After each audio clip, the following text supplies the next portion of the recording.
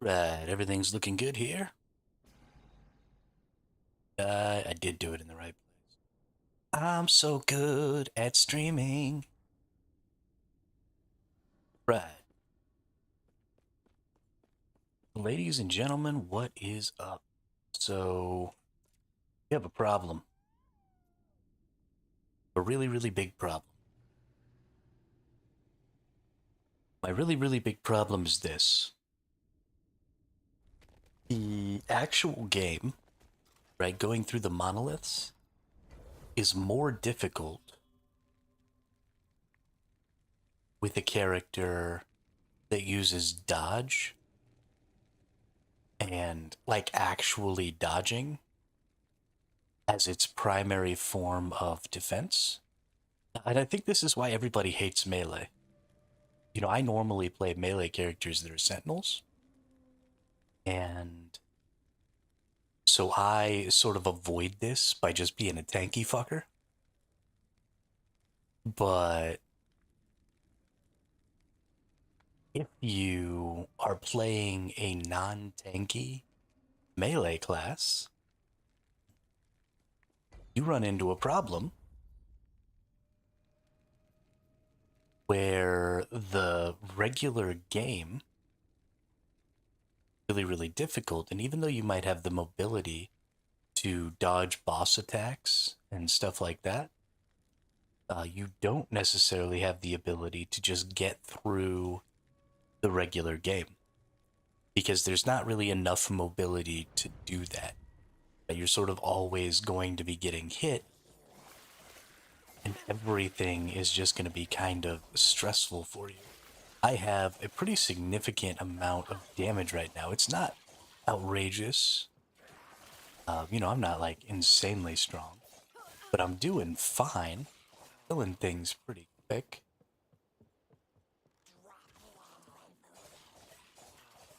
But as soon as I get like champions or even these guys right here can really get a hold of me after I've empowered them a couple of times, when that happens, I just sort of can't deal anymore. Just do more damage than I can avoid.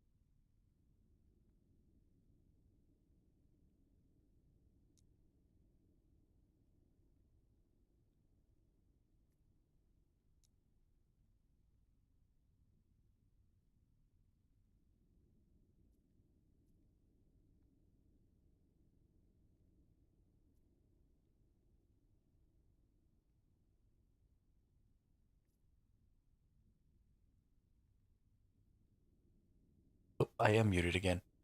What's up, Gravy? Such a dum dum. So what I'm looking at right now, Gravy, is I'm looking at the modifiers that these echoes are giving. If you look over on the right hand side, you've got high health enemies deal 25% increased damage. So the two modifiers that I already have are increased rarity and increased experience gain. And then basically everything else I'm seeing here is all about increased health, increased damage, stuff like that. I can deal probably with the 20% increased damage. I think it's the health coupled with the damage that is really, really causing me an issue.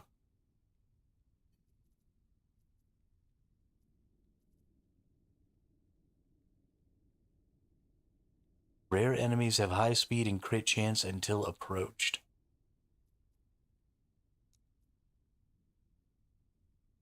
Let's go in there.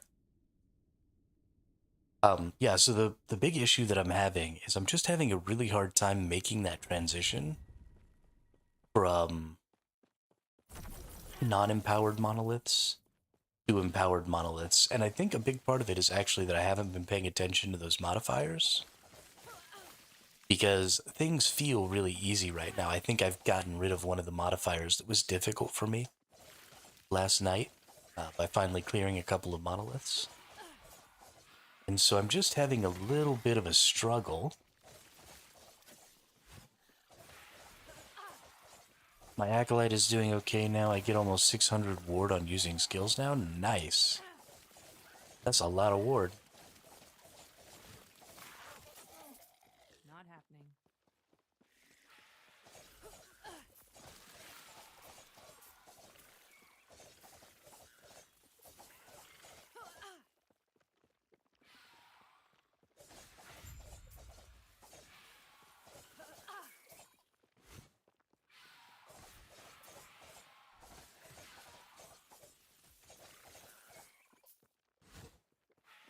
Let's just see. We're going to go through here. We're going to do some of these. We're going to pay a little bit of attention to the modifiers, and we're going to see if we can fix some of this. I realize using one-hand wand plus offhand catalyst is the way to go. Why is that?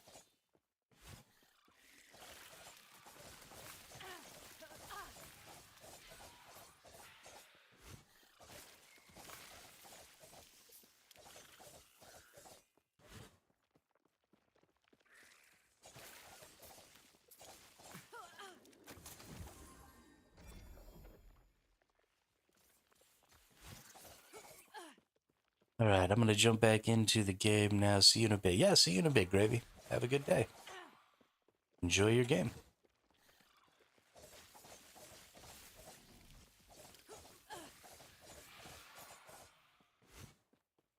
Go murder all those creepy crawly enemies.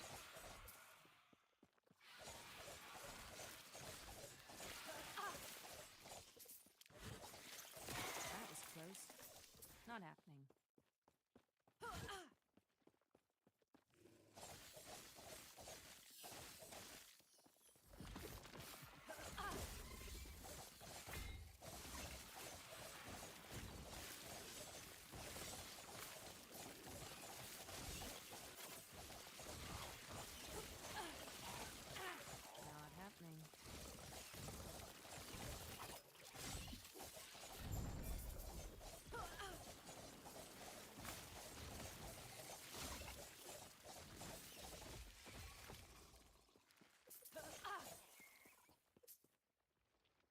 Let's see.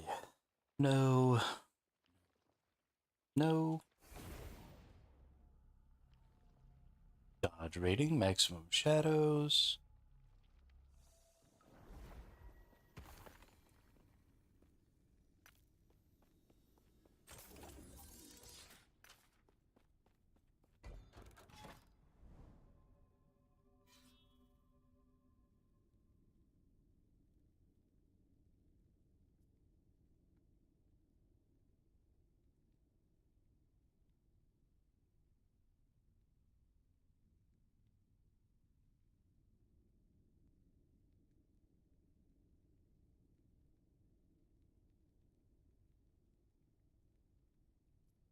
This is weird.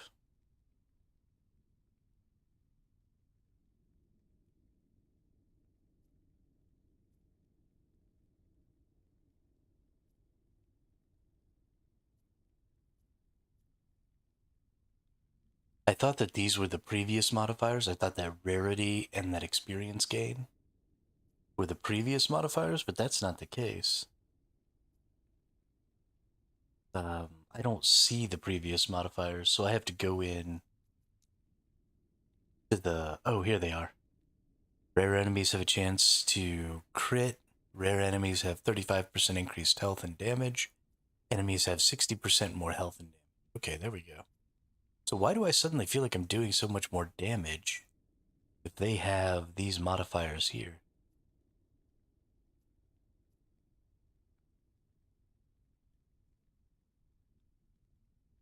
I must have had some really, really bad modifiers.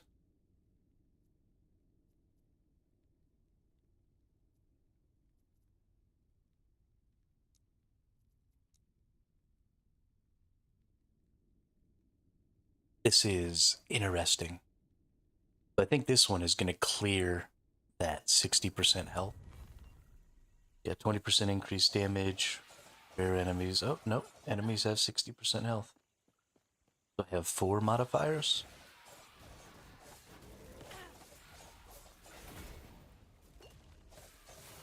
So I actually do have some decent defenses.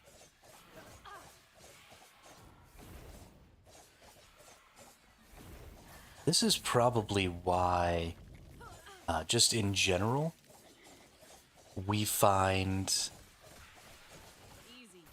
the actual maps of the game, and the monoliths, more difficult than the bosses.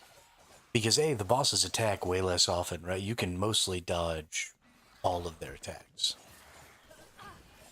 And so, not a ton of difficulty. Not happening.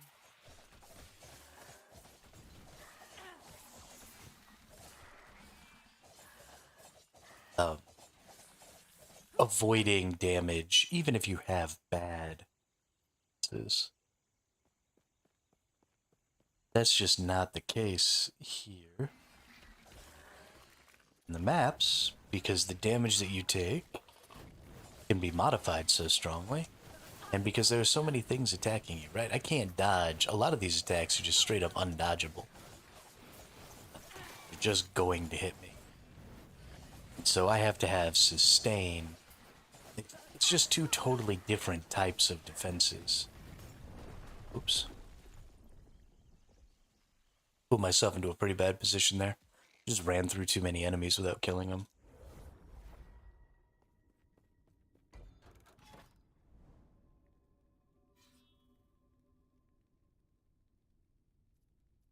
Just makes me wonder though, like I'm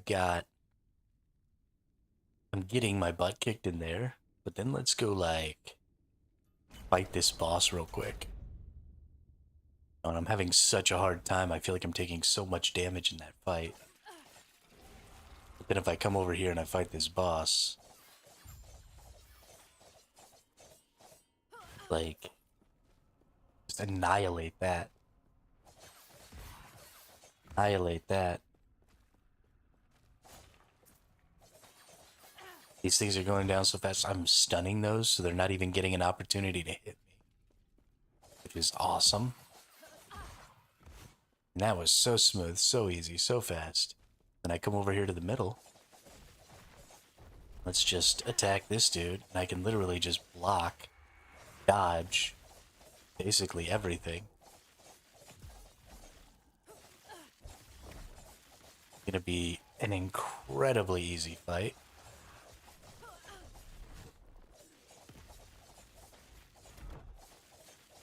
I don't even actually have to dodge things. I'm totally just eating some hits here.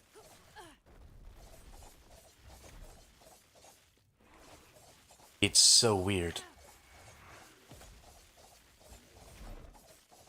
My damage output it feels so much better But it's because you don't... Well, no, I guess you do have the bonuses. Down there in the bottom.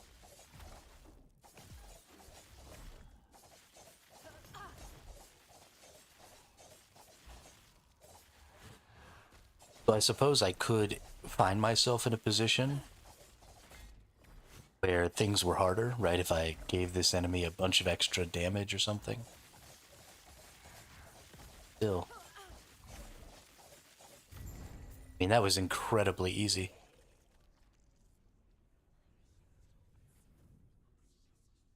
Increased rune drop rate.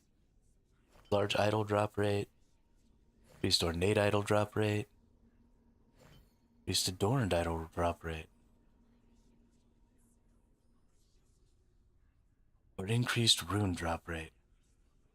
Let's do runes, honestly.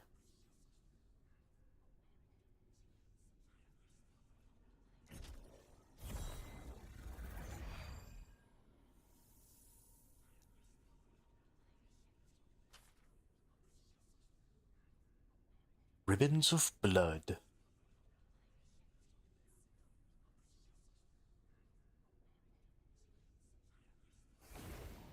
Yeah, that was laughably easy.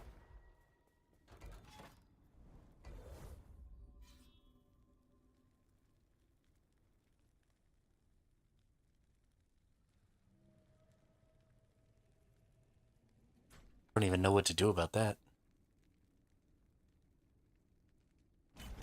I am going to go ahead and go through and just get these Gaze of Oribus. Because I want to go ahead and increase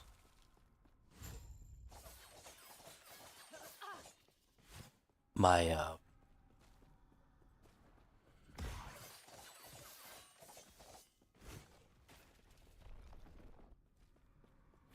corruption on this one so that it's easier to get through the corruption on the others.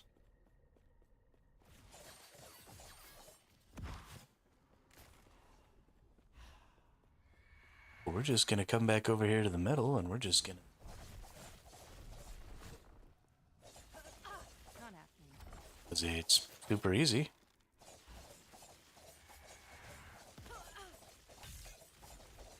Honestly, pretty disappointed here.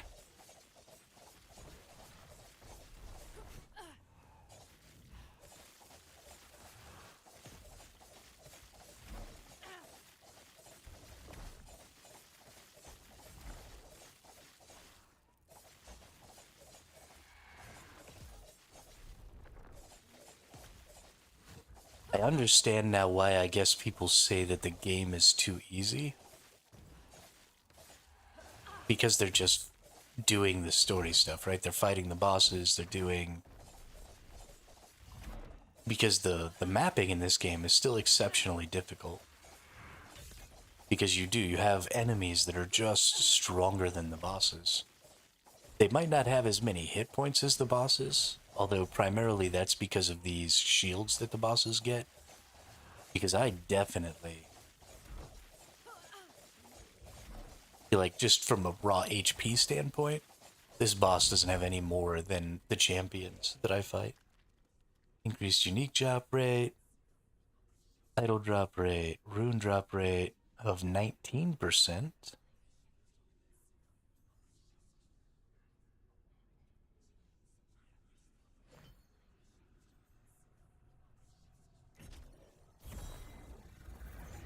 I accidentally didn't choose the rune drop rate last time.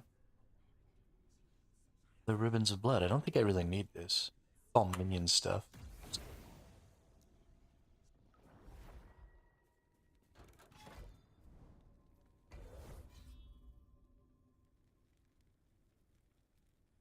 Yeah, that's really confusing. I mean, I didn't even have to attempt to kill that guy. That was just a joke.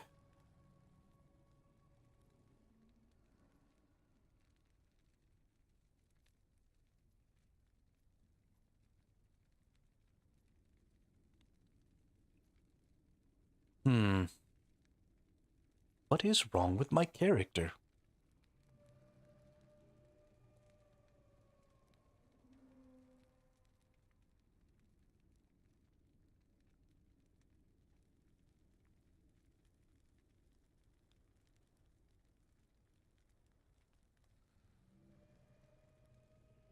Is it just a question of doing an obscene amount of damage that I need to focus on?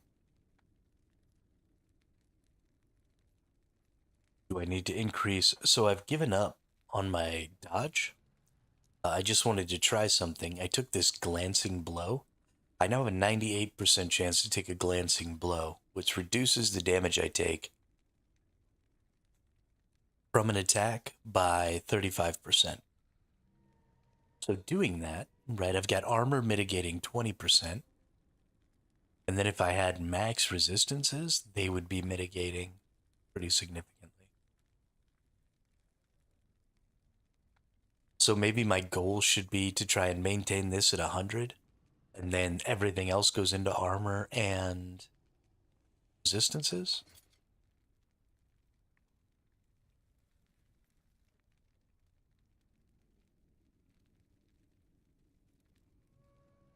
I feel like giving up my dodge is really hurting my survivability, but I also feel like I'm surviving better since I gave up my dodge. That just doesn't, in my brain, that's not what should be happening. But it does seem like what's happening. I think I had about 40% dodge. So I went from 60% chance to get a glancing blow to 100. And then um,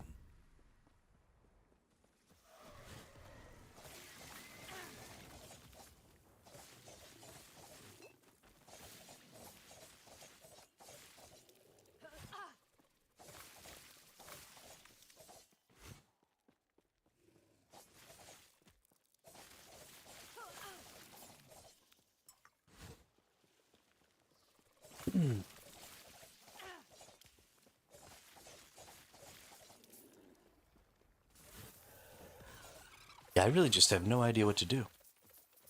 I mean, because I really do feel strong sometimes.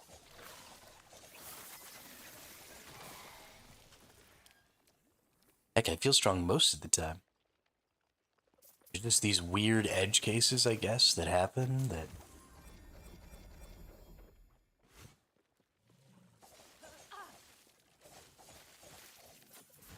maybe it has something to do with the possessions. Maybe the possessions are stronger than I gave them credit for.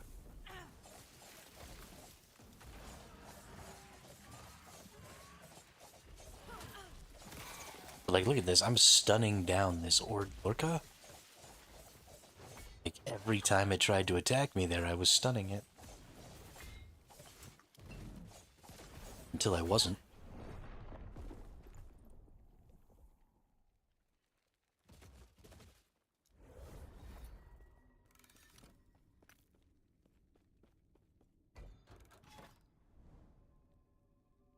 Just very confused by what's going on here.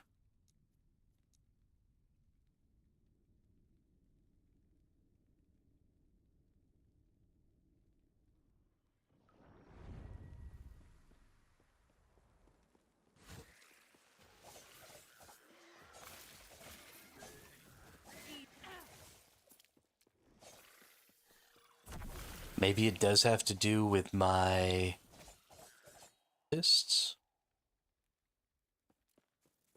I don't think so, though.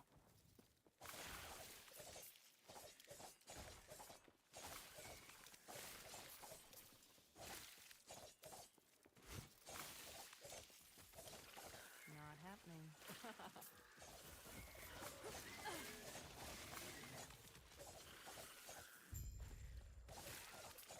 One of the other problems I'm running into is I get stunned quite a bit. My stun avoidance isn't very good.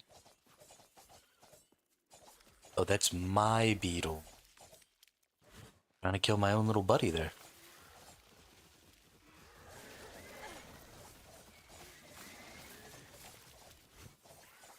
Not happening.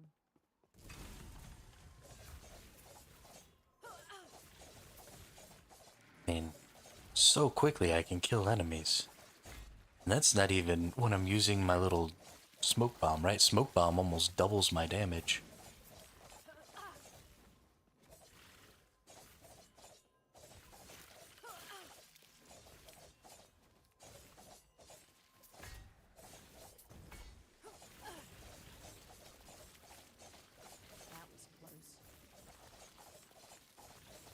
That was definitely what was causing me to actually stun Ord Lorca a minute ago. And the fact that my smoke bomb ended and I didn't reactivate it is why I wasn't stunning Ord Lorca, and then it started kicking my butt. You gotta remember that.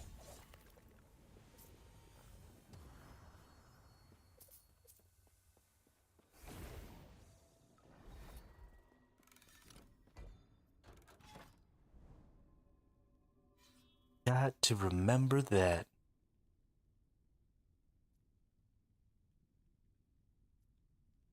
I could use some more relics. This one isn't perfect. Definitely want to get rid of the Cinder Strike. The elemental resistance is nice. The necrotic resistance is almost overkill.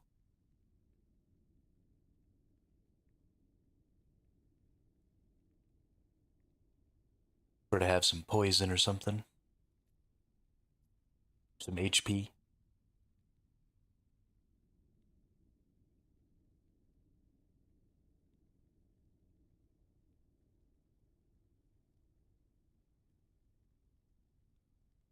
The pair of boots I'm wearing right now is pretty incredible. Pretty incredible. Like, all of my gear is pretty good.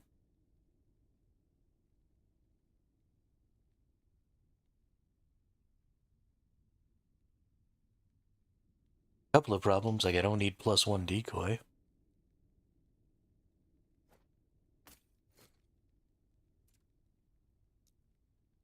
Guess if I have it though, I could go put a level in it real quick.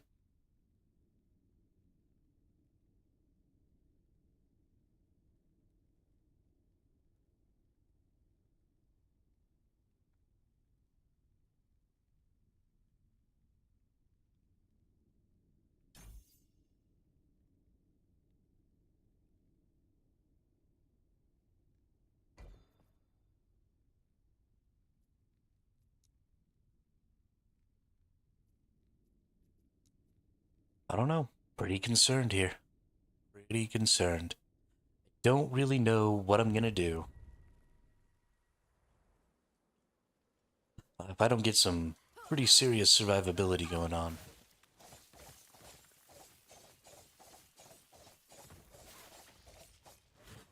But I think it mostly has to do with the way I get through unempowered monoliths. Because that's where I should be getting my gear for my start of empowered monoliths. So maybe my prioritization is wrong. And this happened to me in Path of Exile too. I didn't prioritize the right things early on.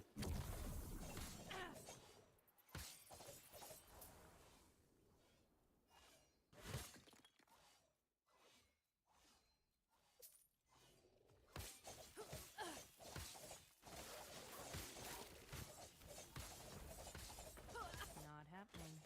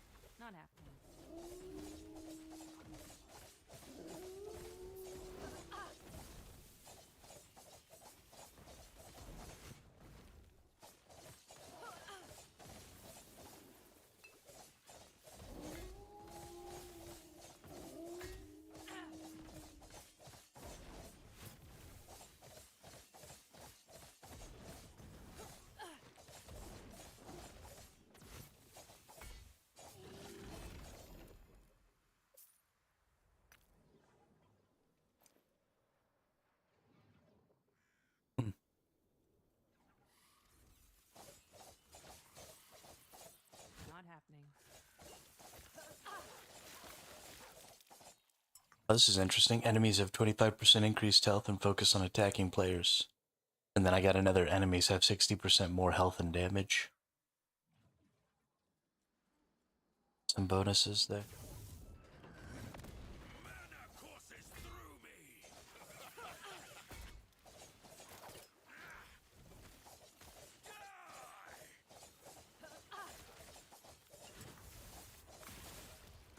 60% more health and mana is definitely, or health and damage is definitely a problem.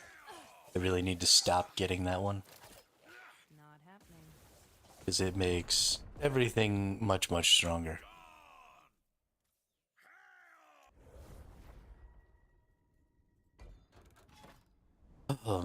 What to do?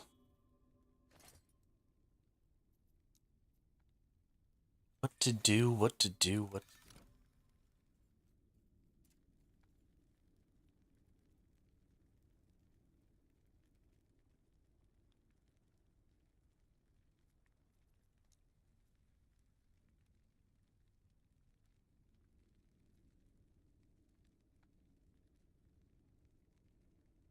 A 40% crit chance. I must just be critting like every attack, which is awesome.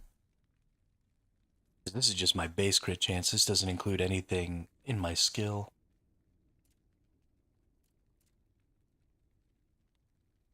Need to get rid of a bunch of this physical and spread it out. That's almost enough bonus physical.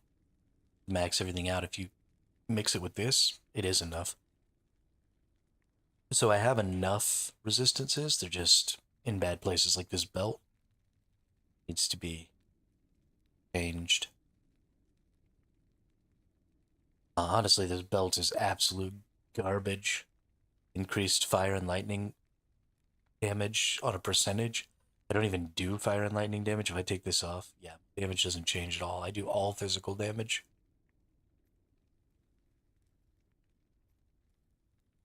And this ring is kind of booty cheeks too. Little fire resist, which cool, I need that. But if I got elemental resist instead, then I could get rid of this fire resist.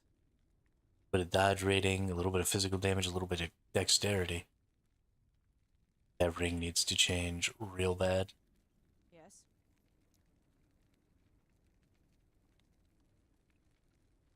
Goodness. Take care.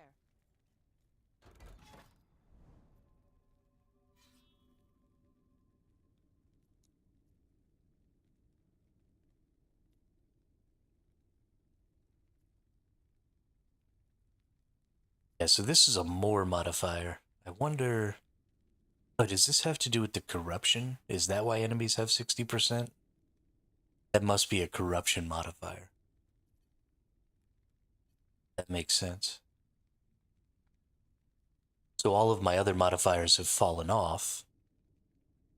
So all I have is the corruption modifier.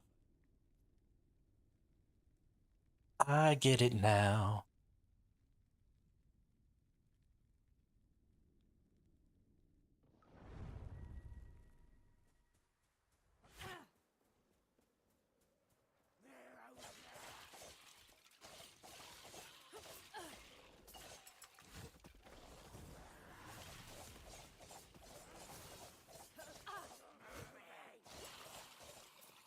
Not happening.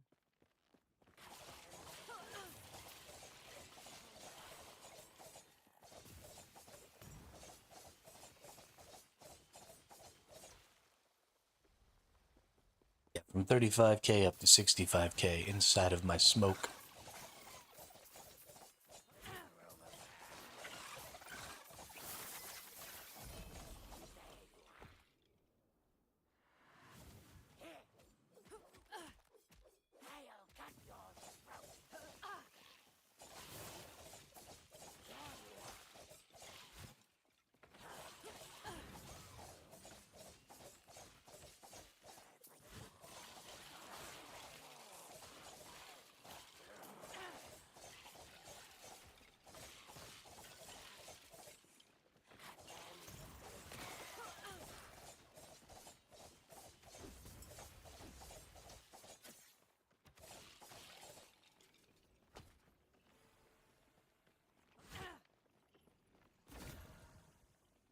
Aw, I don't really need this. That's too bad.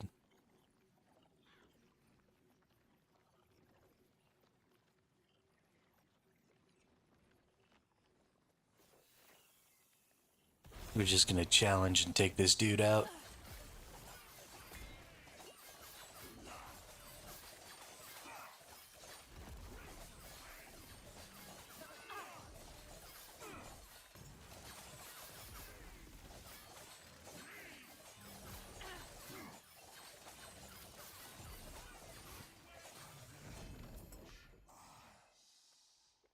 And I don't really think I need any of these. Pick up the spear so we can just batter it.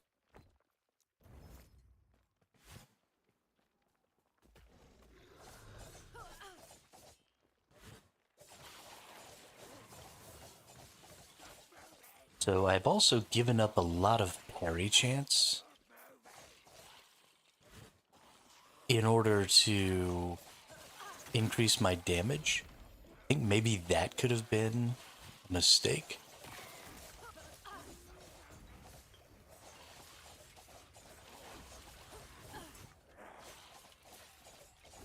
And I definitely underestimate these possessions. Right, this possessed Imperial Eye here was significantly stronger than the rest of its little buddies. I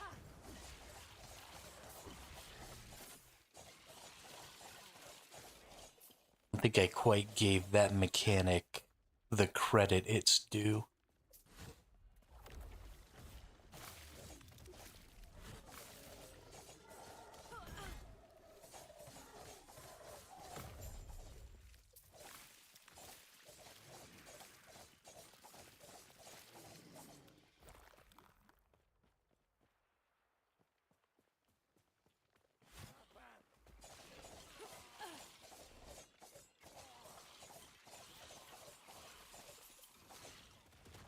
Oh, I hate this person.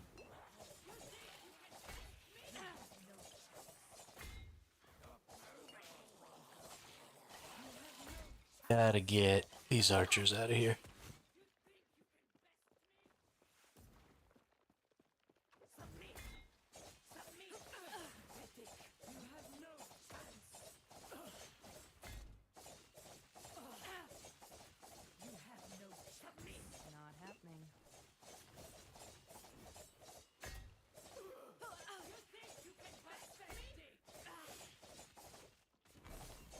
Not happening. Not happening. Okay. That certainly could have gone worse.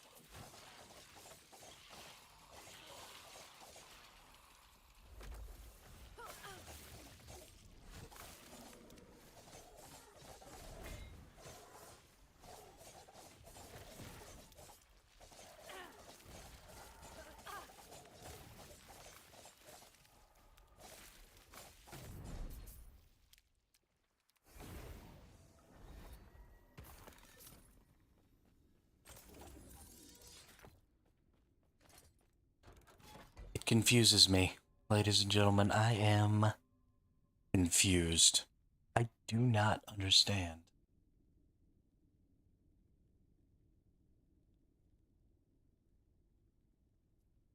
What is happening here?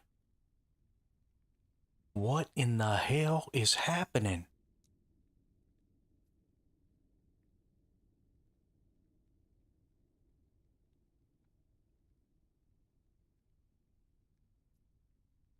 What I do understand is I didn't actually eat breakfast this morning before I started streaming, so I probably need to go ahead and get something to eat. I'm a little hungry, so I'll be right back.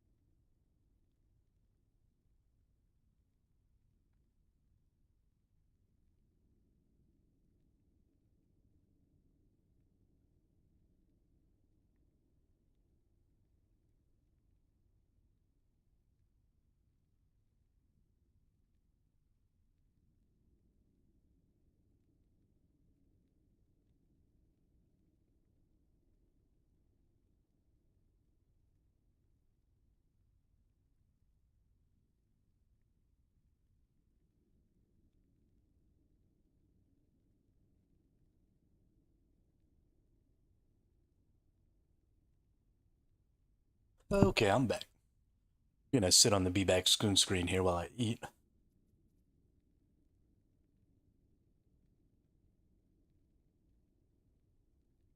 So I was just having a little think.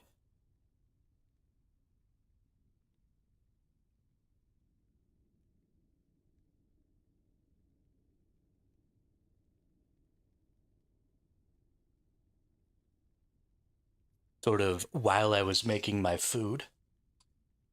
I'm just trying to figure out what it is could be done.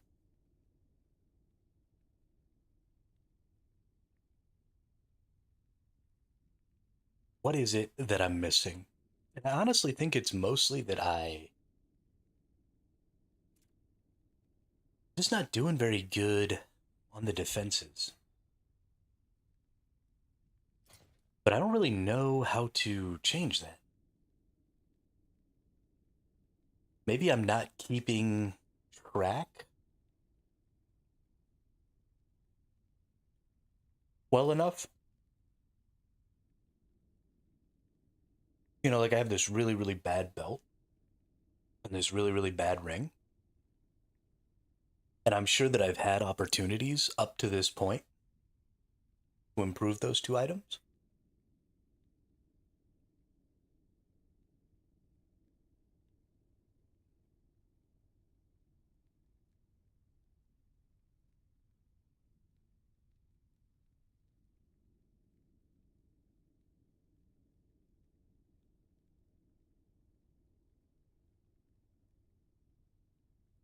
So maybe that's my issue.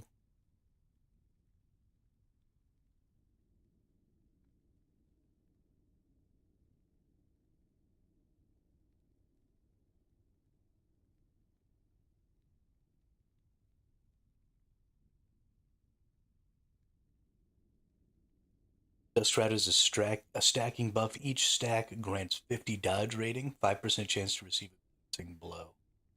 Okay. So this is actually something that's interesting because I'm already getting a glancing blow potential. I'm actually drastically exceeding 100% chance to receive a glancing blow.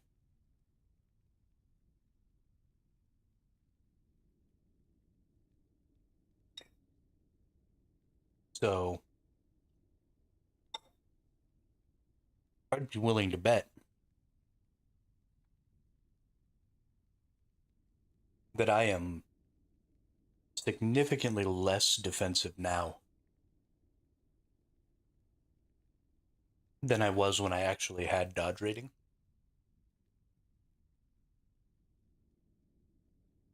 So what I really need is not to allow my glancing blow be my primary form of defense.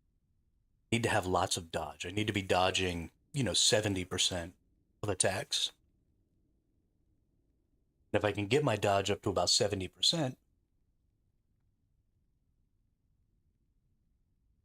and my glancing blow up to 100, then that would mean I would completely mitigate 70% of all damage coming into me. And then I would have a chance, or I would 100% mitigate the damage that I did take by another 35%, which is huge.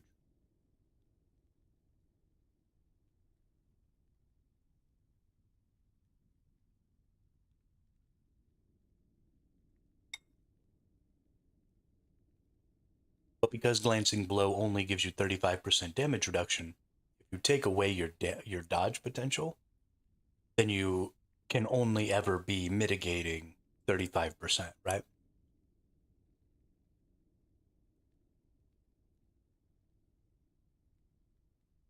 Which with some really high sustain, maybe that would work out. Um,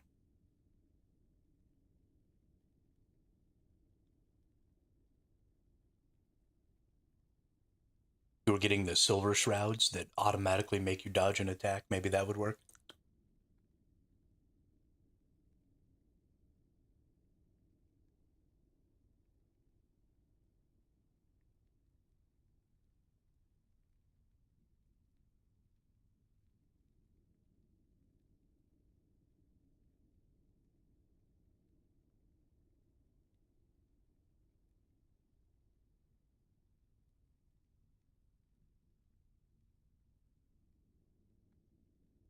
I don't know.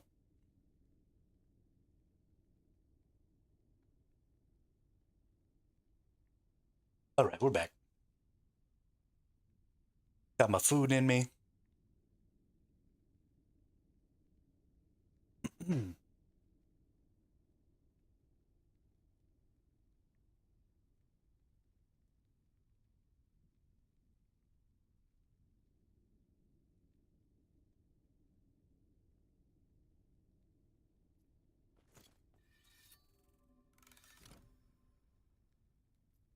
We need to go refund this passive point that I put in to give me this guaranteed glancing blow. Bad. Bad, bad. He's bad, bad. Leroy Brown. Baddest man in the whole damn town. Badder than no King Kong. Meaner than a junkyard dog.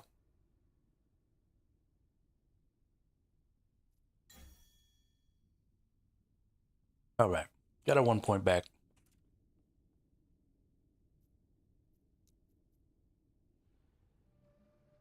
Well, that's interesting. Let's see if maybe this has something to do with where I am right now.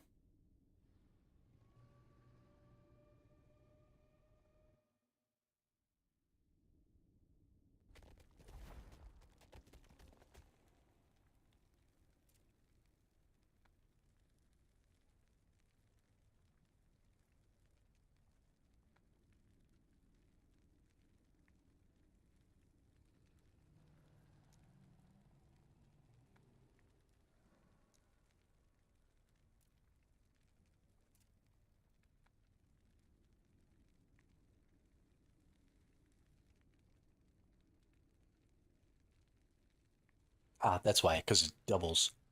So it gave me 72% on top of that 31%, which put me over 100.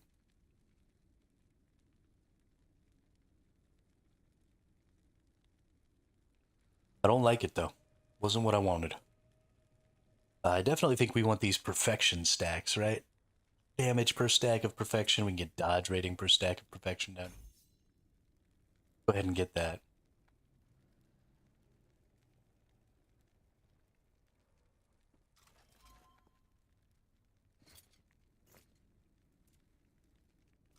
Only a 36% chance to dodge. Pretty shit. Obviously, that number goes up. Take hits. But I don't know.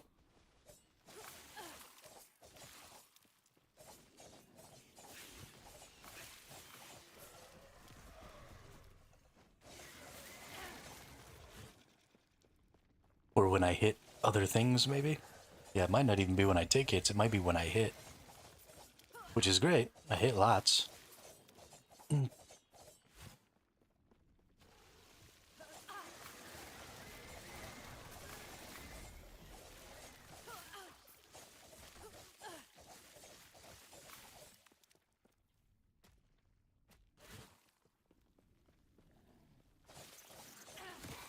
But I don't necessarily feel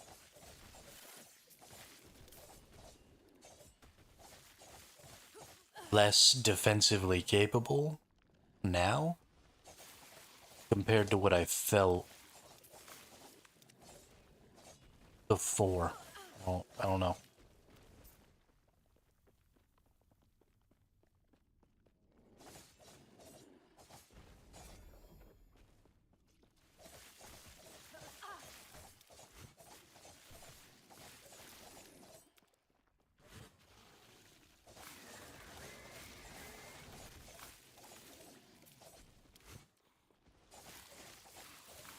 Not happening.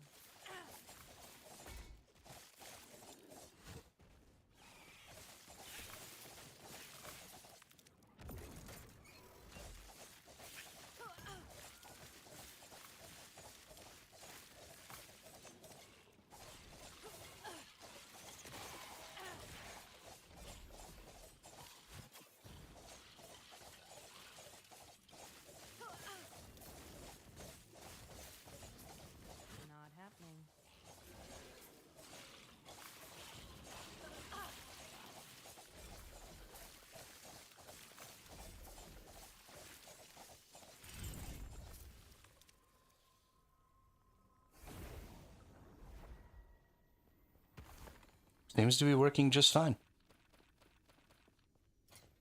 I don't know. Got a gold ring. I don't actually need the gold ring, but the elemental resistance is nice. Dodge rating and health is nice.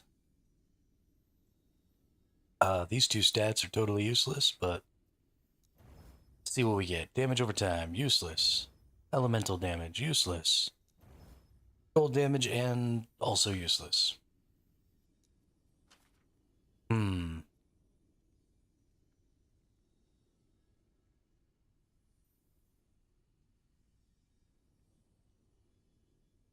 Alright, shatter that bad boy. That's too bad. That's really too bad.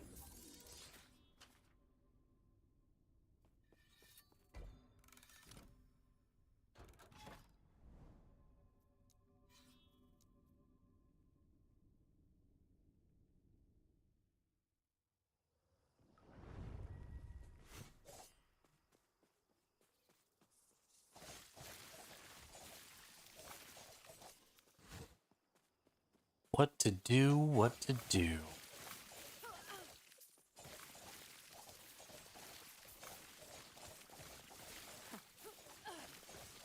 I mean, I guess the ticket is just to keep pushing it until we get a good ring and a good belt. Fixing those two items should probably solve our problems. Maybe passing a couple more levels might help out quite a bit with that.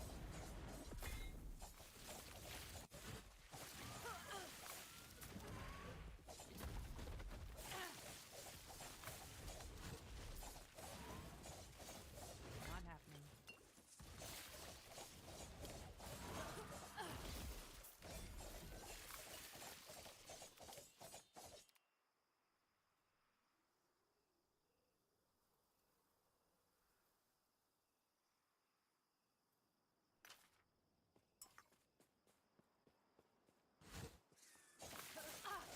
Construction across the street is really getting into full swing.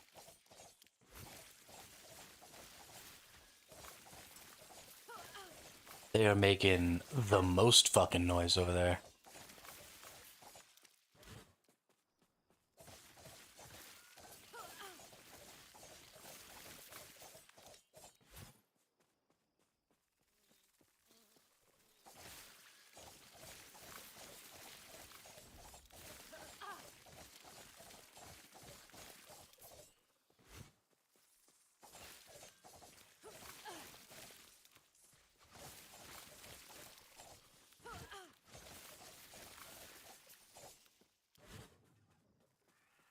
I won't forget.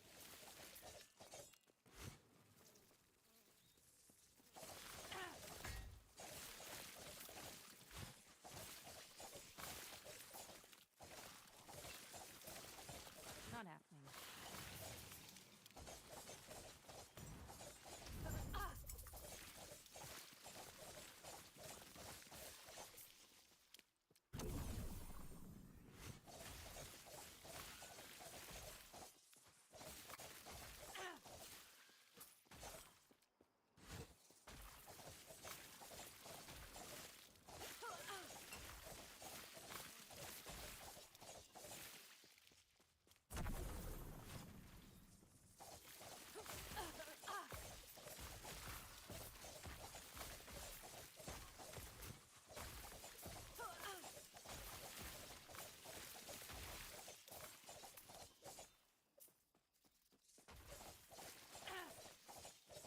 So I was just thinking, I sort of want to create some more long form videos. I know I've been saying I want to do that for a while and I haven't gotten around to it. It's not so much that I haven't gotten around to it, it's that the thought of editing video makes me want to punch myself in the face. So every time I think about it, I just don't do it. And I may very well never end up making any more long form videos because of that. But I also, I think the format of thinking about what I would put in a video is helping me think about problems with games and things that I would like to see changed about games, things that I like about games, stuff like that, in a little bit more of a structured way, That was close. because I'm not just, following my own train of thought down a rabbit hole. Instead, I'm trying to figure out, what are some questions people would ask? What are some counter arguments people would give so that I can nip those in the bud?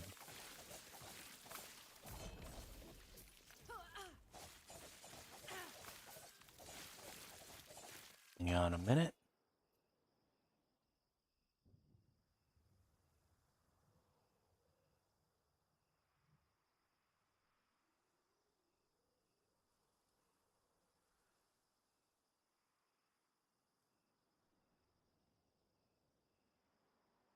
I got a Discord notification.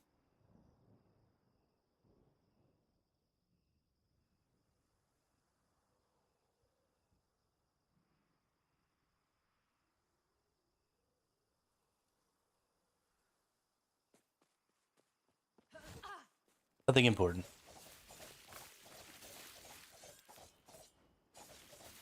Anyway, so it makes me think about, what other people.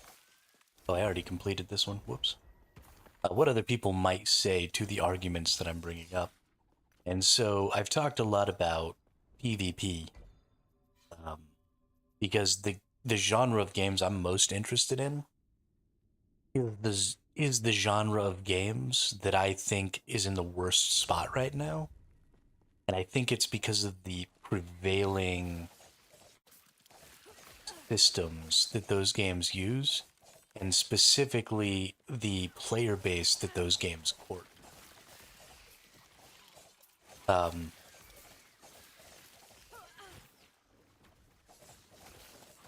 Not happening. and well, maybe it's not even the player base that those games court. Maybe it's the player base that those games create. Because when I watch, I'll use Ark as an example. There are a lot of Ark YouTubers and stuff out there, Ark content creators, who are fairly ruthless when it comes to destroying enemy bases and taking over servers and destroying servers. And that's just a very big part of that game, is just totally wiping servers, taking out all the bases on them.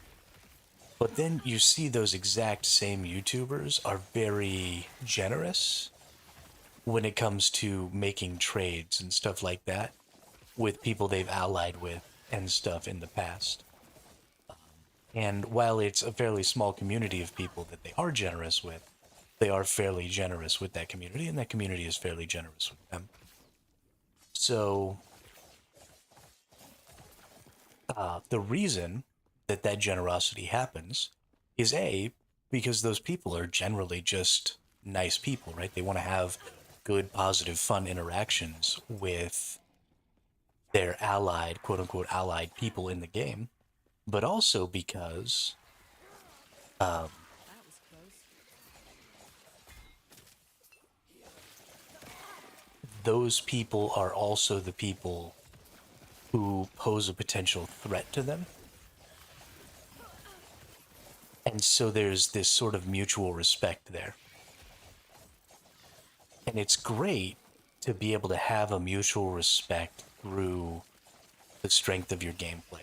Be able to, know that a person's not going to come offline you, not going to come use cheats to break into your base or whatever. And that if you ever have a legitimate fight with that person, it's going to be a legitimate fight. And that's really nice. But that respect really should just be shown to everyone. And it isn't. And it's because of the game systems, because there's no way to enforce that respect in the game. Because if you're weaker, you just have no recourse. Right? There's nothing you can do. You can't even guarantee that if you decide to make a trade with somebody, that that person will actually follow through with the trade, because there's nothing you could do to stop them if they decided to just take your stuff and leave. What are you going to do about it? You're not going to do anything about it. Right about it.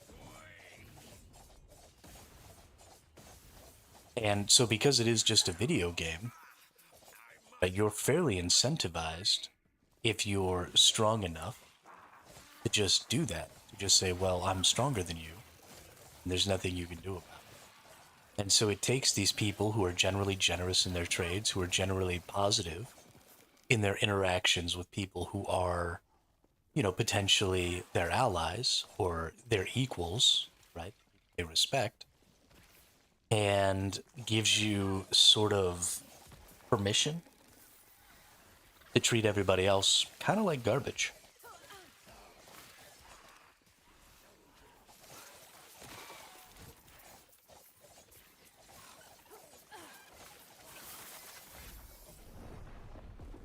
Well, poop. And I am having a really hard time with this game today. I'm having a really hard time with this character today. I don't think I like this character. I was having fun with it for a little while, but it's kind of doo doo.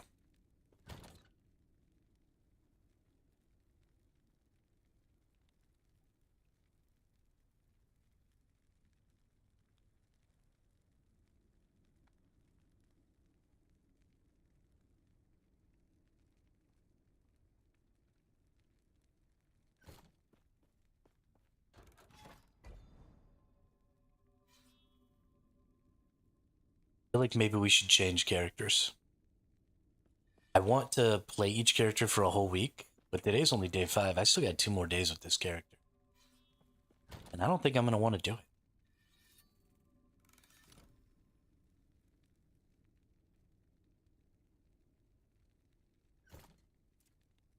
Playing this character is making me want to quit streaming today.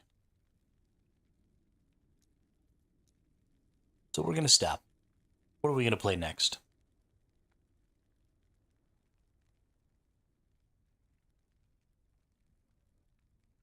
Time for a different character. Season. Create new character. Seasonal.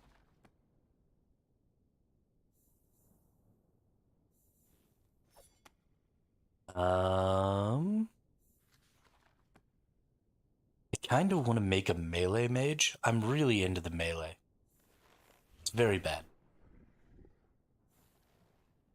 I don't really want to make an acolyte.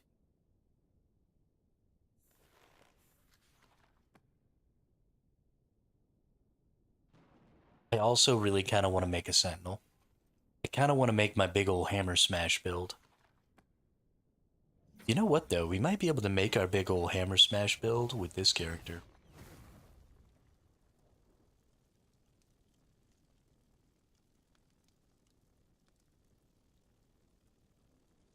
Grants a burst of 400 ward, then for 3 seconds hits, deal 30% less damage to you, and cause a retaliatory burst. Which creates 3 successively large ice explosions in the target direction. Explosion deals more damage than the last. Bet you that's pretty good. Disintegrate. Channel to create a beam.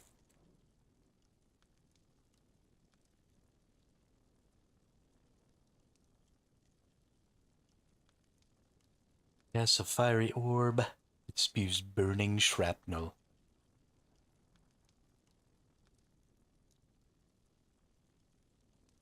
Let's look at Spellblade here. What do we got? Shatter Strike. Sweeping melee attack. Dexterity and intelligence. Do you have a strength skill? No.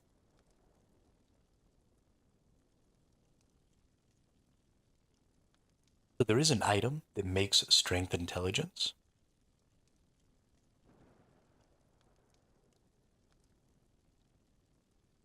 Or makes intelligence equal to strength. But I don't like that. It's not what I want.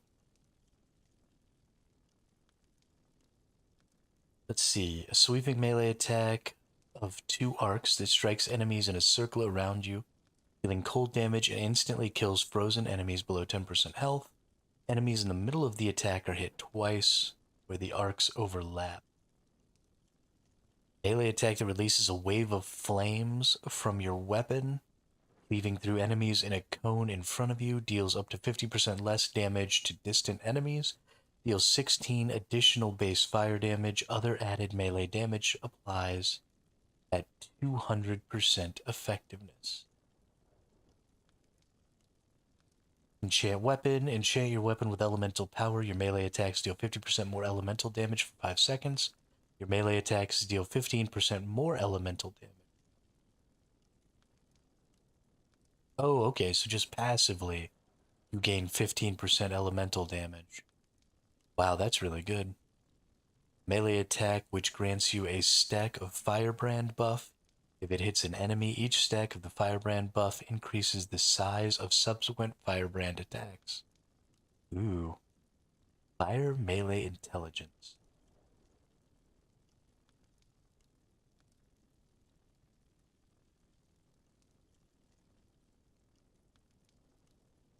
That's interesting. And Surge, quick fixed distance dash, which hits all enemies in the path with a lightning melee attack. So,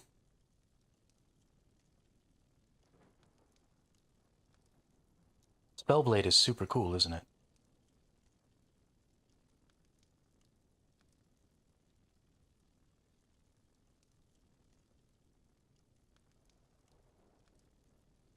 Let's look at the mage class. We have some buffs here. Flame Ward, buff skill.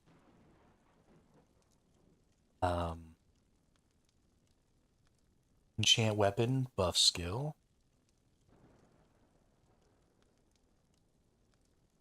Toggle to prevent movement and drain 25 mana each second. Mana drain increases by 1 mana per second. All spells cost plus 5 mana to cast. 100% increased spell damage and 50% increased cast speed. Also deals lightning damage over time to surrounding enemies. Arcane Ascendant.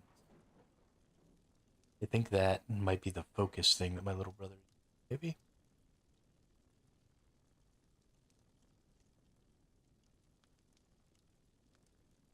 Creates a wall of frost which persists for 6 seconds. Enemies inside the wall take cold damage over time and receive a stack of chill every 0.25 seconds. You can have up to 1 active frost wall at a time. Enemies that reach the wall at least 0.2 seconds after it's been created are frozen for twice as long as the wall has existed, up to 2 seconds freeze duration. Bosses cannot be frozen in this way. Runebolt, Glyph of Dominion. Place a lightning glyph on the ground that grows over time, deals lightning damage over time, and slows in its area. I guess some of these you really couldn't get. You probably couldn't even get all the way to Frostwall.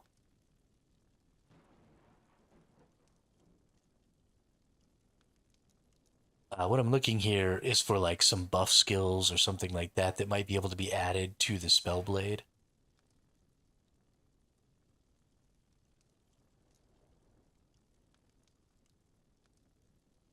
You know, it's actually pretty interesting. The mage doesn't have a movement skill, it doesn't look like. I guess.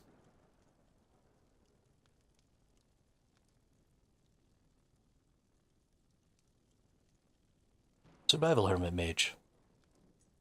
Continue. We're gonna play hardcore, we're gonna play solo self-found. We're gonna create this character. In the beginning, there was darkness. So a couple of things. There are a lot of affixes that are class specific. These roads are not kind to my bones. But I must hurry. Welrin is still a few days away.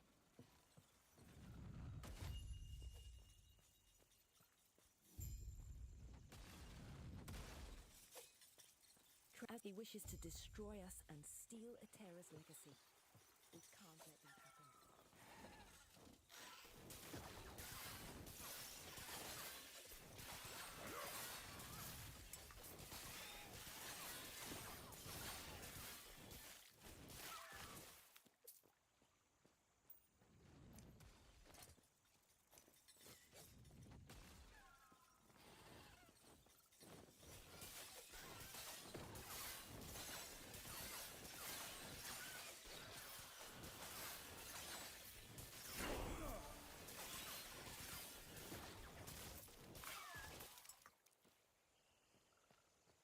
There's no skill there. Now we have a fireball. Fire burst. Fire burst.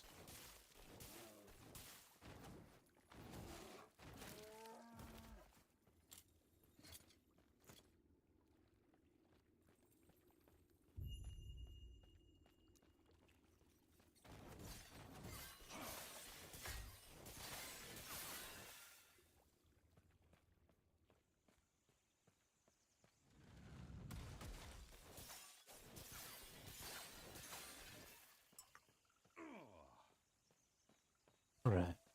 Let's look at some skills. So all of the skills that you can possibly get are just not right. These are really the only ones we saw. We saw this blast, we saw Nova, Glacier, Disintegrate, Volcanic Orb, but we didn't even see Focus. We didn't see Teleport. There's just a bunch of skills that don't show up on that early screen. It's kind of weird.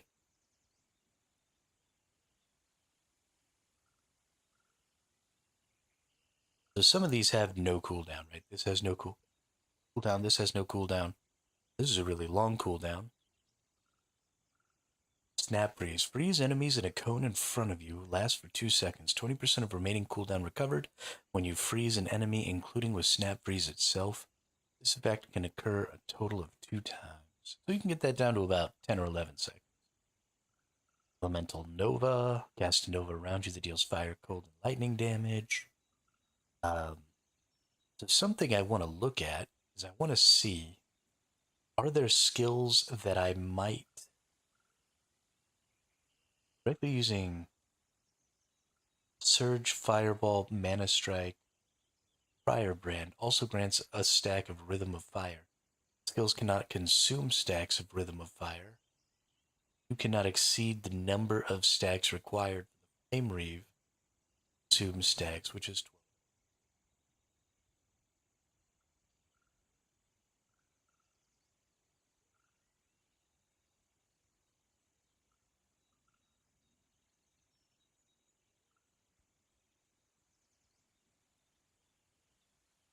Using Flame Reeve grants 4 stacks of Rhythm of Fire. If you already have 12 stacks, Flame Reeve instead consumes all stacks to gain greatly increased width, range, and damage.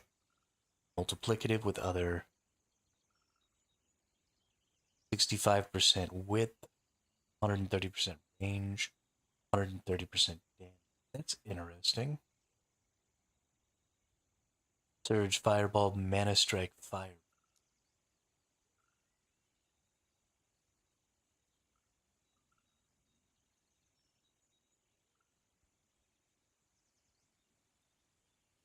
This is complicated.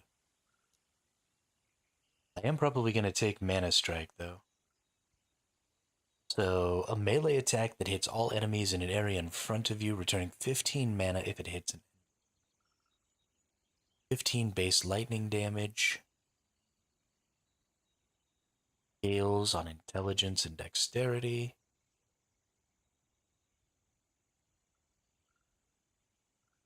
Deals more damage while you're out of mana. I wonder if there's a way to completely consume. Ooh, there is a way.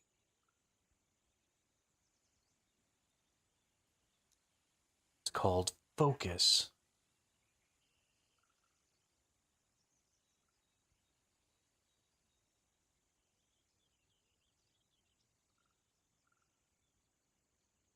Right? Or was Arcane Ascendance? Let's look at Focus here. Hold ability key to channel. Nope, that's a channel. I want the toggle ability. Arcane Ascendance. What does it take? Ah, it takes 30, so you'd actually have to choose Sorcerer. Toggle to prevent movement and drain 25 mana each second. Mana drain increases by 1 mana per second. All spells cost plus 5 mana to cast. 100% increased spell damage. 50% increased cast speed. Also deals lightning damage over time to surrounding enemies. So, this is interesting to me because you could use this to make Mana Strike always do this extra damage.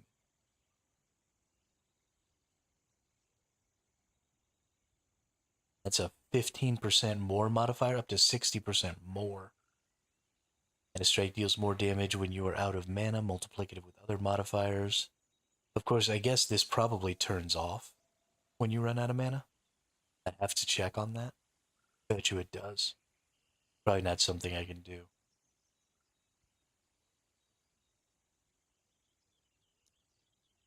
Focus is a channeling ability. Can it become a toggle ability? Let's see, what does focus do? Hold ability key to channel. While channeling, you have 100% increased mana regen and gain 10 ward per second. You're channeling for exactly 1 second. Recover 10% of missing mana and gain a burst of 40 mana and ward.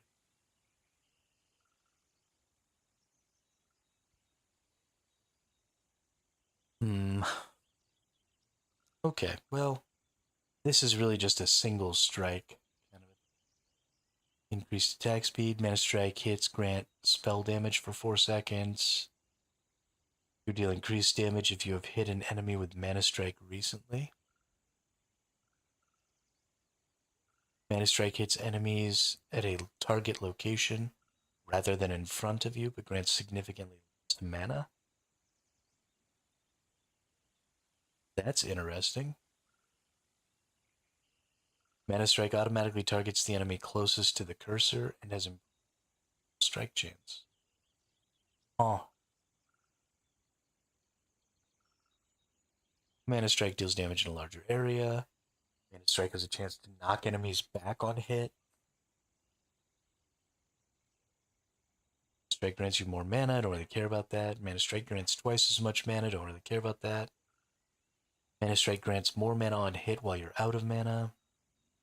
Mana strike grants mana while it critically strikes an enemy, significantly improves mana strike's base critical strike chance, but mana strike no longer deals more critical strike. That's weird. Mana strike gains base strike chance equal to a percentage of your current mana, but loses a fixed amount of base critical strike chance. Well, that's interesting. So you could always crit with this, for sure. Right? Because I've got, my base mana is 51. That's 5% critical strike chance. Now this does say increased critical strike chance. Still, I mean, 10%, you get to 1,000 mana, you get 100%.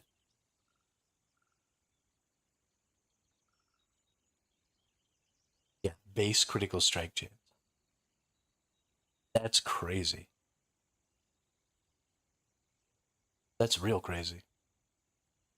So you wouldn't need any critical strike chance. I'm already gaining 5% here.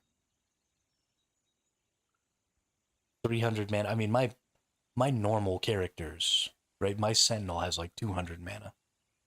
And that'd be 20%. So this is a really interesting crit build.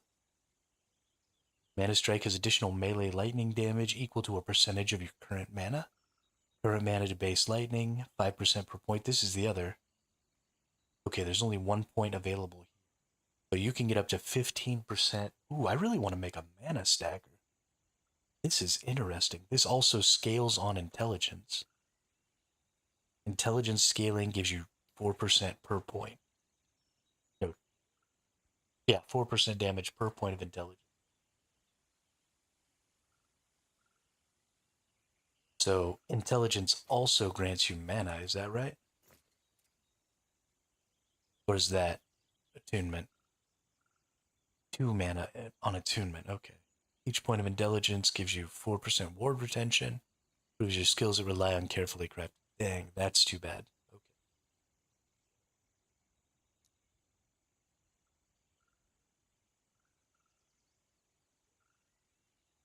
Mana Strike additionally strikes enemies it hits with Mana Arc. While you are not out of mana, Mana Arc consumes 15 mana.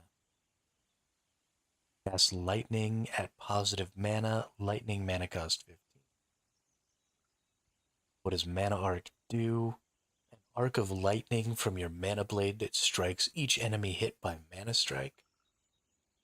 Lightning spell instant cast intelligence.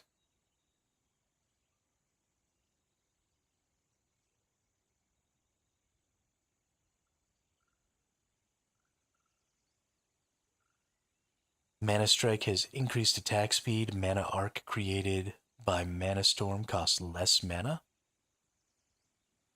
Okay, so you can get that down to half. You can get that down to about 8 points. Mana Arc created by Mana Storm costs less mana. Oh, okay, so you can take that all the way down to 0. Make this cost nothing. And then you just double hit everything. So int stacking on this is pretty huge.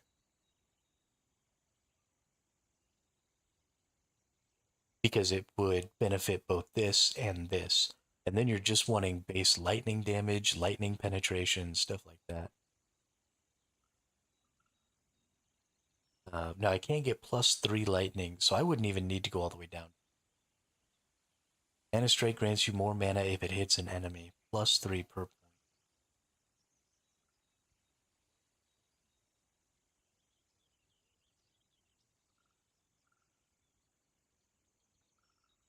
I wonder if it's 15 damage per person it hits, or if it's each. An arc of lightning from your mana blade that strikes each enemy. Yeah, okay, so it is one cast per deck. So if you can gain another 9, then you actually only need these 2. And then you're gaining more than you're using here.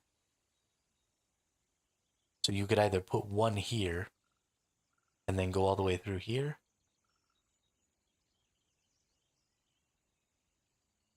Y'all have to look into that. Portion of mana gained on hit is converted to ward instead. Ah, okay. Okay, I see.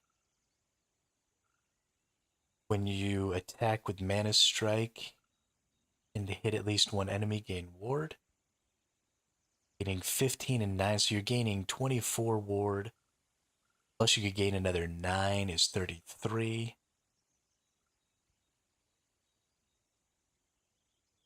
Mana Strike's base lightning damage is converted to cold. Consequently, this damage scales with increased cold damage, but not increased to lightning damage. It now has a chance to freeze enemies. Shock chance on hit. Okay, I don't really care about the... I mean, the cold could be cool.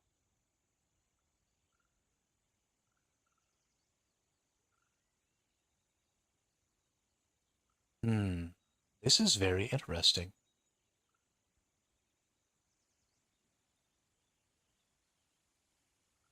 So we'd want 3, 4, 5, 6, 7, 8, 9, 13, 14, 15, 17, 18 attack speed.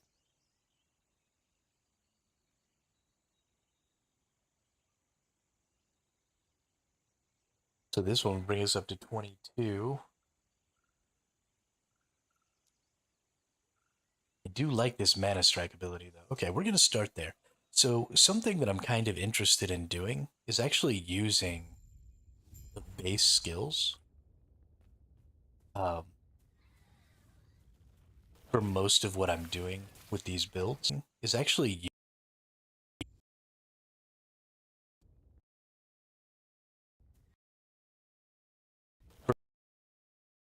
these.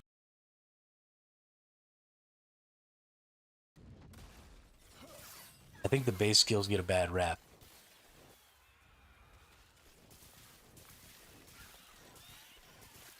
You know, always on my pally, I'm always using, you know, Smite, Hammer Throw, Warpath, Javelin, all of these skills that all of my classes have.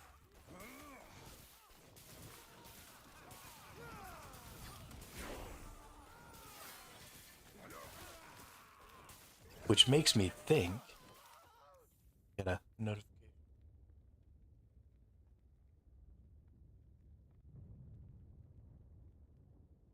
Aw, did I just crash?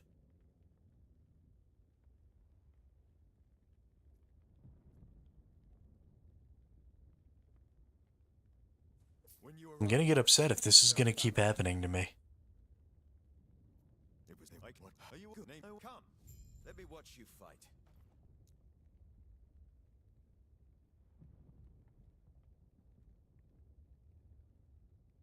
Fire, cold, and lightning damage. Health and mana. Intelligence, fire resist, lightning resist. So this actually does a lot. We're gonna do that.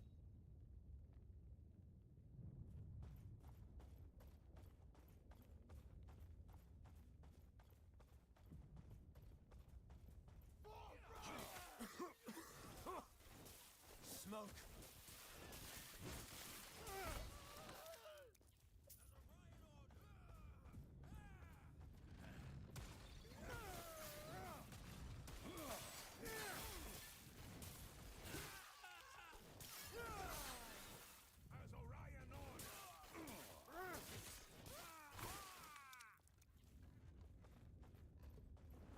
So much destruction.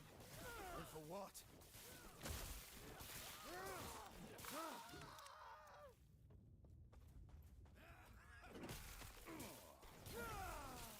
Well, that's pretty hilarious. I cannot do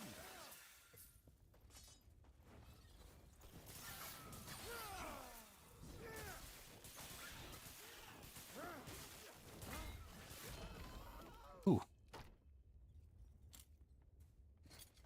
Thanks, Gabe. I will take this shield. Time to fight.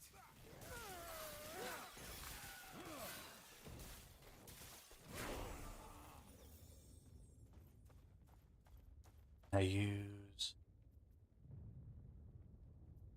Oh no, this happens when I get 5 points. Got it. Right. Ooh. Ew. I think it does all the damage types. Before it reaches town.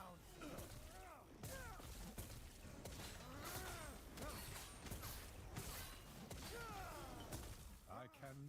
That was kind of fun.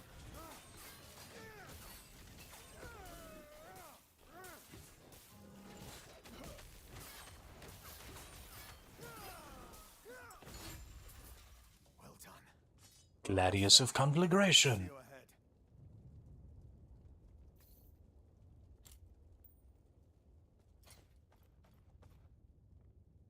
Increase physical damage, increase damage over time, chance to ignite. Don't want any of that. Okay, cool. Cool.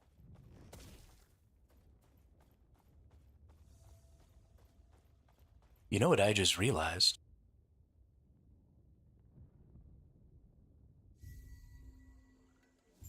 Mana Strike. When you use this, it's every enemy you hit, twice every attack. So it's actually a really, really good candidate for...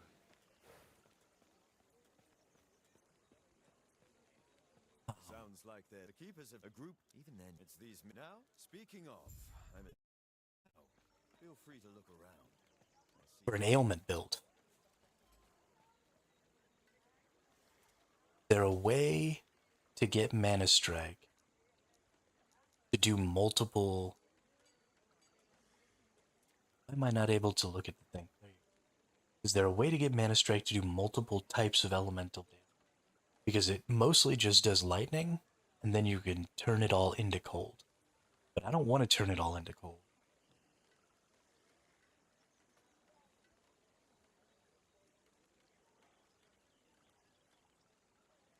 Of course, so I guess that's not actually true. I don't think you actually have to be doing the type of damage to get the ailment to happen. But I think you just can get the ailment to happen if you have chance. Ignite chance, we got frostbite chance, which does damage. Is there no... Okay, electrify chance. I don't see any electrified damage on here. Does electrify not do a damage over time?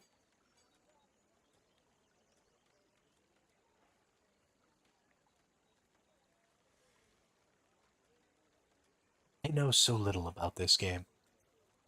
Honestly surprising that I ever make it anywhere.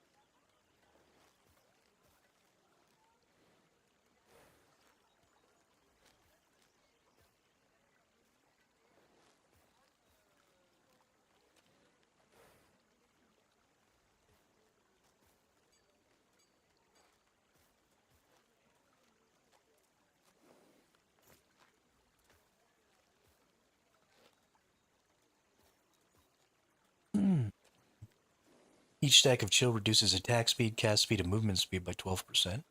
This effect is multiplicative with other modifiers, and each stack is multiplicative with the other stacks of chill. Interesting. Chill can stack up to 3 times and last 4 seconds. By default, chill has 15% less effect. 50% less effect against bosses and players. Okay.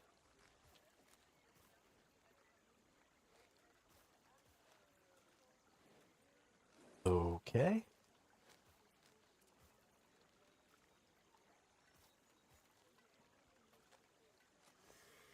So what if I just do Ignite, Frostbite, Electrify? Just try and get as much chance to do those things as is humanly possible. Let's do Ailment, Electrify.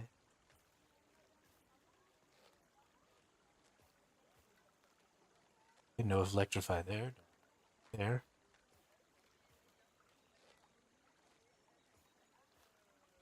Awful. Ignite.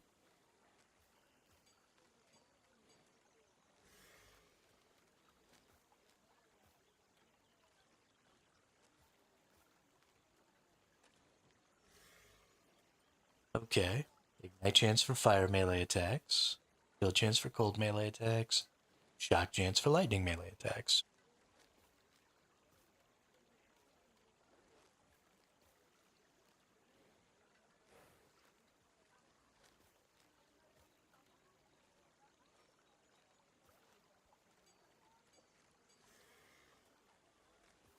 This is interesting. But this is shocking enemies and not electrifying. Because shock is not the same as ignite.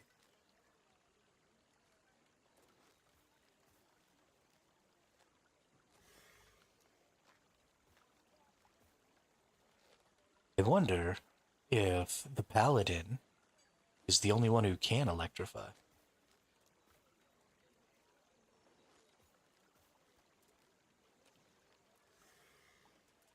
That's really interesting. So let's look at Ignite here. Increase fire damage, fire skill Ignite chain. And let's look at Shock over here. Oh, this is really it.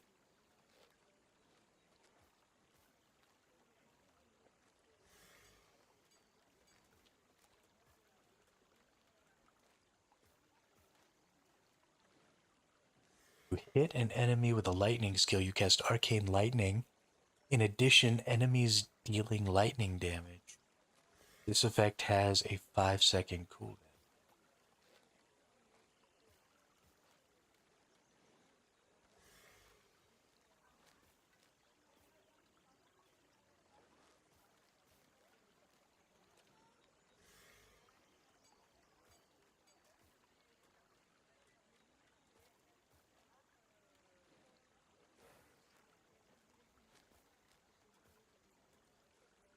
Okay, you can get up to 100% shock chance with lightning skills here.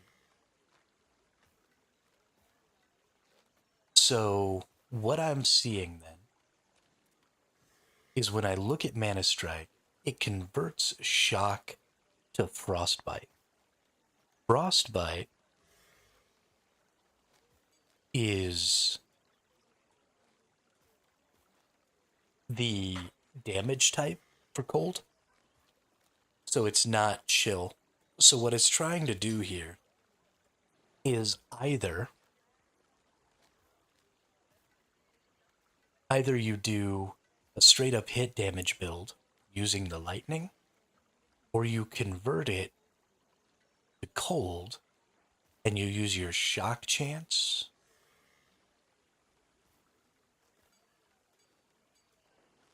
to instead do frostbite chance.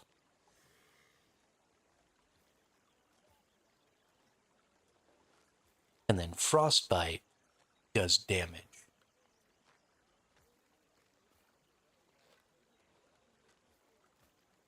So this is going to be a really weird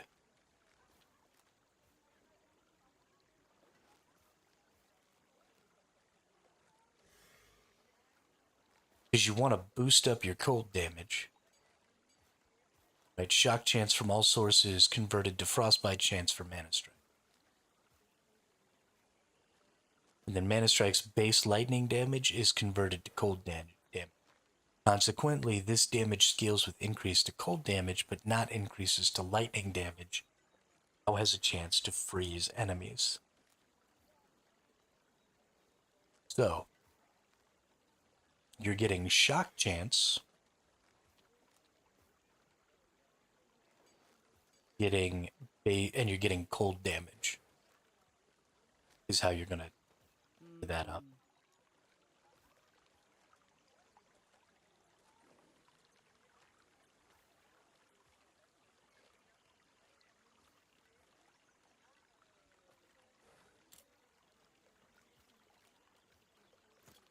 It's interesting. Interesting.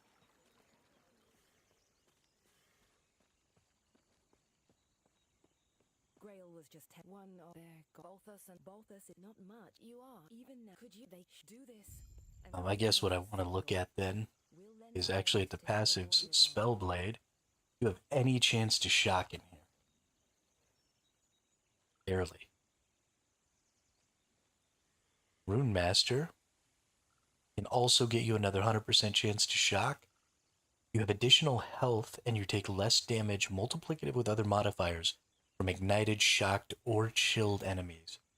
This is interesting because this would not be triggered by frostbite. So you need at least some chance to chill to trigger this percentage here. And I would happily take 8% less damage. So I would happily take these bonuses. Sorcerer have any shock chance, increased lightning damage, shock chance with lightning skills. Shock duration, ignite duration, chill duration. Lightning damage to shocked enemies. Static orb has a chance to inflict spark charge on hit. Spark charge chance.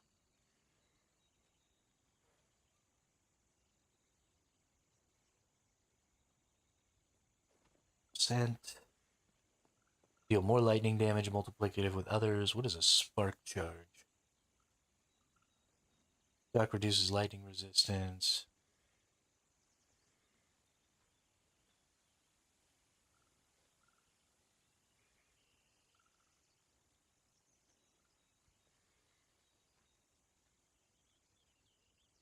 This is really interesting.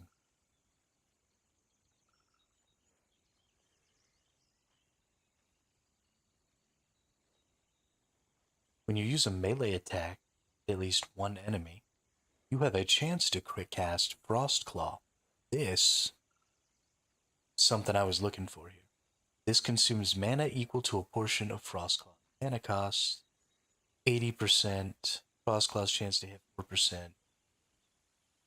So you get up to 20% chance to cast on hit.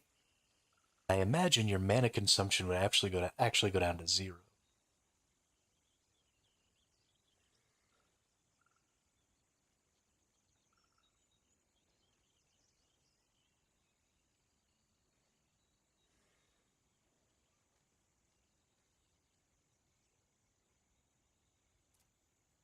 Which makes me sort of want to look at Frostclaw.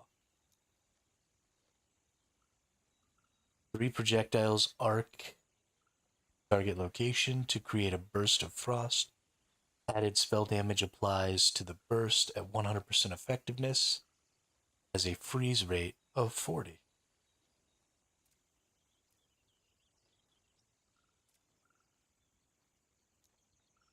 Can you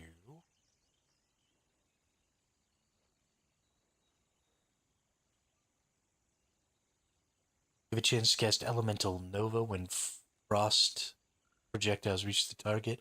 This consumes mana equal to Elemental Nova's mana cost. Cannot trigger if you are out of it. Hold on.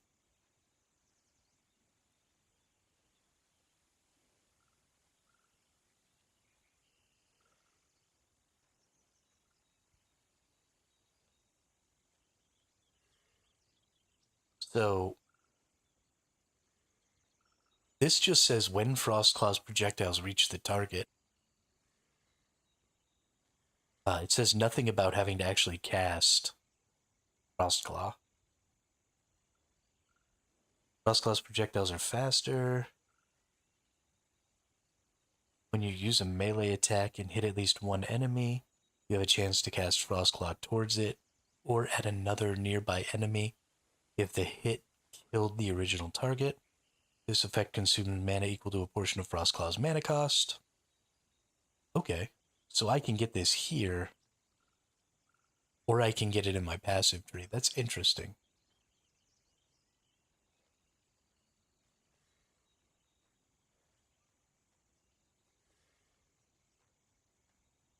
This one doesn't look like it would go as far down. Ooh, this has a much higher percent chance, though. This is 10% per point. Frostclaw deals additional spell damage based on your added melee damage. Love that. Gain a stack of Frozen Sleeper every second up to a maximum. When you cast Frostclaw, it consumes all stacks to gain cold penetration per stack. When you cast the second cast,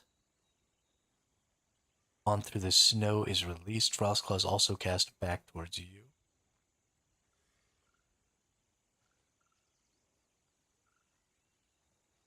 Okay, that's not interesting or important.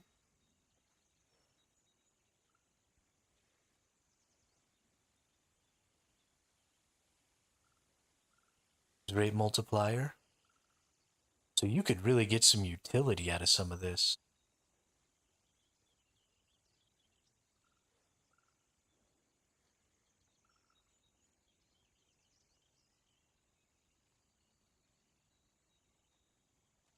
Swaps Frostclaw's cold tag for lightning tag. Frostbite, chill, slow, and ignite, and shock inflicted by Frostclaw last longer.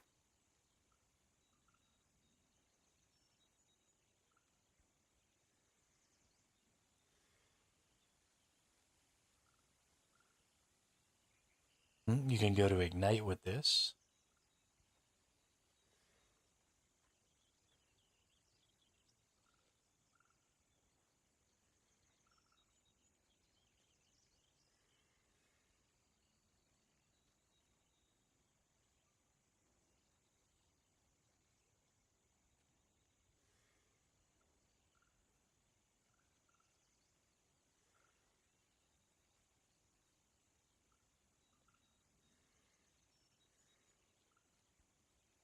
I had a doubt actually, but I forgot what it was. Okay.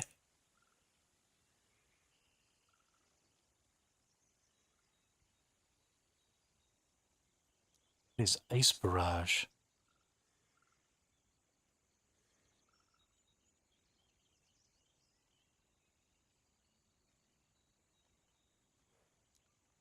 I'm having a crazy hard time figuring out what the hell I'm doing here, Gravy.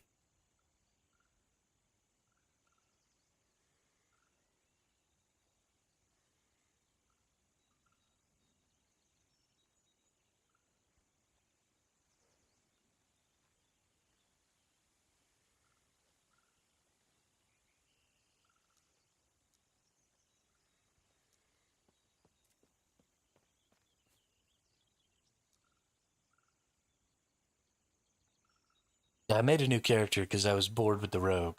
So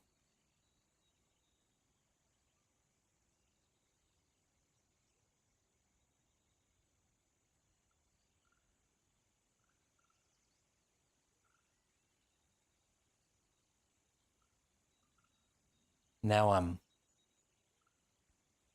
basically just lost. Cast Nova around you that deals fire, cold, and lightning damage. All types of elemental Nova that you have enabled have an equal chance to be cast.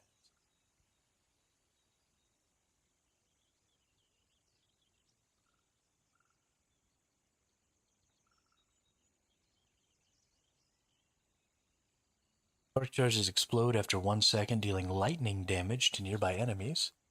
Spark charges automatically detonate when the enemy they are attacked to dies.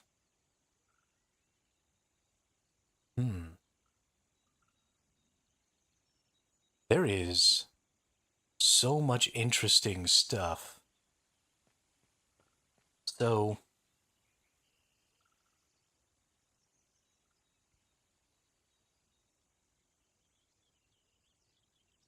you just naturally get to cast 3 skills when you melee with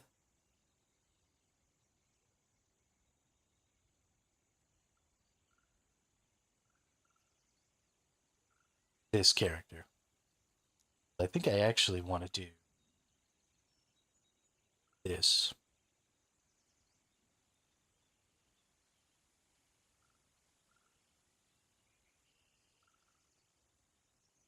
Or do I want to do hit damage? Because I could do shock. Except shock can only be active 10 times, right? And I honestly feel like I'd be shocking too much. The only thing I didn't like about other classes is that I have to stand and attack. And I keep moving while attacking, but that's probably because I started playing Sentinel and I'm a noob. Yeah, Sentinel, Warpath in general, um, and any spin to win in any ARPG, it really, really spoils the people who use it because it's just so good for allowing you to move and dodge and stuff while you're attacking things that honestly, if you use it too much, you just basically can't do anything else. And that's kind of where I'm at, honestly. You know, because you're moving while you're casting and stuff or activating your skill, your damage uptime is 100%. So you don't even need to do more damage. So you get to put more into defenses. It's just so good. Spreading flames chance. Using Flame Reef consumes stacks of Firebrand to gain Ignite chance per stack.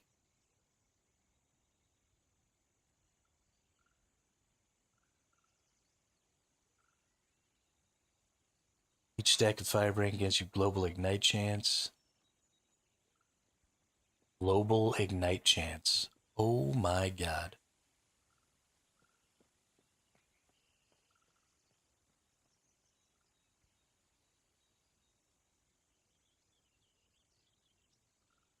Yeah, it was Flurry Rogue.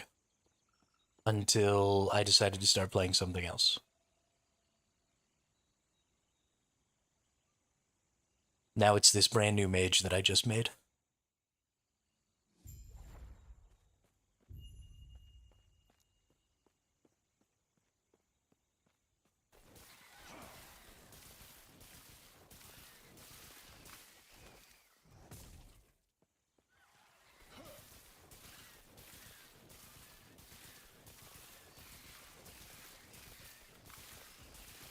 Well, I mean, I'm going to play it as a Spellblade. So it's not really going to be a mage.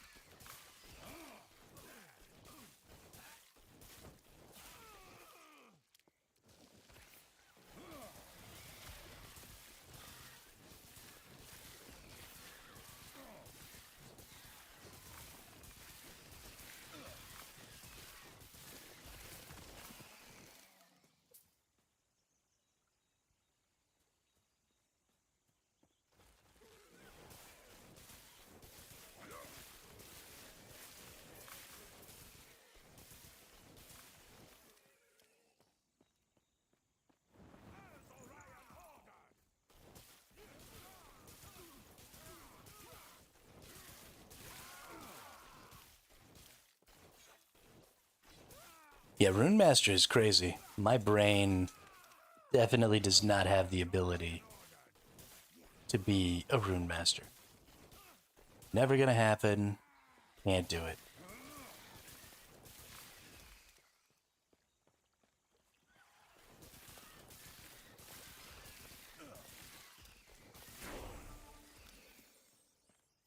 Hey, we unlocked Mana Strike. That's it. Up all this. It's Mana Strike in time.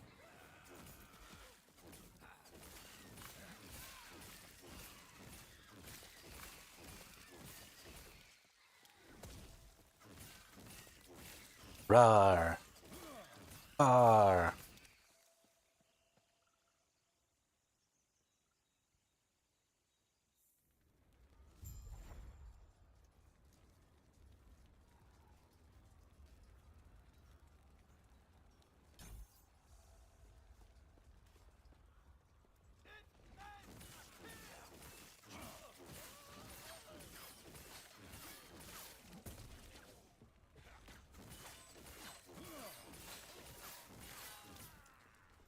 Gotta get all up in their business.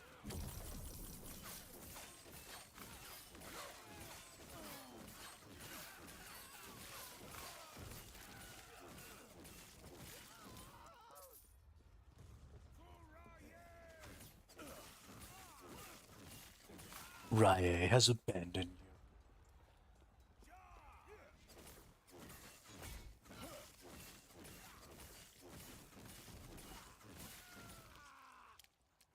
You know what I need to check? Frost Claw, can you become Ignite? You can. Hold the fire. Chill to Ignite chance.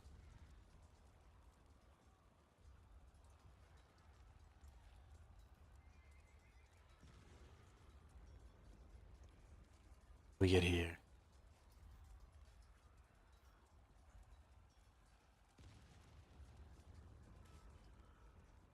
Okay. Okay. Cool, cool. Cool, cool, cool. Cool, cool, cool, cool.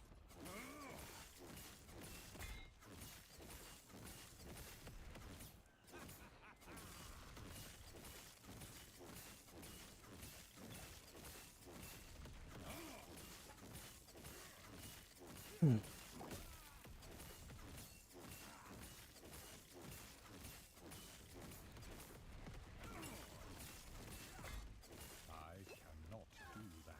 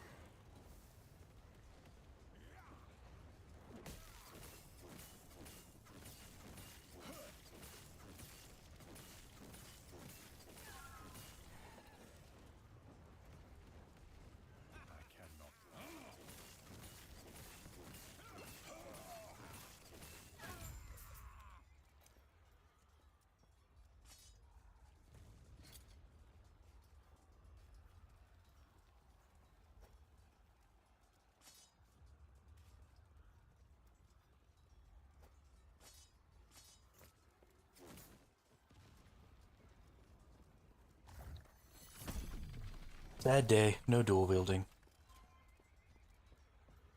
I forgot I gotta go up here and talk to this dude.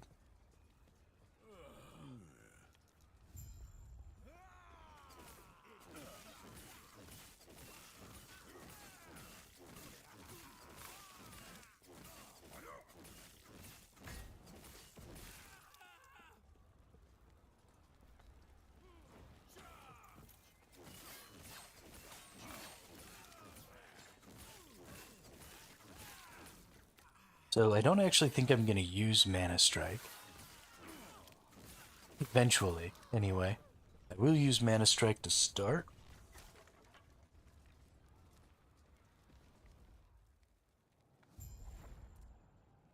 So let's actually go ahead and do the bonusing here.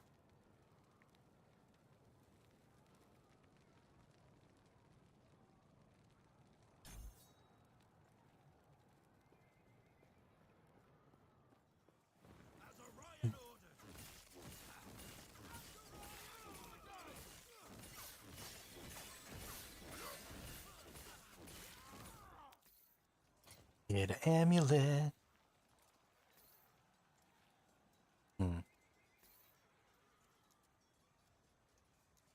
I have no affix shards. Not a single amulet affix shard. Ain't that something?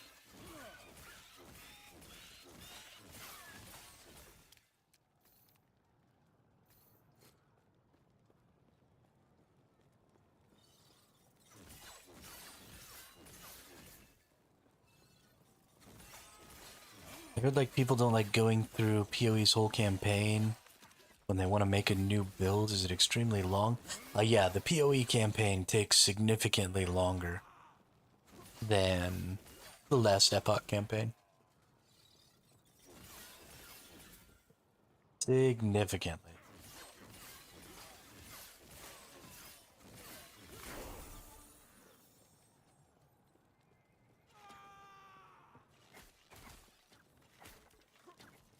I do think it would be better if they created a system of like really basic maps that you could use. That were below the tier of like the white maps. So that when you made new characters, you could just level them up through mapping or something like that. Would be cool.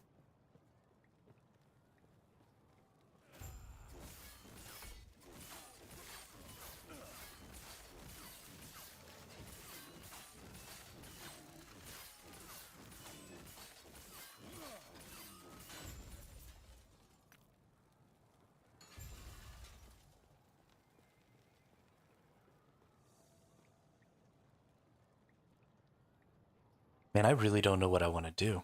I can either turn this all into lightning, do on-hit lightning damage, or I can turn it all into fire and do ignite and just hit a bunch of times.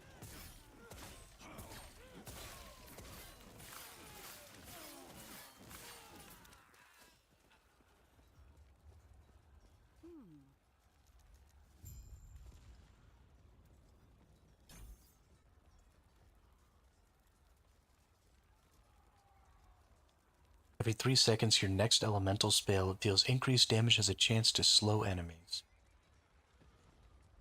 Really care about that too much. When you drop below 70% health, you gain a burst of ward based on your maximum health. This effect has a 12-second cooldown. Ward gain per 10 health, 1 per point. So you can get up to 60% of your max health as ward. That's crazy.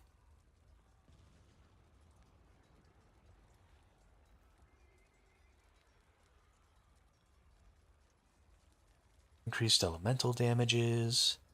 When you hit your enemy with a lightning skill, you cast Arcane Lightning. On additional enemies dealing lightning damage, this effect has a 5-second cooldown.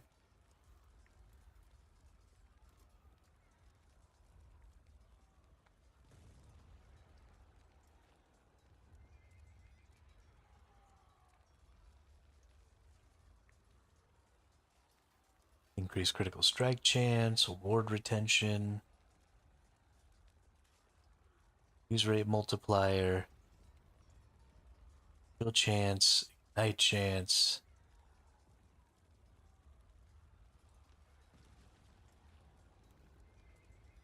You'll increase fire and lightning damage. You gain ward when you use a light skill or a fire skill. Ooh.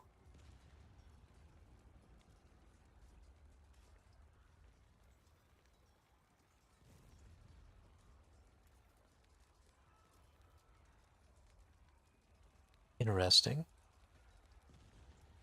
Augments the ward gain effect from reactive ward and stun and storms, causing them to grant more ward and have shorter.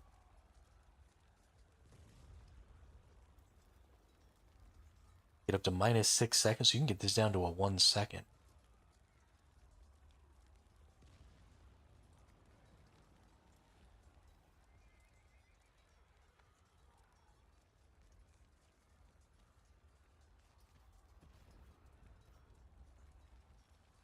Increases your chance to freeze, converts lightning blast and volcanic orb to cold spells, changing their base damage type to cold and giving them a chance to freeze. Lightning blast gains a base freeze rate of 46. Volcanic orb, jeez,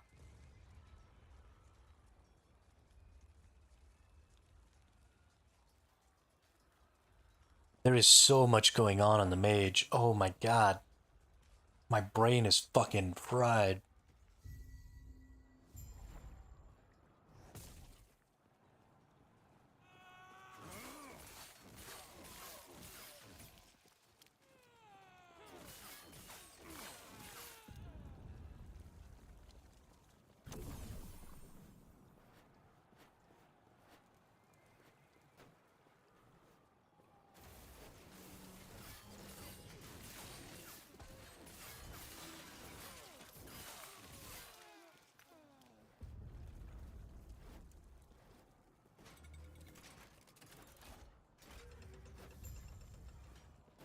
Sentinel is so easy mode compared to all the other classes.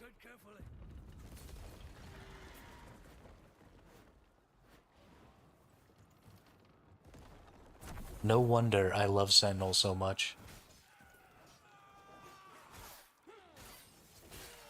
I just straight up do not have enough brain cells to play any other class in this game.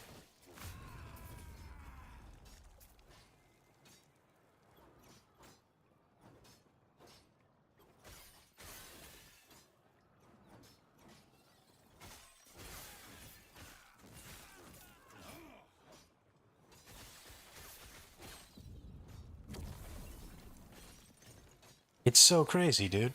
So crazy. The classes in this game are so intricate.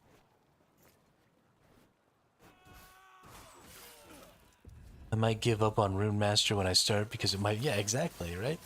Casting spells in certain orders to get certain effects out of the next spell you cast? Give me a break.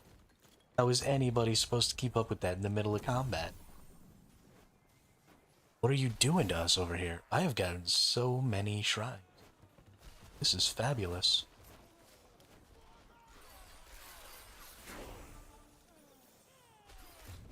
Flame Ward unlocked.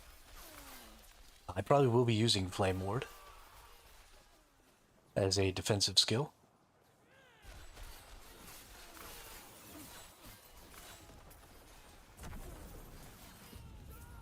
And I got all the lightning shrines. What's up?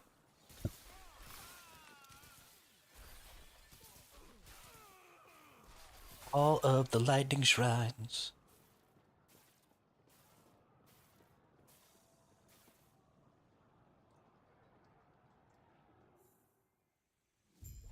Yeah, I'm pretty thoroughly confused.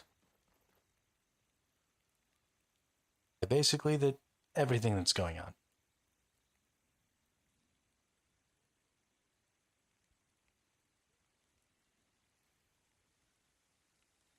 Let's use that one. Let's go down here to passive trees. Health and mana. Spell damage increase every 3 seconds, or just some flat increased damage. Or a big chunk of ward. Let's do flat increased damage. And let's go in here to skills. Let's go to Flame Ward. Let's read. Grants a burst of 400 ward. then for 3 seconds, hits deal 30% less damage to you and cause a retaliatory burst of flames. Down is 15 seconds. Let's look at cooldown. Flame Ward is cast when you are stunned. It is off cooldown and you have positive mana. That's cool. Flame Ward grants more ward but has a longer cooldown. Flame Ward can store an additional charge, allowing you to use it twice before it goes on cooldown. Okay.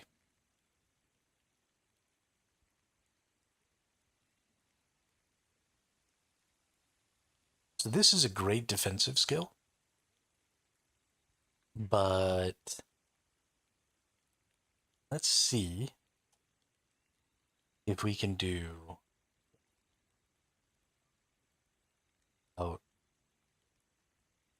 lightning. Here we go.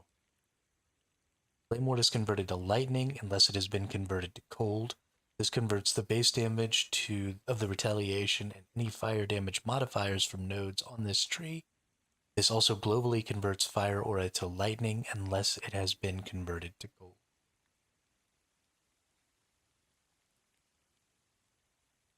Flame Ward grants increased fire damage while active. If Flame Ward is converted to cold or lightning, then this damage increase is also converted. Flame Ward grants additional fire damage to attacks and spells while active. If Flame Ward is converted to cold or lightning, then this damage is also converted. Okay.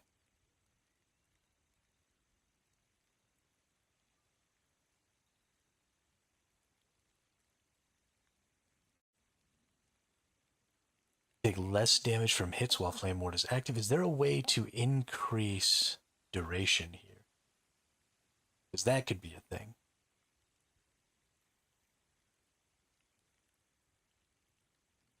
Flame Ward grants additional ward. Shorter duration. We definitely don't want that. Flame Ward costs less mana. Flame Ward and Fire Aura last.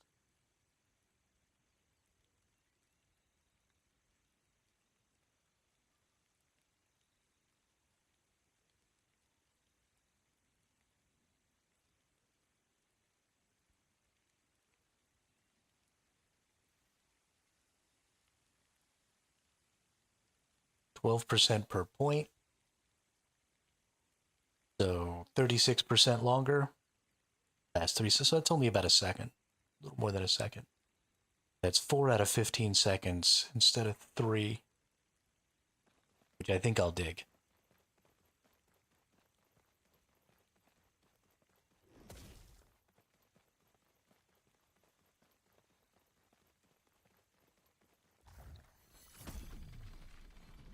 I'm sure you have questions, but let me first check and make sure the Epoch's safe.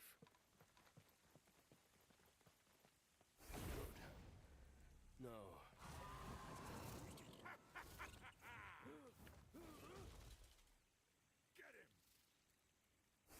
Welcome to Duloc. It's a perfect town. I cannot do that. Here we have some rules, let us lay them down. Etera's blessing. Prayers be with you. Etera's blessing. Prayers be with you. Another mage. Everything okay? What that week there? Are you stay safe That is right there. Do that. and bring Balthus. Ice Prime.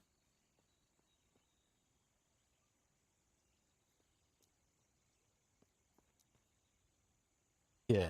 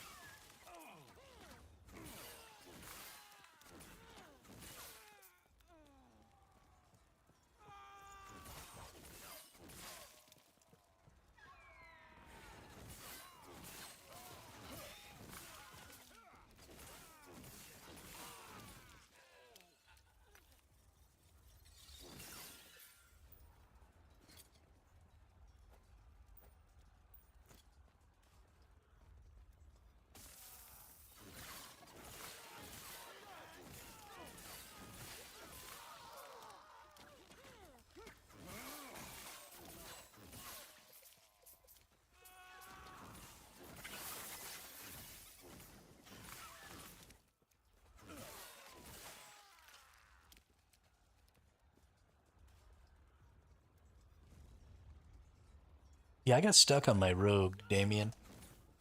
I'm having a hard time on pretty much all of my characters making the transition from regular monoliths to empowered monoliths. So I just need to get better at making that transition. And that requires practice. So we went ahead and switched over. We're doing ourselves a spellcaster here. We're not actually going to be casting a lot of spells. We're going to turn it into a melee character. And play some spellblade action. But yeah. Yeah, sort of, Damien. They're the end game loop where you go in and you've got like individual zones or whatever that you go through, and you might have yourself like a little objective or something like that while you're in there. And then you beat the objective and you get some rewards. And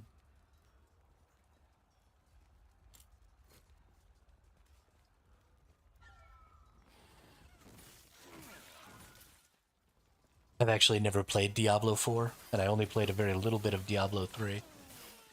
I'm more familiar with games like Path of Exile or, Last Epoch or something like that.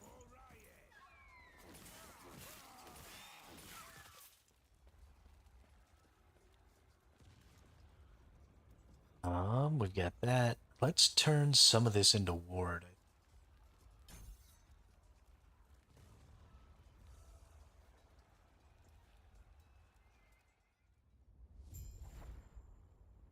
Cannot decide if I want to play Mana Strike and do just a bunch of lightning damage on hit. I want to play Fire and try and do a bunch of hits and ignite. You're here for the Epoch. Reaching me was impressive, but it's mine. Call Member Wing.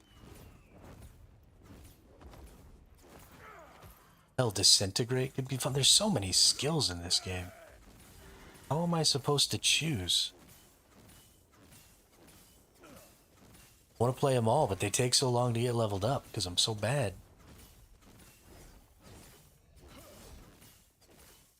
The Epoch is ours. Raya, aid me.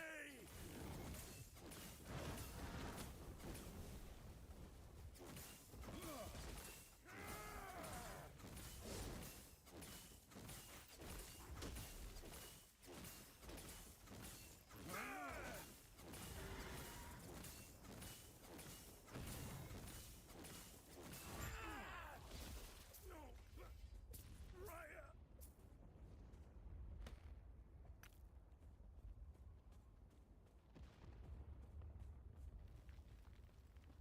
Now get me out of here. Oh, time a bit more. Which, speaking of, let's head back to camp. I must reach Lena at once. Yeah, there's a lot of reason to play a lot of different builds in this game. And it is extraordinarily fun. It is not something that I had fun with in PoE. Maybe that's just because the novelty of new builds kind of wore off on me eventually. But I am having an incredibly good time playing new builds in Last Epoch. He's back. He's been quiet. You're back. No, Lena.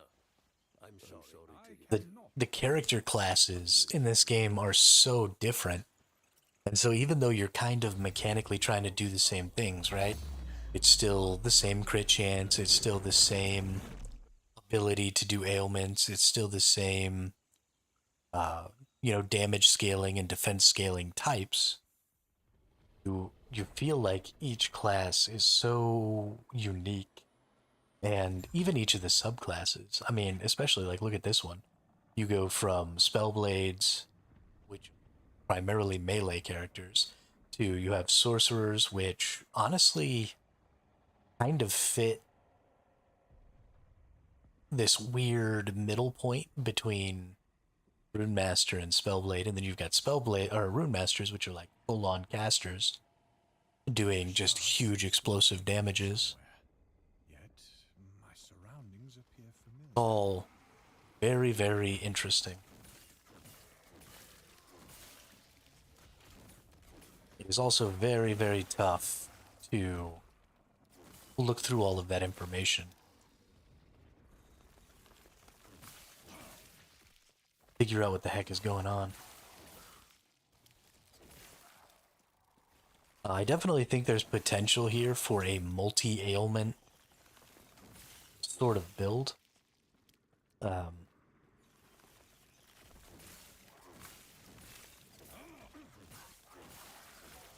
Because a lot of the damage bonuses on the mage are all elemental bonuses instead of just a single element, like Sentinel usually only has like fire damage bonuses. I think you really could do a good Ignite Chill Shock build. The problem is I don't know if you could do a good Ignite Electrify Frostbite build. And that would really be what I wanted to do. Because I would want to get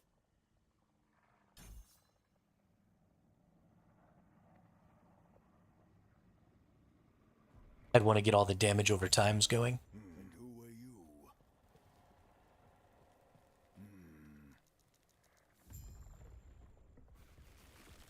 And just see how many of those I could stack. So I can get Frostbite by switching Shock to Frostbite on mana. I can get Ignite, but I don't know that I can get Electrify.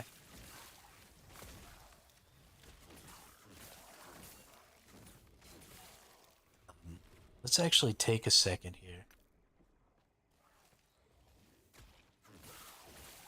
It actually kind of surprises me that I can't seem to get Electrify.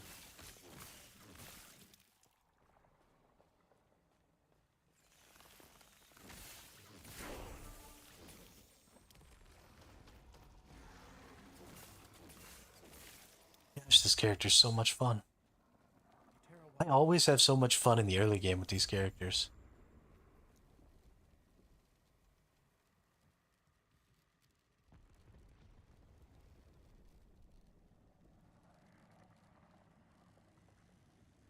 Attack speed, increased cast speed. I actually probably will just take these increased cast and attack speeds.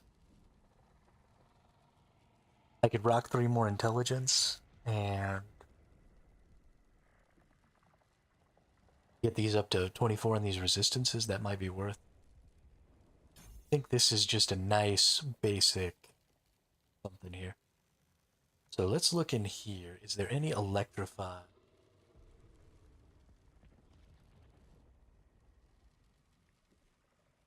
Is there any electrify in here? We're getting fire to lightning.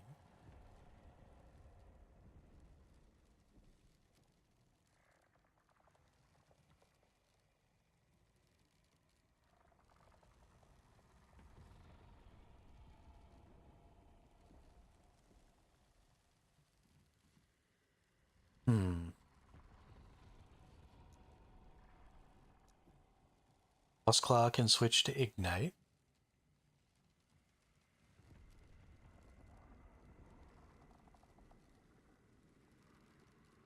Game seems very complicated. I tried downloading Diablo 4 and playing and found myself super bored within 30 minutes. I think I've just burned myself out on ARPGs. That is absolutely a thing. It's been a while since I've played an ARPG. I played this game when it dropped its 1.0 release. I didn't play its 1.1 release. Now we're on its 1.2, so it's been about a year since I've played an ARPG. And it is absolutely something you can burn yourself out on.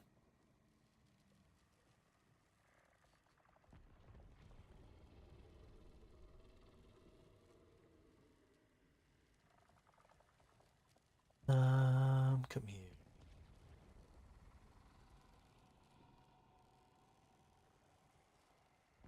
So we can turn this into lightning, but it turns into shock, not electrify. I need electrify.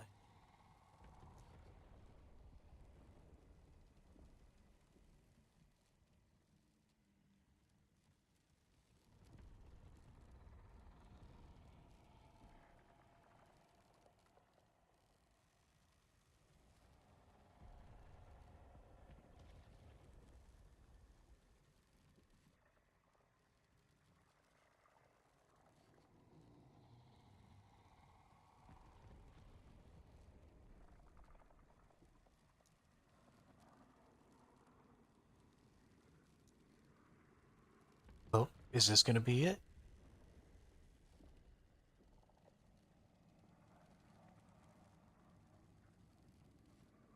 Active. You zap a nearby enemy every 2 seconds, dealing lightning damage. Active. You leech a portion of fire and lightning damage you deal.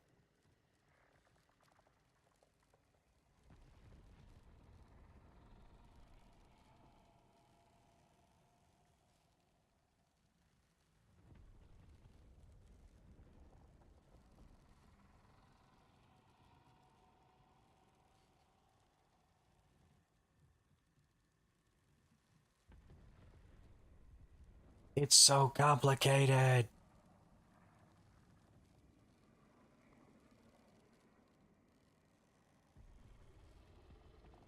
We have shock chance.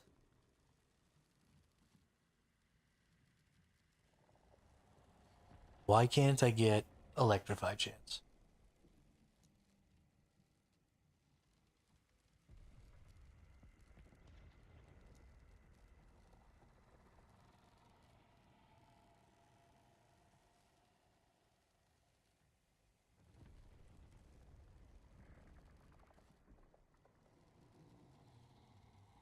Shatter Strike hit converts all stacks of Ignite on enemies into Frostbite. Ooh.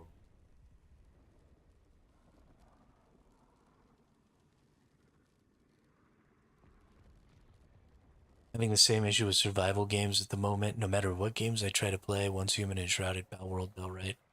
I find myself not having fun.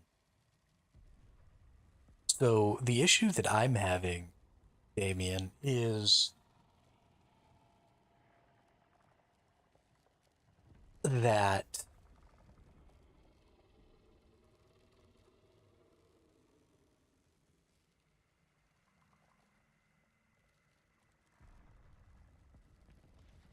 how do I express this?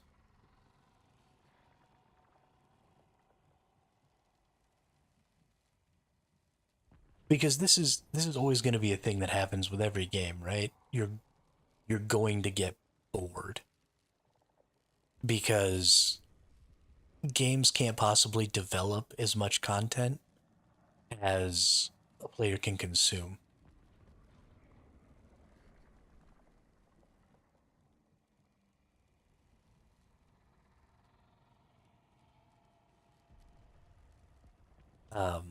But I think in an effort to create quote unquote endless content, a lot of games and a lot of genres have gone the route of really, really repetitive, grindy gameplay.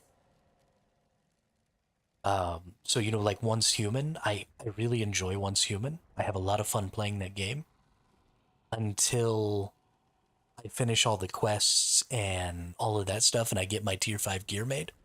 Because then I know that I'm in for literally one activity for the next like 3 weeks. And that one activity is just beating the same silo and the same boss over and over and over again to get mods. And that's really it.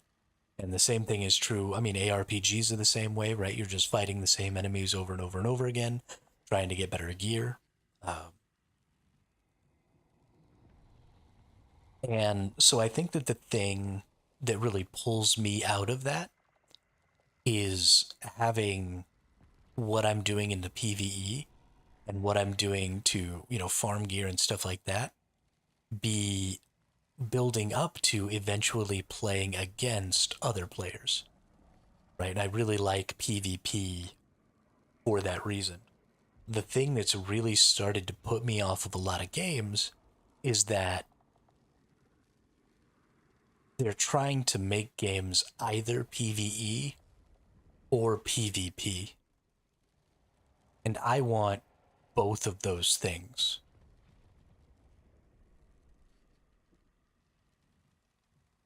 And I don't want to have to PvP to get the best stuff because I'm not good enough for that. And this is it's the craziest trend to me because you've got games um, like Final Fantasy and like WoW that don't really have large scale PvP, right? You've got arenas in WoW. I guess you can join PvP servers, and there are open PvP areas, and so there can be some large scale PvP. Um, but it's just not really that common in my understanding of the game. I've never really played it, but and then in like Final Fantasy, there's just straight up no.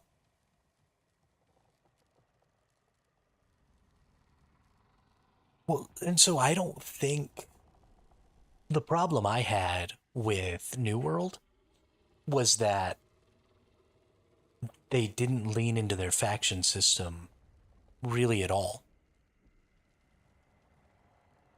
They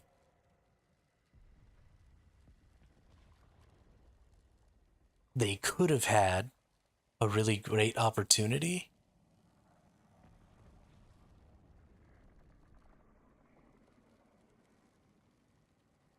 But except you are required. You are 100%, Damien, required to go into the PvP only zone because that's where the spice is. And the spice is the end game resource. If you have resources that you cannot get anywhere except the PvP zone, then you are required to go to that zone. Whether you can trade for those resources or not is irrelevant. If there is content that you cannot access without going to the PvP, then you're required to PvP. And that's fine if the content that you're going to access is only relevant to the PvP.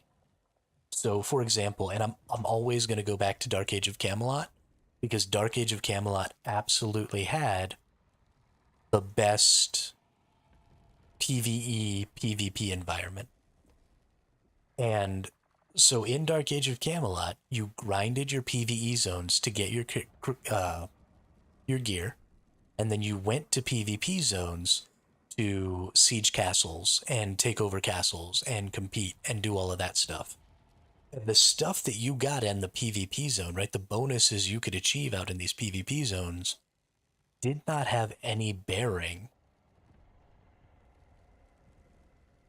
on your gear, right? You weren't finding gear. You weren't really doing any of that. You were getting realm ranks, so you were ultimately improving your character through this sort of alternative growth path, and that was really cool.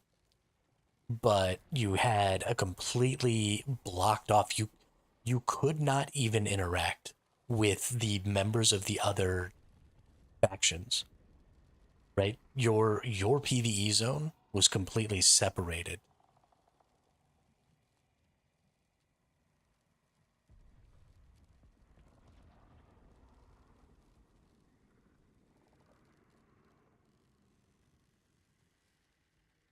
So guilds can have non-PvPers that focus on crafting and making money on the market, and they set up their skills that way so the PvPers go grab the stuff, provide it to their crafters in the guild, and the crafters make stuff for the guild or make money for them.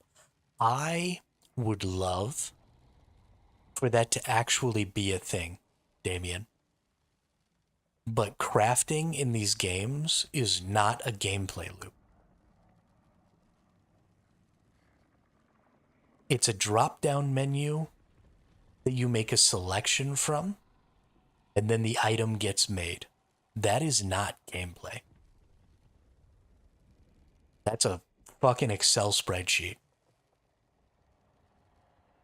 There's no skill expression there.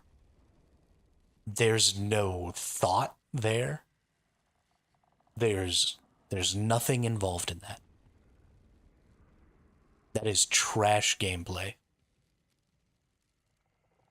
And so if you had a crafting system that legitimately required some form of skill expression, if there was a game involved in making items, then that's exactly what would happen. You would totally have players who never ventured into the PvP zones because they just wanted to play the crafting game and play the markets. But there are no skills that benefit.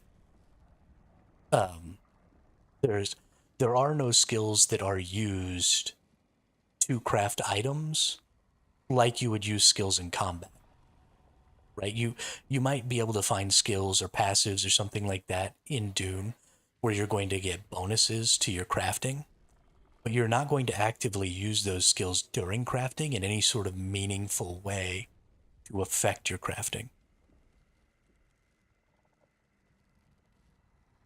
Okay, so building. Cool. Absolutely. Um,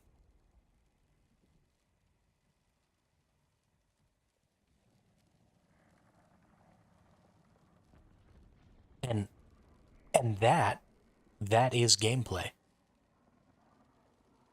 I'm totally behind that, right? You're actively building things. But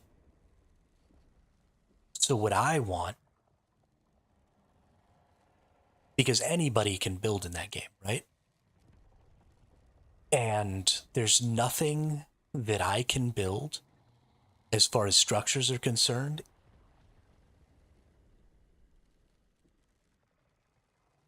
That's a good question, Damien. I don't know how that system is going to work. Um, but my concern is that if I focused entirely on building, I have no way to distinguish myself um, through my character. So your combat abilities are directly tied to your character's growth. Right? You gain a level, you put a passive point in, your character grows in combat ability, and that's awesome. But if I'm not a combat player, right? If I stick around the PvE zones and I make blueprints and I sell blueprints and I do things on the market, then my level becomes completely useless to me. My progression as a character does not matter. So if you want for people to be able to play these other avenues, these other types of gameplay, then those other types of gameplay have to have skill systems. They have to have passive skill point growth. The stats that you put in your character have to matter. Um, you have to be able to make things that other people can't make if they've gone the path of being a combat character. So what needs to happen is I need to have skills that I can take, like reinforced structures, that give me better durability on my structures. I need to have, like an advanced engineering skill line that I can use that allows me to need fewer supports to put up my ceilings. So maybe I can craft 5 ceilings out from foundational support, where you can only craft 3 ceilings out from foundational support. So my structures are going to be different because I have worse PvP or combat capabilities and I have better structure capability.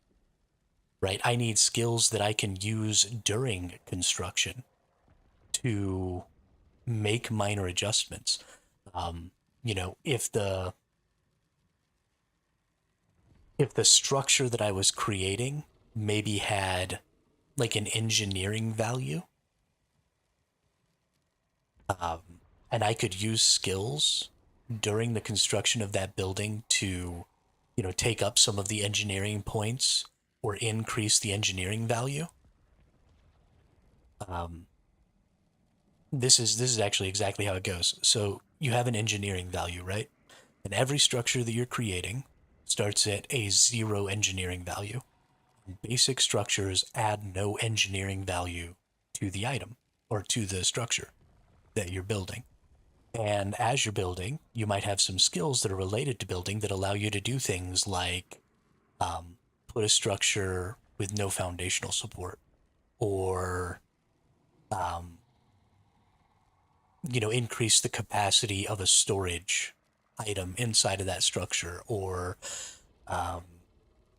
there's a myriad of things that you might do when you're building, and every time you use one of these skills, they add an engineering value to the structure that you're building. And when you go to blueprint that item or that structure based on the engineering value and your growth as a character, as a builder, then there's a possibility that that blueprinting could fail. Maybe there's a possibility that the entire structure could collapse. Or, I don't know. There's something in there, though, that isn't just, here's the basic building blocks that we've created to allow you to build structures. Go build those structures. Right? Every character can do it. Every character has the exact same capacity for doing it. Nothing that you do in your passive skill tree or in your active skill tree is going to have any effect whatsoever on your ability to construct these things. It is completely a question of putting pieces together, right? Everybody follows the same rules. Every structure is ultimately going to end up looking the same. Have fun. Like, what am I making blueprints for? Every single structure is going to have a YouTube video that gives you a speed build guide and that shows you exactly what materials you need to make that building. That's not, unless I can make a building that players who haven't invested into the building line can't make, then I have no value as a builder.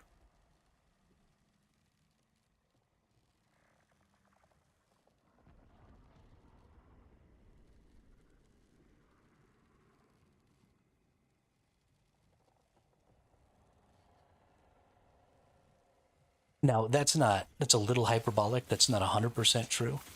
Because, like, for example, in Ark, there are little building tricks and stuff like that. And the building systems are complex enough. And I'm sure the Dune building system is complex enough that there will be little tricks and stuff like that. And if I know those tricks and you don't know those tricks, then maybe I'll have the ability to create a structure that you couldn't create. Or that maybe would take more time than you're willing to invest.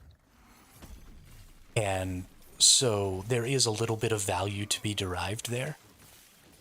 But that value has nothing to do with my character. It has nothing to do with my character's growth. Ultimately, it has nothing to do with my in-game experience at all.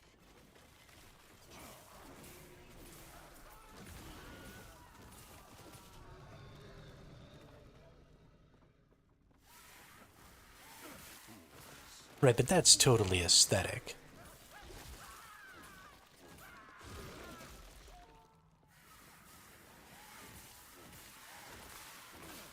Right, you're not gonna, like, only get pitched roofs in one faction.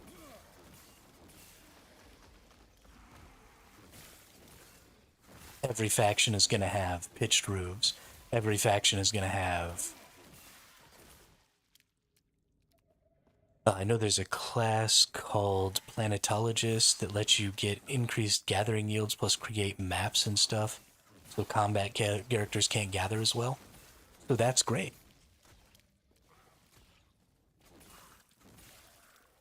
I'm totally into that. I think gathering, as a rule, is stupid. Unless you also have good crafting. So I enjoy gathering in MMO games. It's one of the things that I just do all the time. I love to run in circles and pick up items. It's one of my favorite things. But gathering is extraordinarily tedious because it has to absorb 100% of the time investment of the entire artisan system. because refining and crafting don't ever take up player time. Those two parts of the artisan systems in games are always menu based, right? They're always spreadsheets, basically. And so all I have to do to make an item is go gather the resources and then click some buttons in a menu. And so I would love gathering systems that weren't so tedious and were maybe focused more on like the special resources that you can gather, as opposed to like I'm the hero of the world and I'm gathering iron ore. That's stupid. So maybe I should be, out there slaying a worm so that I could get a worm heart or a worm tooth. Right? And that's the kind of stuff I need to be gathering. There are crafting recipes that you have to go find, and they are random, similar to furniture recipes, and one's human, but they are gear recipes. There are legendary versions, so if you're lucky and you get one, you may be one of only a handful of people with it. That's awesome. I love that. I totally think that that should be a thing. But I don't think that the recipe, the crafting recipe, should be the only thing that determines. So imagine I'm in a guild. I'm in a guild and I'm a PvP player, or a combat player, because there's PvP and PvE. And I've got crafters back home making me good gear, but they suck at PvE and PvP, right? They're not combat characters. They don't even have alts that are combat characters. They basically never leave the base, and they just craft all day. And so I go out as a PvEer, and I find one of these legendary crafting recipes, specifically for a weapon that I really want. Now I go back to my crafters and I find a crafter that A, has the passive and active skill tree that I need for them to be able to make the best version of this weapon, but also is good at whatever the game is that's involved in crafting. Personally, I think that a roguelike game like Slay the Spire would do really, really well as a crafting system. But even something competitive, right? You could have competitive crafting by using like an auto battler system or something like that. So you actually go in and you choose what you're trying to craft, and then the game puts you in against other similarly tiered crafters who are crafting similarly tiered recipes. And then you're legitimately competing in a sort of crafting PvP to inhibit their ability to craft this really good item and increase your ability to craft this really good item. And so the best crafters are going to have people literally bringing them these recipes and saying, I'm going to give you this recipe if you craft this item for me. And there's going to be a renown there, right? And then the crafters are going to actively be seeking out to make, alliances and stuff with those combat players, right? And this is going to drive social interaction. But as it is now, if I'm a PvP player and I go find one of these recipes, I can just give it to anybody who is a crafter who, maybe has the ability, if there are even crafting skills that are going to make you craft better versions of this gear. If there aren't, then I'm just going to use it myself, right? I'm not even a crafter. I'm just Joe Blow shoot 'em up guy. And now I've got this legendary blueprint. And so you've basically turned crafting into the same skill set as combat, right? Because the best people at combat are going to get the most opportunities to get these rare recipes. And the best people at crafting, the people who legitimately want to be crafters, are going to get less opportunities to get these because they're not going to be out there fighting the dungeons. They're not going to be out there PvPing. They're not going to be out there doing those things. So even if I'm in a guild, right, why would I give up this extremely rare commodity to somebody who has the exact same ability to craft it as I do? Why would I not just eat that and then make the item myself? If there's no skill expression in crafting, and there's no in-game character progression to crafting, then you don't have crafters. You have Joe Blow shoot 'em up guy with a cool recipe.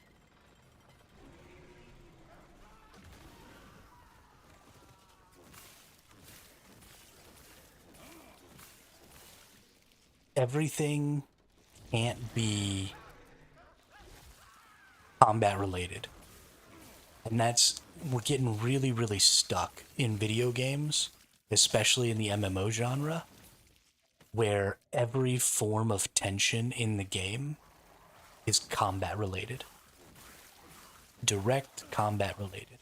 And there are so many other forms of tension that can be applied to the game. And in some cases, those things do exist in the game, but they're completely player driven and they have no structure, right? Like there is politics in games like Eve and Albion Online, but there's no structure for those politics. There are no skills associated, right? No in-game stats associated with those politics. And so there's no character progression system that helps you out with those. It's just you, right? You're the person politicking, not your character. And it's very, very unfun.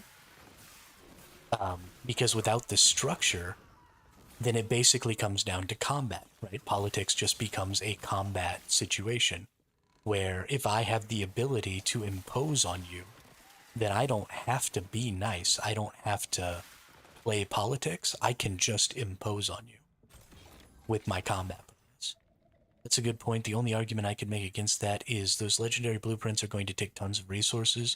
The Joe Blow shoot 'em up guy probably wouldn't have the stockpiles or want to go gather, or the crafter may already have them or be willing to gather them. So even then the crafter is useful. What brings you here? So that may be true, but here's what's gonna run into the problem here. Is now you've got two groups of people that are each doing one half of the thing, right? So I'm Joe Blow shoot 'em up guy in my guild, and I do half the thing by going and farming the blueprints. And then I've got Joe Blow crafter dude in my guild, and he does his half of the thing by going and gathering up all those materials and refining those resources and stockpiling those materials. So either I have to give up my blueprint so that they can use their half of the thing to make the item, or they have to give up their half of the thing, which is the resources, so that I can make the item.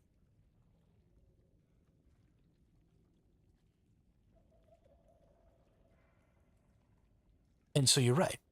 As the shoot 'em up guy, I might not care to go get those resources. But why am I giving up my half?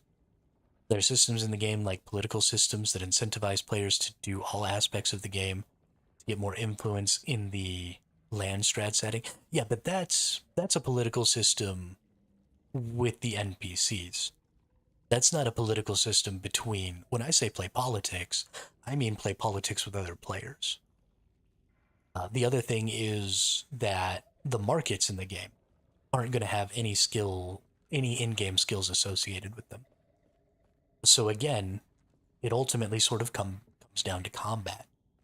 Right? There should be intrigue in the markets. There should be competition in the markets, and there should be skills that allow players to overcome adversity in the markets. Right? So a really big problem in most MMO games right now is that players who are really, really focused on economy can very, very quickly take over markets and start manipulating them and forcing really bad forms of inflation, and really, really just skew markets in a really terrible way. I mean, they'll destroy markets in games in weeks once a game comes out. It happens pretty much every time. It happened in New World. It's not just players playing that do it. It's also, people are cheating with dupes and stuff like that. But if there were skill systems associated with the markets, than, simple stuff like briefly putting your item at the top of the list, or, briefly making hidden all all items that are cheaper than yours, or, all kinds of stuff.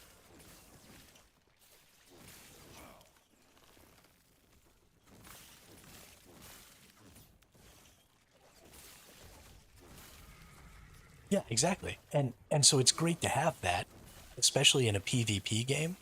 You totally want to have that sort of tension in the markets. You want people to be fighting, right? You want there to be market PvP in your game, 100%.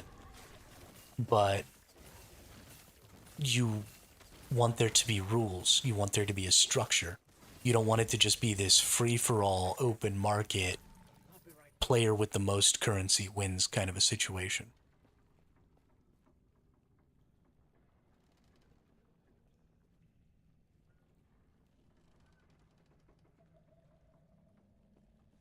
That's really cool. I like your black market idea. So what if there was a way for you to go down a market tree where you could legitimately create a market of your own?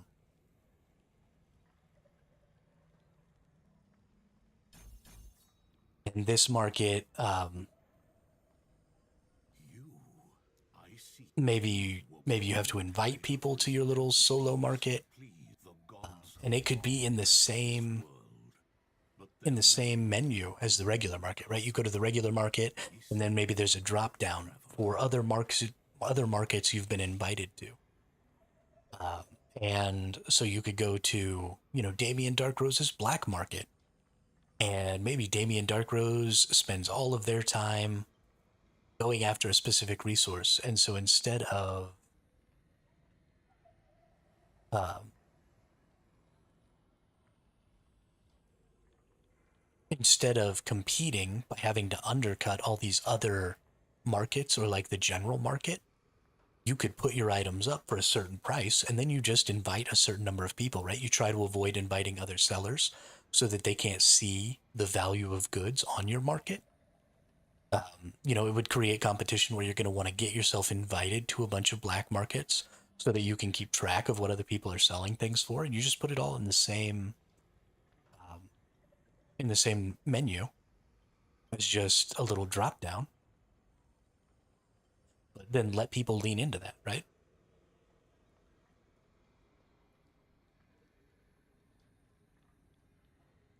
I don't know. There's no iteration going on when it comes to creating those systems anymore. They're just all the same as they've always been. And it's literally driving me insane.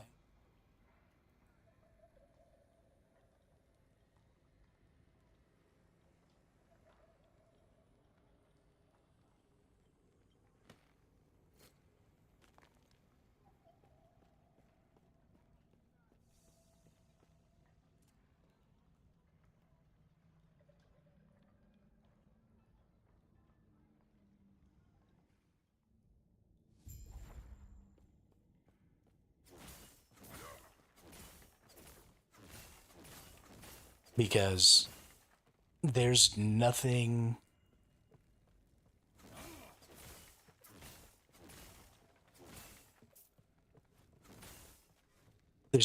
different about what Dune is proposing as far as, like, having crafters back in your base.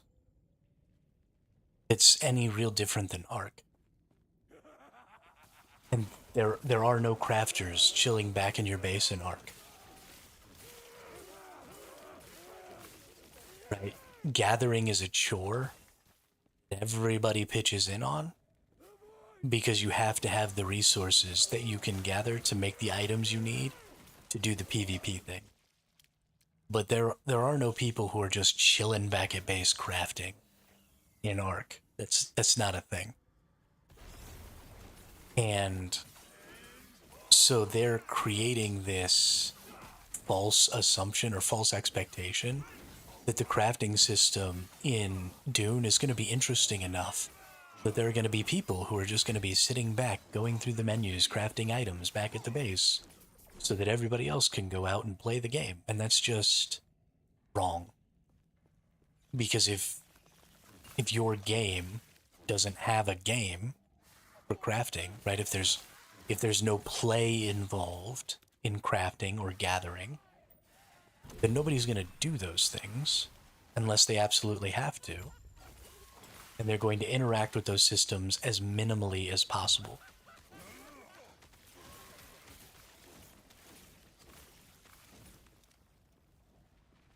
Those are not systems that make me go, ooh, I'd like to click those buttons some more. Oh man, I can't wait till the next time I get to look at the crafting menu. That's not engaging gameplay. I'm not excited to go look at my crafting menu. I'm excited to use the items I can craft.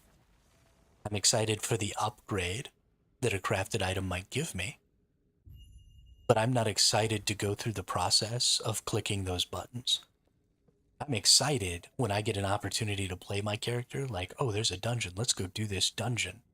I'm excited to go click the buttons involved in beating that dungeon. But I'm not excited to click the buttons involved in crafting. And until you legitimately create gameplay around that system, it will always be a chore. And the minute you do, right, the minute you create gameplay around crafting, you completely eliminate the monotony of gathering as well. Because as soon as there's gameplay around crafting, then how much of something that can be crafted is now determined by the amount of time a person puts into crafting. So as things stand right now, I can craft 1,000 of an item at a time, right? And I go in and I click that I want to craft 1,000 of this item, and I queue it up, and I leave. And there is a time element involved, but it's not a player time element. It's a crafting time element. So I leave, and it auto-crafts 1,000 of this item, and I come back and I pick up my item, and ultimately, of my player time, it only took me maybe 5 minutes to craft 1,000 of this item. But if there's a game involved, if I have to play to craft, then you have direct control over how many of an item can be made in a given time, right? If it takes me 15 minutes to play one round of whatever roguelite it is, or roguelike that is your crafting system, then only every person can only make one item every 15 minutes. So now there's skill expression. There's a natural limit to the amount of items that can be made, which means that you no longer have to increase the time it takes to make an item by ramping up the number of resources that you need. Right? I don't need to go gather 8 bajillion fiber to make one pair of pants, because that's absurd. I can go, get 5 basic fiber and 1 pair of a Desert Yeti's back for the special item that goes into making whatever this legendary blueprint is. Right? I gather 6 things that now have some sort of gameplay implication, right? I had to go find this special creature and kill it and get the hair off of its back. That's a gameplay implication. That's fun. And then I go through and I spend my 15 minutes, right? So now the actual act of crafting is legitimately taking time from the player. And so now you can kind of line that up, right? How much time do I need to spend farming dungeons, get good items, versus how much time do I need to spend actively playing this crafting system to get good items? And then you can kind of match those things up so that now the amount of time you spend playing in the game is going to have this sort of similar value. So nobody feels like they're getting taken advantage of.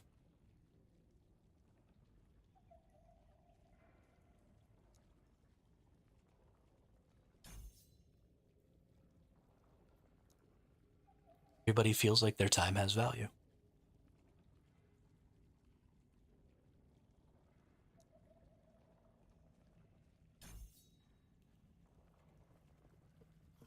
But the way things are now for those systems, I mean, they're just trash. They're literally the lowest effort trash that could be put in a game.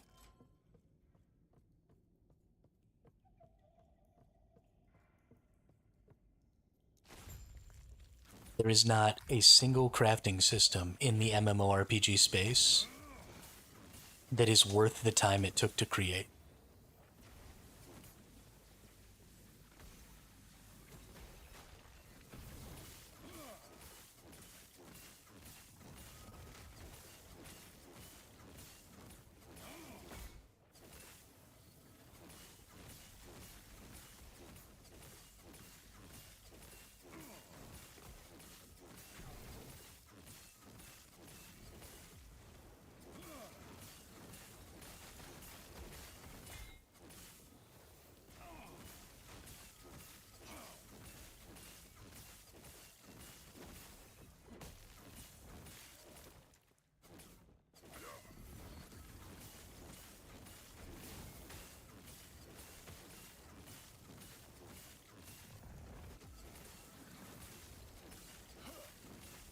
And I also don't want these BS crafting mini games either.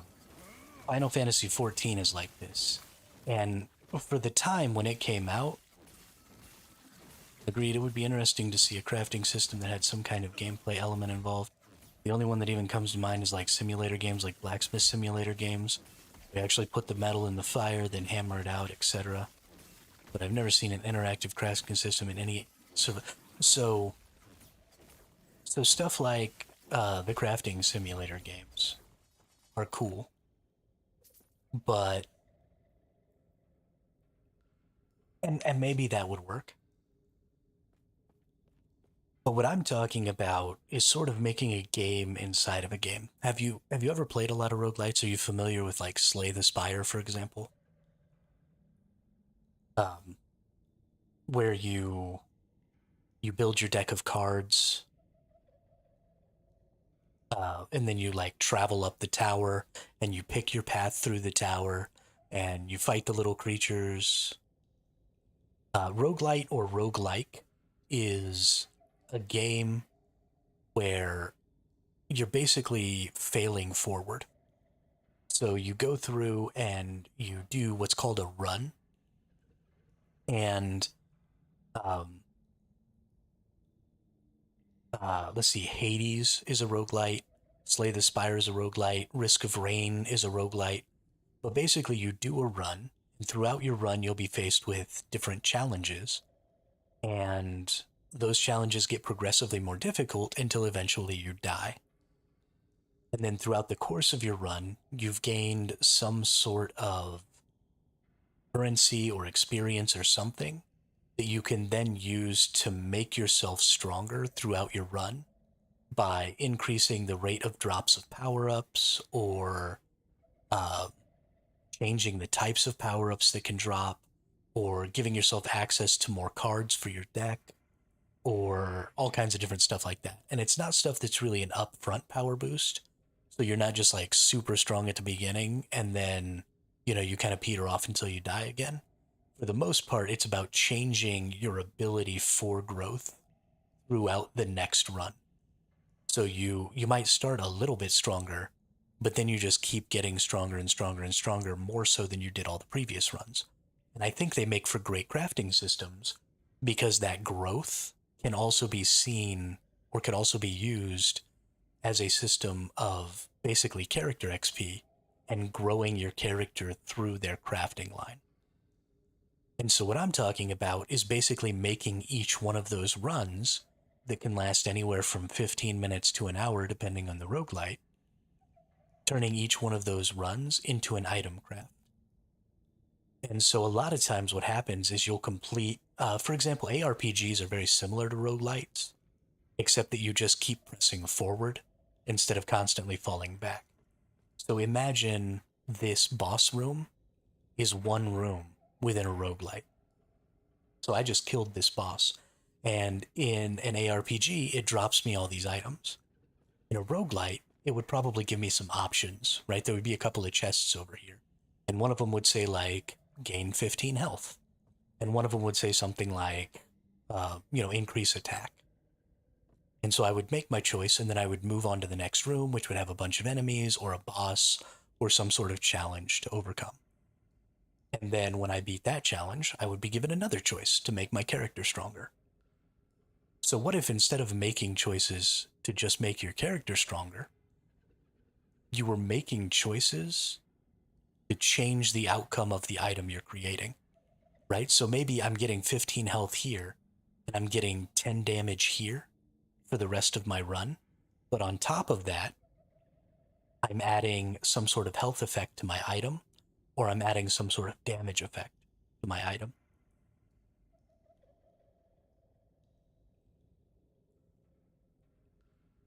And then I move on to the next room, and I change something else, and I change something else. And I'm adding to and improving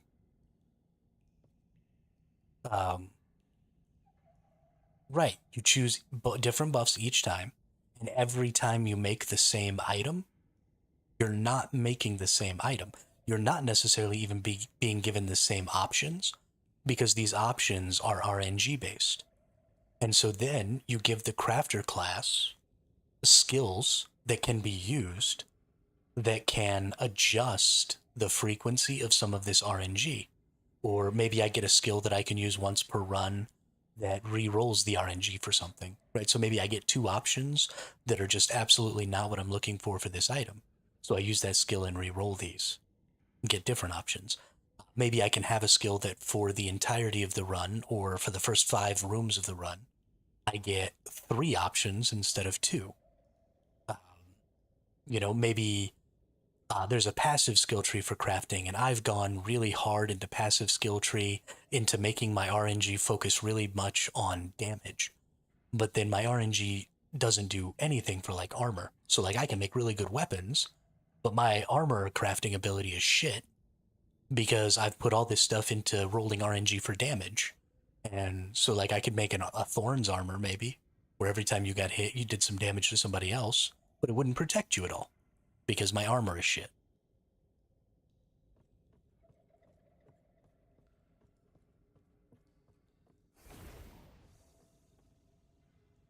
There's just so much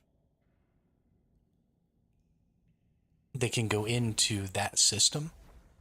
And that system already exists, right? It's already been figured out. Roguelites are extremely popular. There's a ton of them out there. The formula is very well documented and understood, and people love those games. And now, not only do you have a new skill set that's required for the game, right? Because these games are often, deck builders, or, it could be a first-person shooter instead of maybe you have a fantasy game and now you've got a first-person shooter, or it can be a deck building game, or it can be all of these different things that require a different set of skills. Oh, no worries.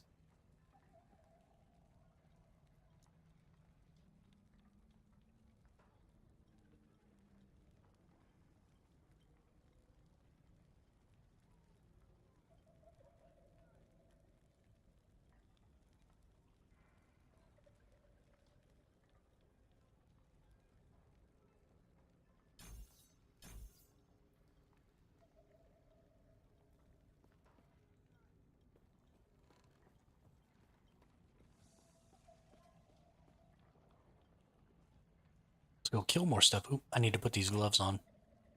They're gonna help me leech some health here.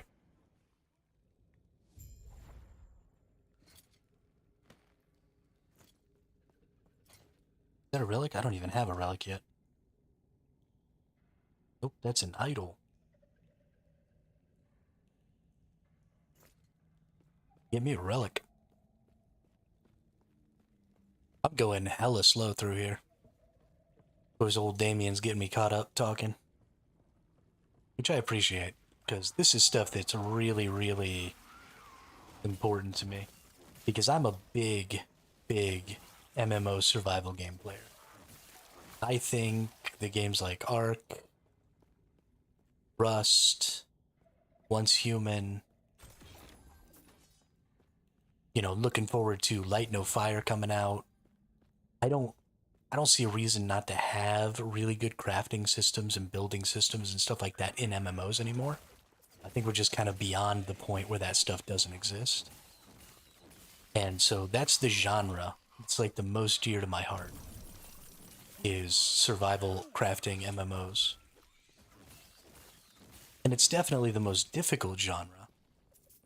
But also, people are kind of just not doing anything with it.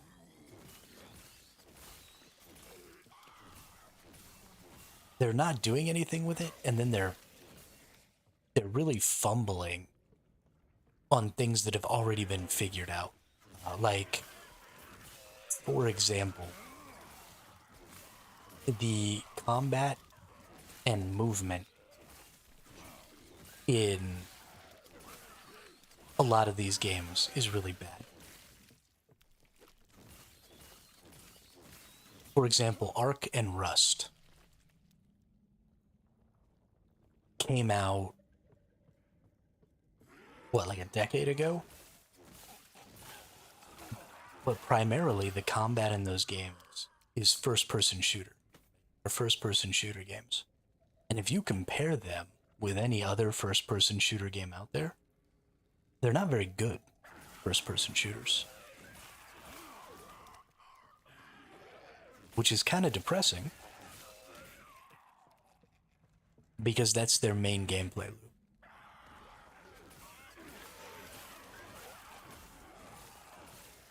And so it's a little disappointing to see somebody fumble a system that already exists.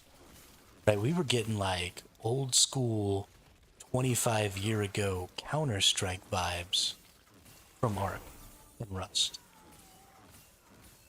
And we've had such better gunplay. We've had such better first-person shooters since then that it's really disappointing to see happen. And so if you're not even going to do the thing that you're doing to a degree, right, you're not innovating on that thing.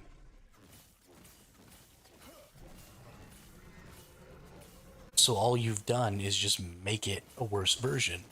And then you didn't do any innovation, you didn't do any interesting stuff with the systems that those other games don't have.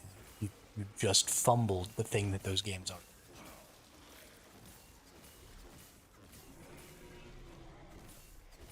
So stop trying to make interesting first-person shooter mechanics in your survival game.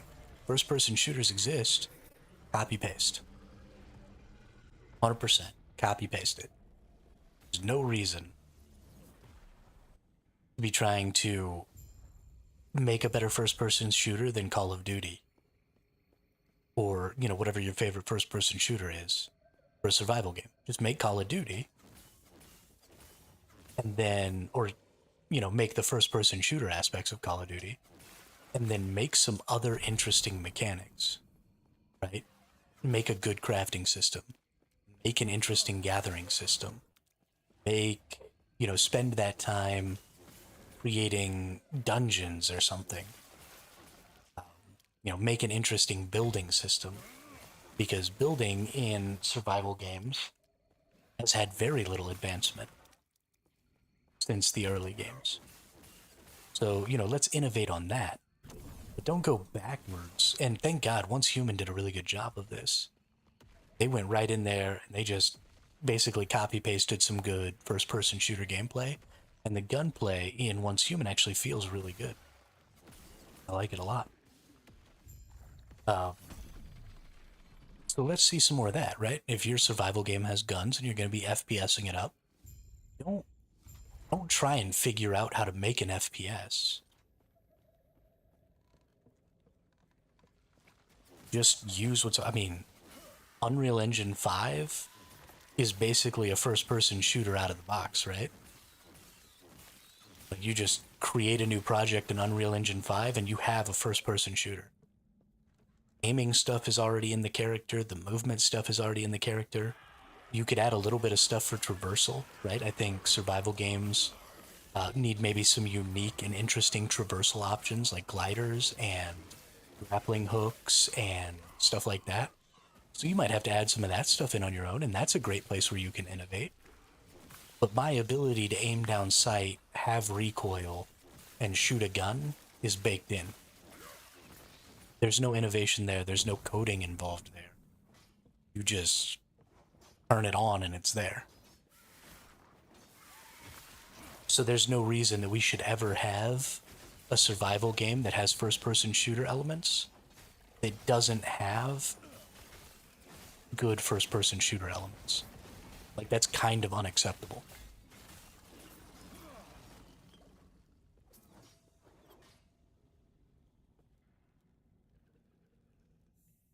The same thing is true of, like, tab targeting combat systems and a lot of even action combat systems for, like, fantasy games and stuff. That stuff is solved, right? You've got Black Desert Online. You've got WoW apparently has a wonderful tab targeting system. I think the combat in Final Fantasy XI and Guild Wars are both, right? Guild Wars 2 has an incredible sort of hybrid system, and I've always really enjoyed the combat there. So there's no, if you're making more of a fantasy style survival game, there's no reason to be remaking the wheel there. We have those systems. They exist. Copy paste.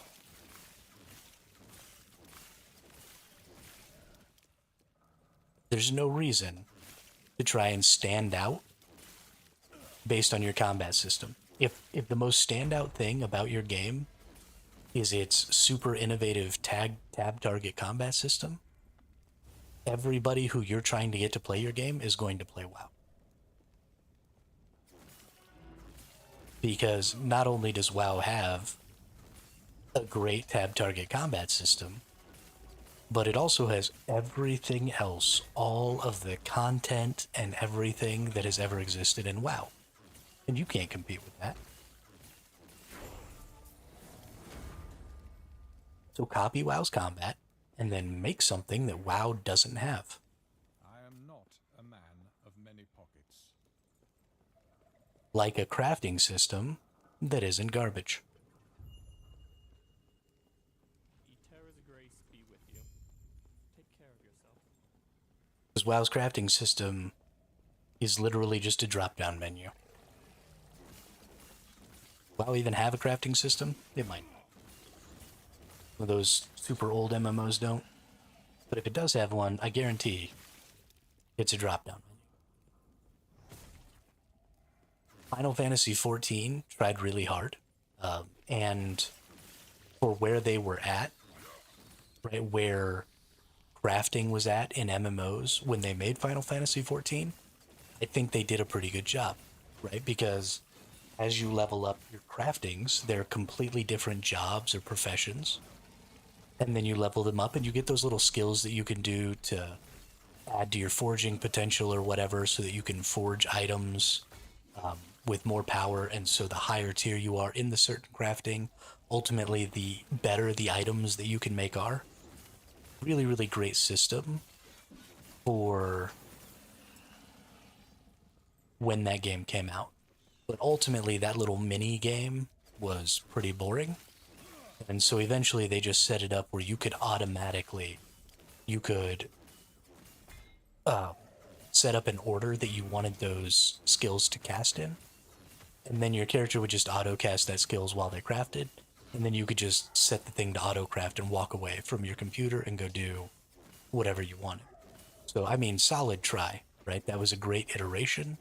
That was a great first step towards having an honest to goodness crafting system, and I'm down for it. But now it's time for somebody else to try something new. The crafting systems in ARPGs are significantly more deep and interesting than any crafting system in any MMO I've ever played, which is sad. The crafting system in Last Epoch is so insane, right? I can take the shards out of this item. Hey, what's up, Damien? Glad you're back.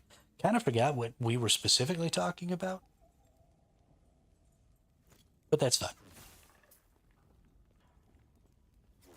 Like, I'm still kind of talking about the same topic. I just don't remember exactly what I was saying or what we were talking about.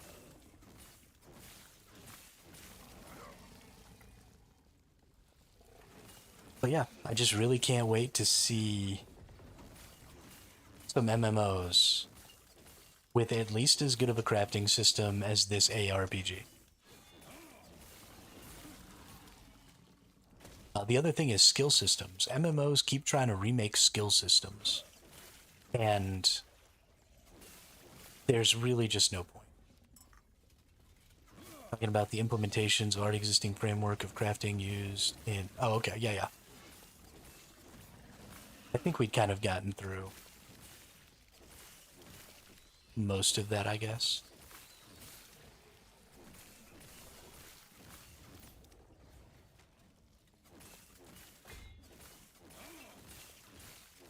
I'm never going to get over until somebody actually makes a game with a crafting system that is basically a roguelite. I'm never going to get over it.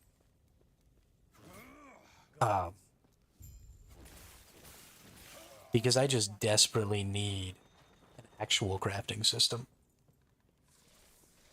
Because I am a crafter. I mean, I'm trash at video games. Y'all see it all the time. I'm certainly trash at combat in video games. But I'm pretty good at planning stuff out, and I really like the merchanting. I really like the crafting. I really like, supplying people with items. I really like that sort of secondary stuff. And I think it's because I'm older, right? I did my time on the front lines. I played video games where, I used to be incredible at first-person shooters. And so I've played my fair share of Counter-Strike and, rolled into lobbies and just shitted all over people and got top 10 in the lobby. Or top 10 on the server listings for the month. And, there's no point in me trying to compete with the younger kids anymore. Because they just have better reflexes. They're more familiar with existing combat systems than I am. Because they grew up with them. So I would love to make cool items for those people and then go watch them use them doing cool shit. I personally think that more MMORPGs need to try to allow creativity in the class skills. Like Rift was one of the first that allowed you to put skill points in multiple different classes so you could build a unique play style, something that ARPGs do really well also. Yeah, so it kind of boggles my mind that... Well, it doesn't, actually. I know why MMO games don't allow you to do that, and it's because balancing that would be an absolute nightmare. And we see it every single season, every MMO or of every ARPG. Every season of every ARPG, there's a couple of builds that are just outrageously strong, and everybody ends up playing them because it's impossible to balance, because there are so many possibilities that you just can't possibly see them all. However, MMORPGs are also in a position to bring in an extraordinary amount of money. And so what I would like to see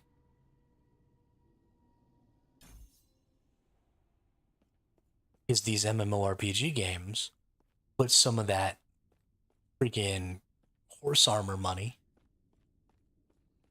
into hiring a balance team. Because the original Guild Wars did this. The original Guild Wars had tons of skills and had a cross-class system. And we used to break the ever-loving shit out of that game. It was this huge competition between the player base and the dev team to see if we could get away with breaking stuff in the game to a point where they couldn't fix it. Right? And we would just go in, and there was a whole community of people all the time. This was back before YouTube was really huge. This was back, when really all you had was wikis. And you would go in and, there'd be some new thing on the wiki, or there'd be some new information floating around the global chat or whatever. Or you'd go into the PvP arenas and you get smacked down by some new build you'd never seen. And then you'd break out all your skills and you'd start looking and you'd start deck building and you start trying to make something that could counter that. And then eventually it would get nerfed because it'd be too powerful. But there was just this whole combat between the devs and the players. And we would break their mechanics and we would break the builds and we would do all this crazy shit. And then they'd be like, okay, that's too broken. We didn't mean for you to be able to do that. Let's put a timer on this, or make it so that you can't have 100% uptime on this skill, or lower the healing value or lower the damage value, or, change some stuff around. And every week you got a balance patch. Every single week you got a balance patch. And it was insane. And I'm sure it was a nightmare for them. And I'm sure it cost a ton of money to have, a dozen people working on game balance literally all day, every day. But it made that game so interesting and dynamic. And it forced me to literally just be trying to make a new build like every single week, because they would break my build and then you'd have to start all over. So I would love to see some more stuff like that. And I think that MMOs should be able to do it. I think they should be able to have more AARPG or ARPG systems for their skills, because they should have a balance team. And they should spend a lot of time balancing the game. And new skills should be coming out. And, all of this stuff should be happening. And you could have, PoE actually has a pretty interesting skill system. Not the passive skill system, but the active skill system. Because their skills are gems, and you put them into slots in your equipment. If you were doing an MMO, you put out a new skill, it's an item, right? Everybody can just go find that item to get access to that new skill. So that would be, just a really interesting MMORPG. To have all of these weird socketable skill things going on. And then maybe you readjust your passive tree a little bit for the new skill, and then you move on. But, these are all systems that already exist too. These are all systems that absolutely don't have to be rediscovered or remastered, or, they exist. They've existed for a long time. Ever since Diablo 2, you've had skill trees in ARPGs. And they've gotten a little more complex. But ultimately, it's all still the same.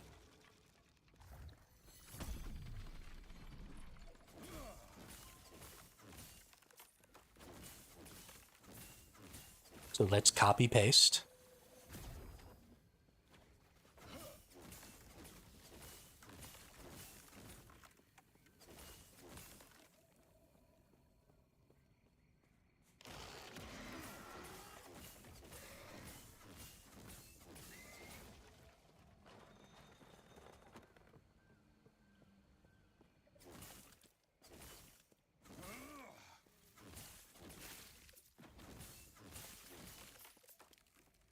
I don't know.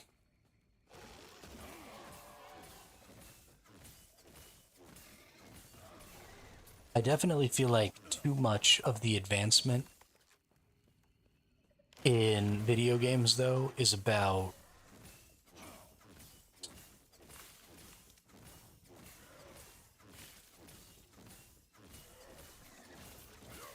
and I think that that fact is actually pretty negative for the gaming community because it makes gaming more expensive.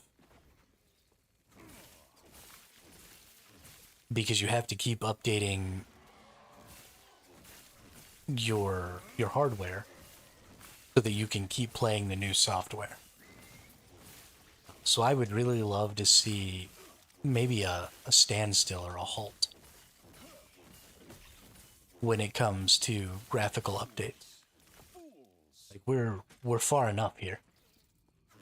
I don't need better graphics than this. Ever.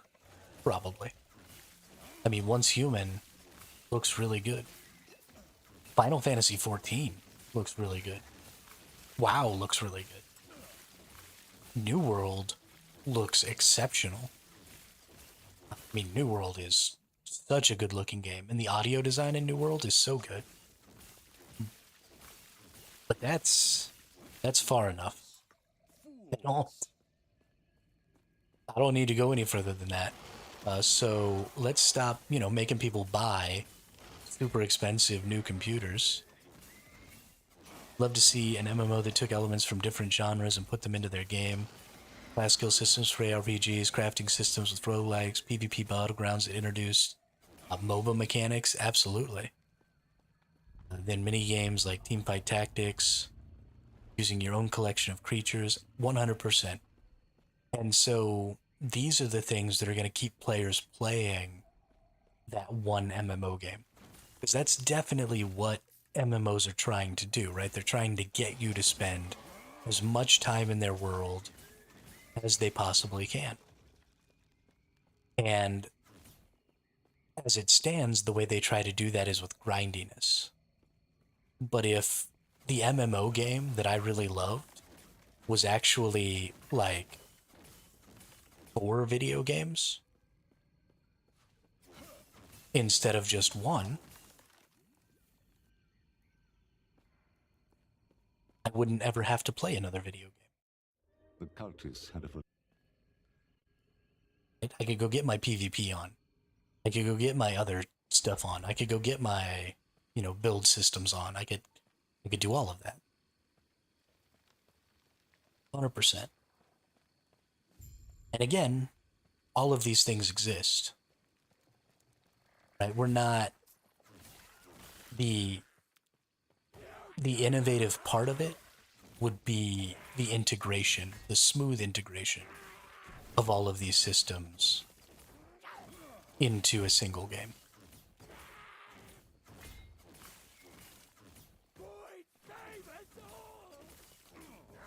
But, I mean, modders have been doing that for literal decades now. I mean, Dota was originally a StarCraft mod, or was it Warcraft? It was one of those RTS games. Yeah, exactly. Exactly. There you go. There you go. So and then the first auto battler was a mod for Dota.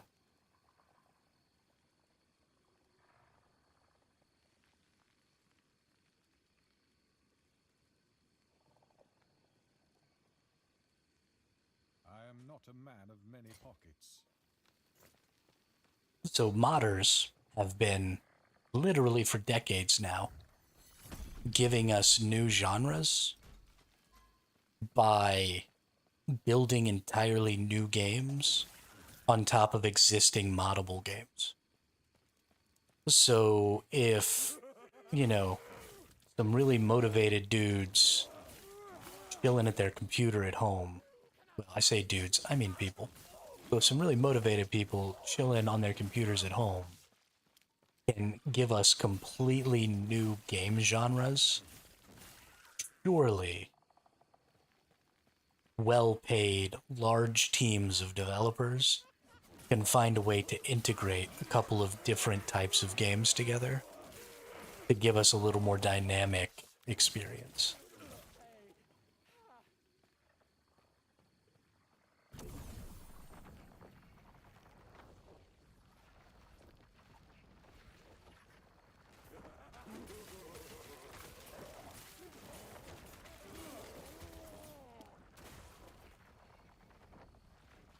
All of this stuff, would need to be tied into lore, obviously.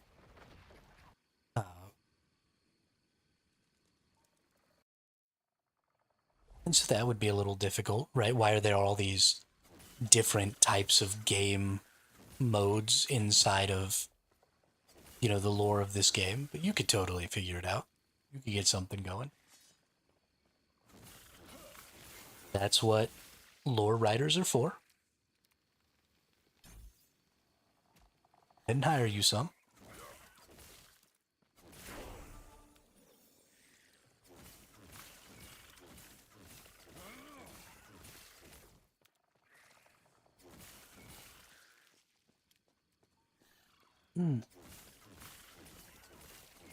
We'll get there. One of these days.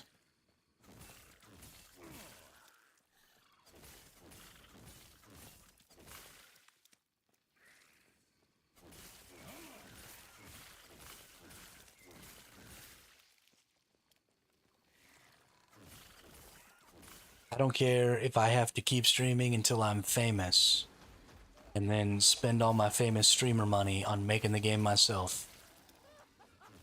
I'll do it. Gosh darn it.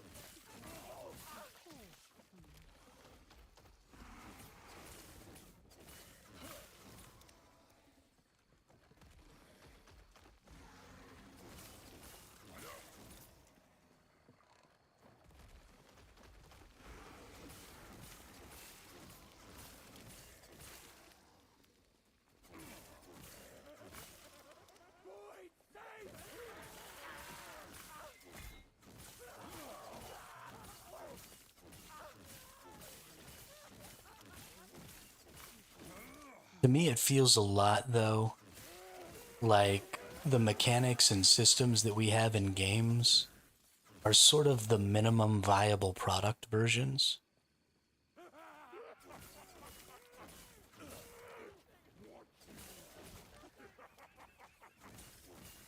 And the developers, I don't want to say they don't want to expand on those systems.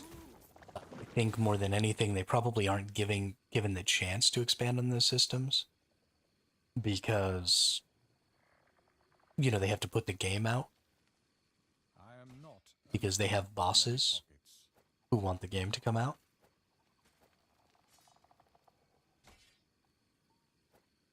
Let's see if this is going to increase this damage at all. Nope.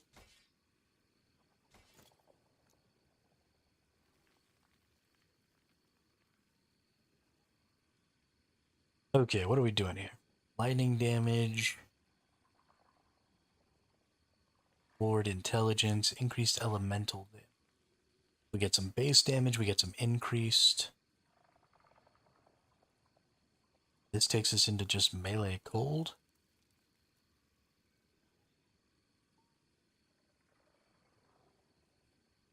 That's interesting.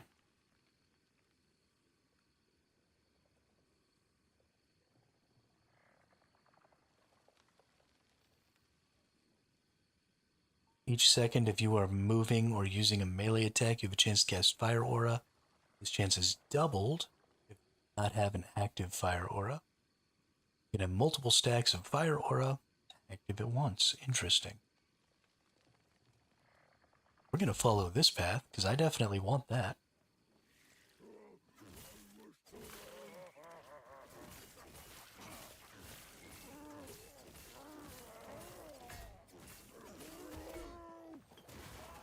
Ooh. We just almost ended our hardcore run right there. I forgot that I was playing hardcore.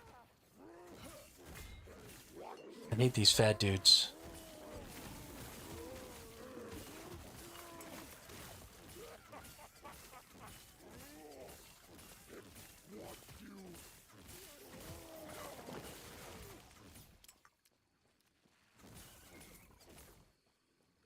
all scary.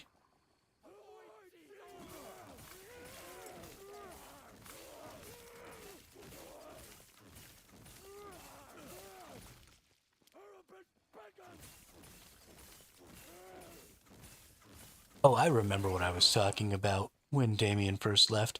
So one of the things that is most important about all of this to me is that as things stand right now, in MMO games, the best players are the best at combat. And so there's this very narrow group of players who are quote unquote the best at the game. And because of that, they are sort of the best at everything. Right? If you're the best at combat, then you're the best at PvP, so you get the most PvP rewards. If you're the best at combat, you're also probably the best at PvE, which means you get more of the best PvE rewards. And when that happens, things start to skew really, really hard towards sort of the rich getting richer. Right? If you have all the stuff, then you have all the currency to invest to make more currency. And so your own personal advancement in the economy and in the game accelerates really hard. And a lot of players are sort of left behind and feeling like they just don't measure up and like they're just not going to be able to compete in the game.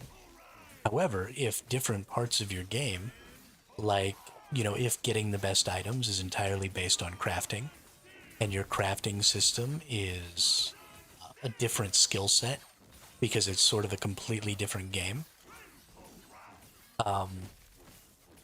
then a different set of players is the best at that game. And so a different set of players, now you have these sort of two concurrent ladders of players where you have an equal number of people who are the best crafters and an equal number of people who are the best PvPers or combat players. And so now you have twice as many best players. This creates more competition at the top for, resources like currency and stuff like that. And ultimately means that some of that stuff starts to get spread around a little more. Some of that wealth gets a little spread out around a little more. The curve flattens a little bit.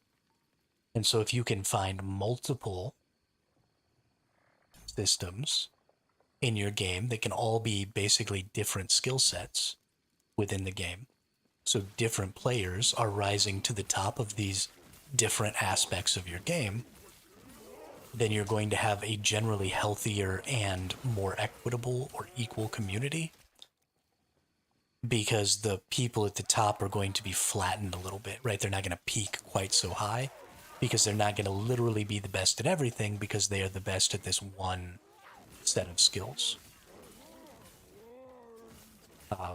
I think we underestimate how valuable something like that would be for the longevity and the community aspect of a game.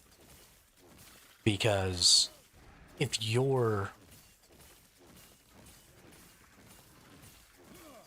there's only one set of skills that matter in a game, and you're on the below 50% average side of that skill set, then the game can start to really lose a lot of fun for you, because every metric by which you can compare yourself to others, more often than not, you are on the losing end of that comparison.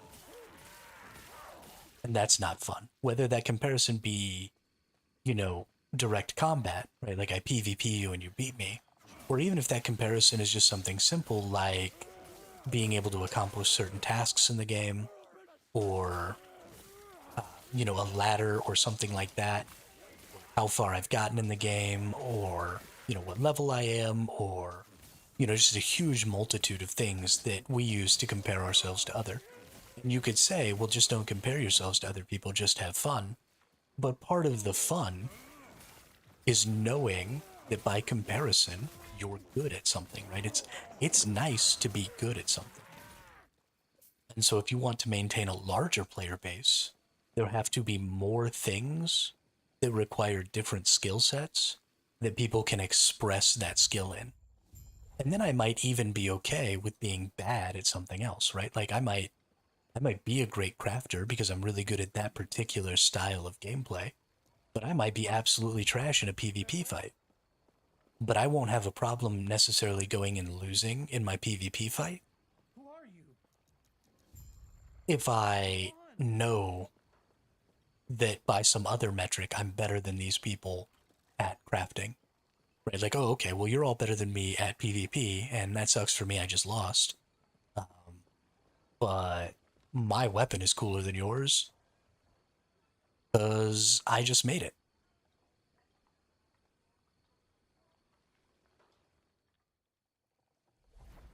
And I'm a better crafter than you. So, haha.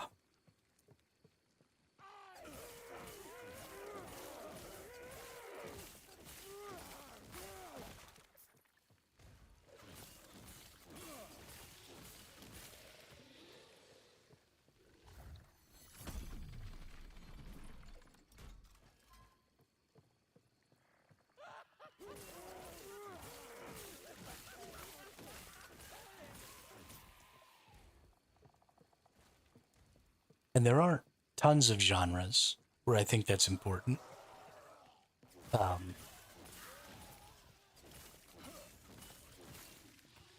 Most genres are trying to appeal more narrowly, right? Like shooter games are just shooter games. You know, you're not looking to like be the best crafter in a battle royale. But we already have all these different sort of avenues to success in MMOs. The problem is that the avenues to success just don't have unique enough gameplay styles to be these really legitimate avenues to the top. That's just already a function of these games.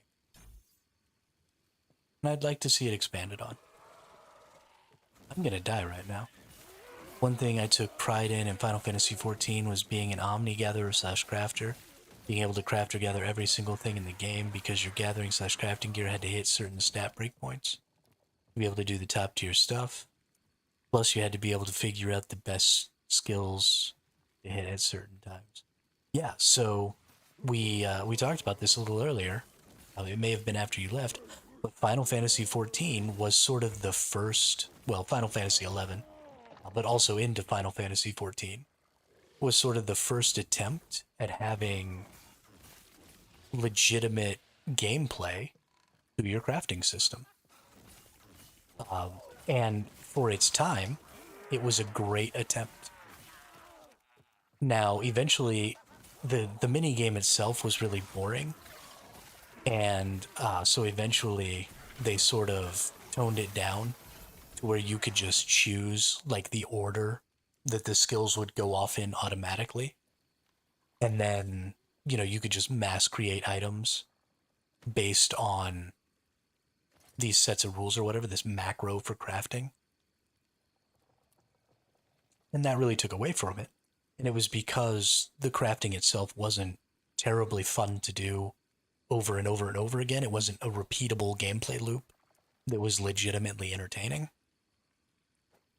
But it was a great first step, a great first iteration. I absolutely loved Final Fantasy's crafting system when it first came out. I thought it was so cool. Oh my gosh, I have crafting skills. Their gathering system is very similar too. So I don't understand why there aren't more games with like invisibility and stuff like that with their gathering system. Because their gathering system was incredible because you had, invisibilities and movement speeds and all of these other things. And so that's another avenue of conflict between players. If you give them skills, they don't even have to fight each other, right? I don't need to be in combat to be in conflict. So what if I have a gathering system where I have sprint skills, I have invisibility skills, I have illusion skills that allow me to create illusory gathering nodes that are going to cause other gatherers to go and waste time trying to gather these nodes that don't actually have anything while I go get the real node? Right? Why aren't there skills designed for me to be in direct confrontation with other gatherers while we compete for resources?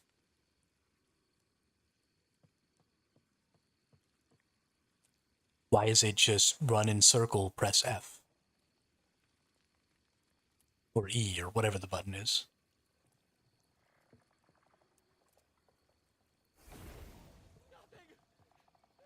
It's no bueno.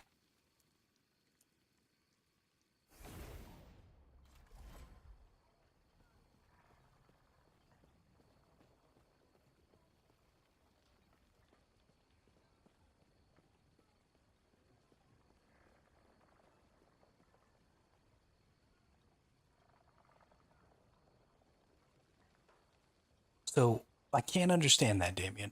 Um, and it can be annoying. But the reason I think that was such a problem in New World was A, the volume of resources you needed, and B, the fact that resource gathering was 100%, again, of the artisan system, because crafting and refining was just a menu in that game. You could do 100 items at a time. And so if the number of resources you needed was less, then the amount of time you would spend gathering would be less. And so optimizing that time by learning some cool little gathering tricks to throw other people off the scent of the resources you're trying to get, I think would actually be fun. It's not fun when it's, I'm out here gathering for 6 hours, and maybe I've had this route to myself for a couple of minutes and I'm getting lots of resources and it's feeling really great, but I know I've got hours and hours to go, and that hours could be reduced by, say, 20% if I didn't have any combat, if I didn't have anybody else here. But then somebody else shows up and they start running the same route and I start getting, 20, 30, 50% less resources, and that's just extending the amount of time I'm going to be out here. That sucks. But if crafting is already taking up part of the artisan time, and the amount of resources I need per item is lesser, because it doesn't need to absorb so much of the artisan time, then suddenly this isn't this chore that I have to do. Suddenly it's, this thing that I get an opportunity to play with. And so again, I think once you take the thing and stop making it a chore and make it a gameplay loop, then it becomes more fun.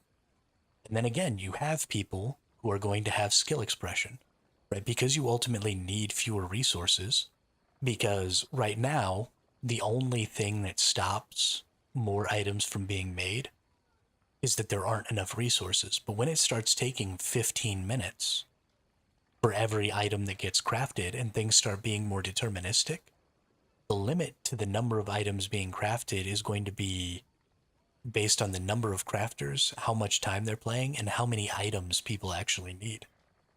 So you're going to have fewer gatherers. Gathering's just not going to be as big of a thing because it's not this infinite source of income. In the existing models, you basically can't gather enough resources. And so it's always a thing that people can do. And so lots of people do it a lot.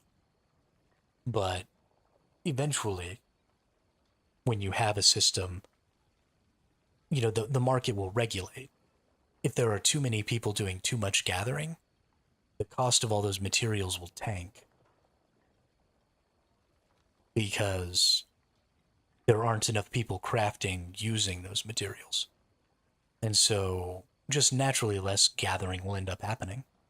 And so I think, fewer nodes with more direct conflict between the gatherers would actually be a really good system in that case. But I gotta go use the restroom and get some food. I'll be back in about 5 minutes.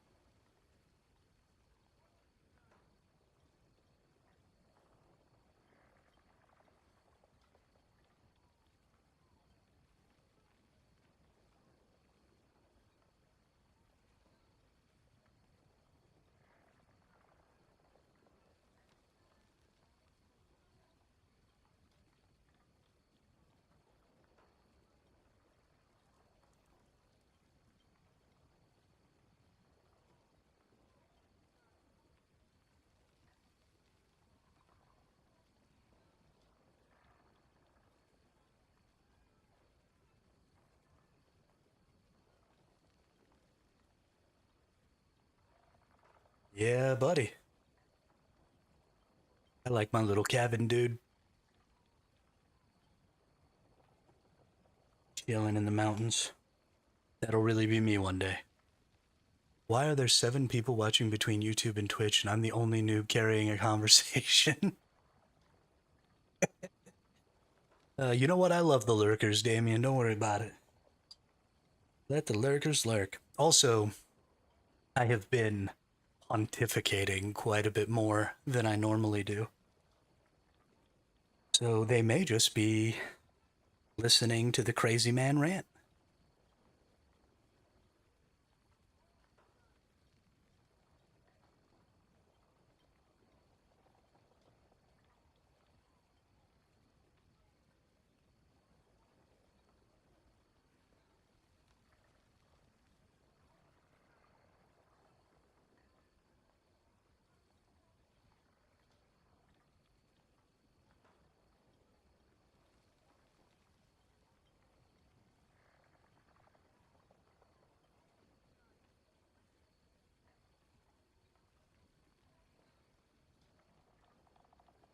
I do feel sometimes like I'm taking crazy pills.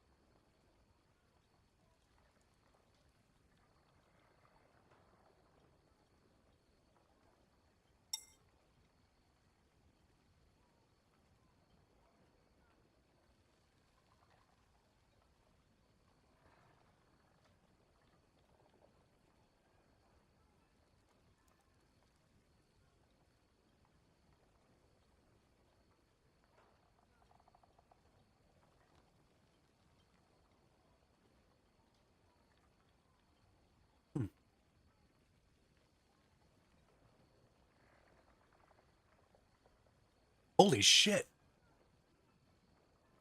What up, Pops?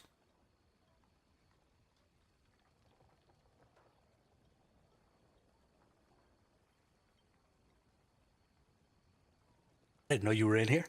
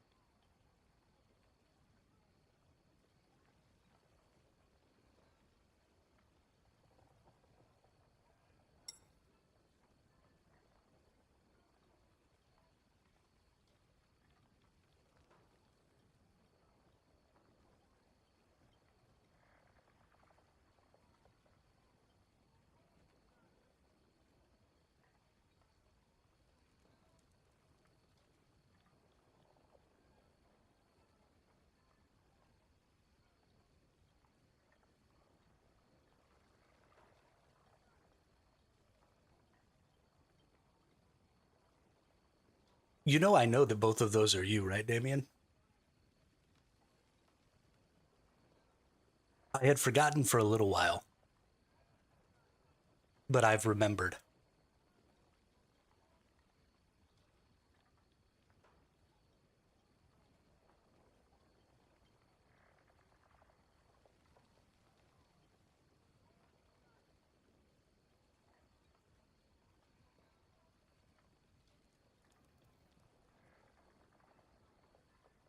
Damien, Darkrose, and Charles are the same person.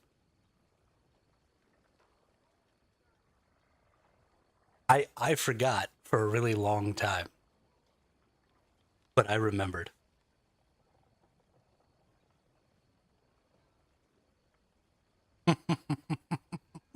Oh, I've needed to go to a padded room for a really long time. I'm definitely a crazy person. For sure, for sure. Should have dropped me off at the asylum years ago.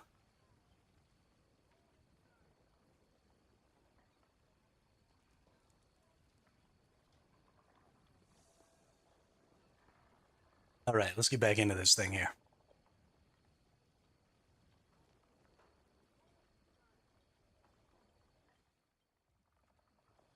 Ruins. Unsurprising. I wonder what my apprentice would have made of this.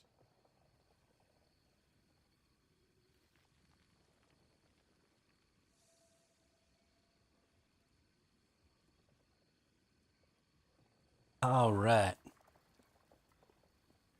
Let's go kill some nerds.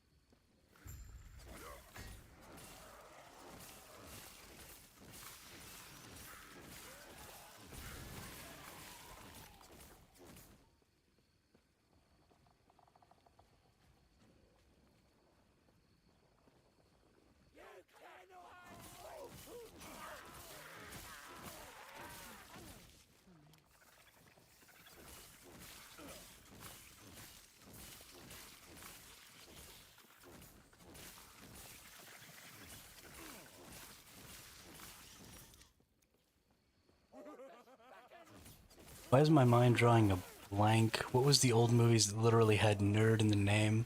Revenge of the Nerds? Nerds. Great series of movies.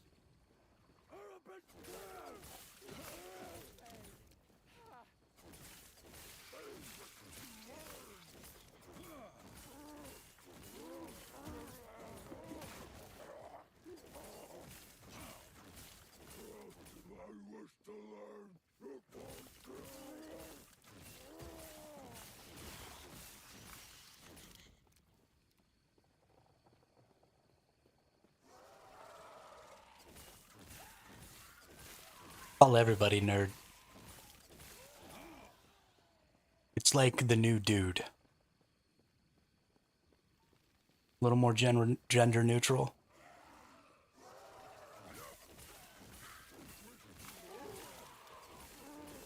I like it.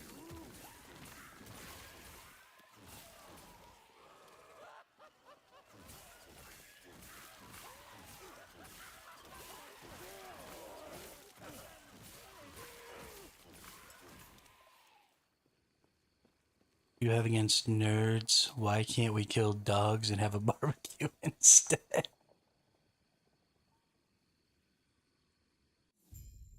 Oh no. Oh no.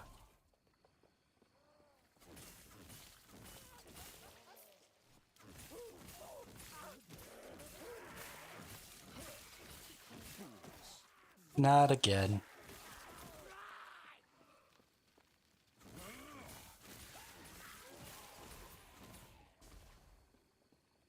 I'm not talking to you about eating dogs again.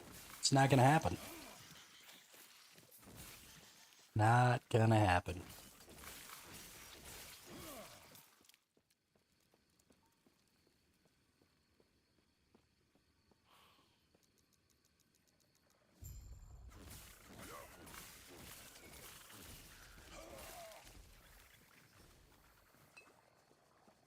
Almost died. Oh my goodness.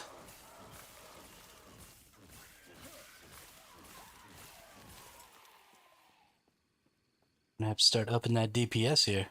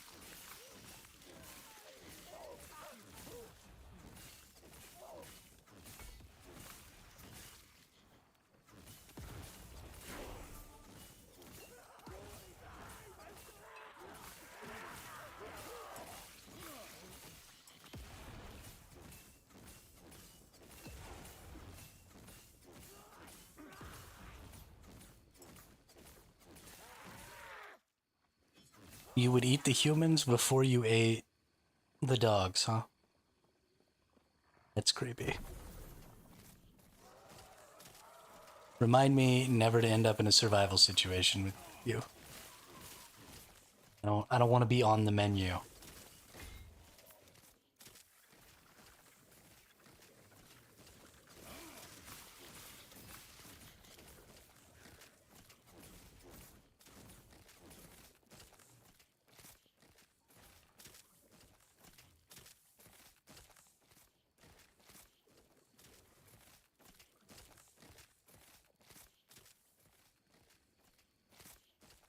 Don't want to accidentally eat a zombie and then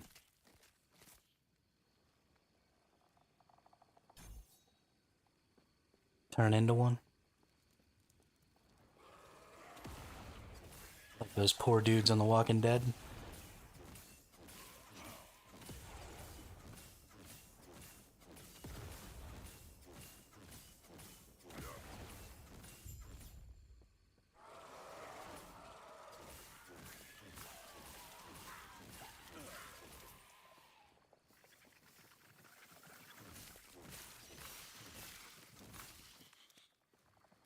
And suddenly my account gets banned.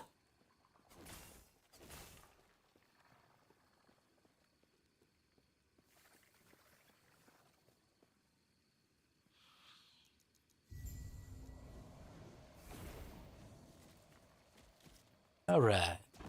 Got that little area done. Good deal.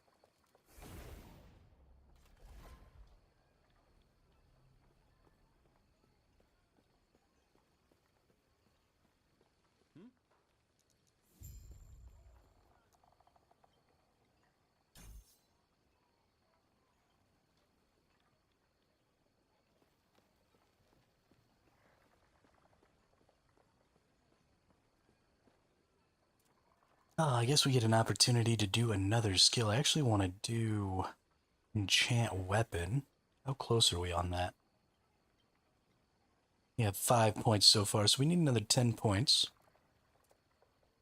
before we can do enchant weapon.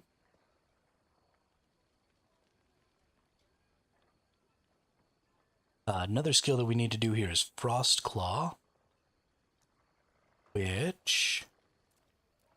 Let's go into the passives here. I need... Alright, so Frost Claw is going to happen before...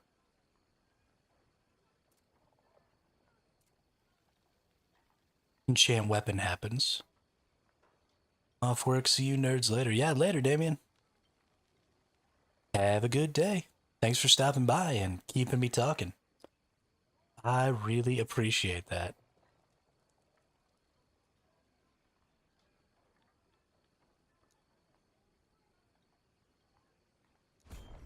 So let's get this frost claw thing going.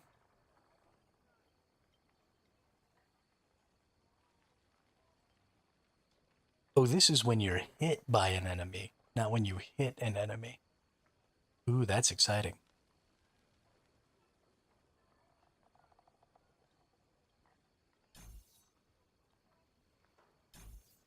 Yeah, we're definitely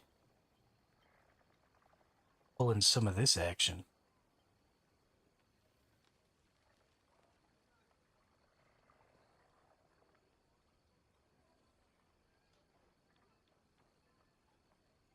Oh no, I actually need to respec.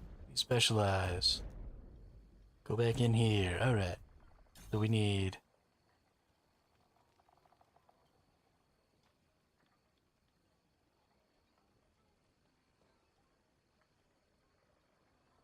Oh no, we need both of these. Okay, never mind.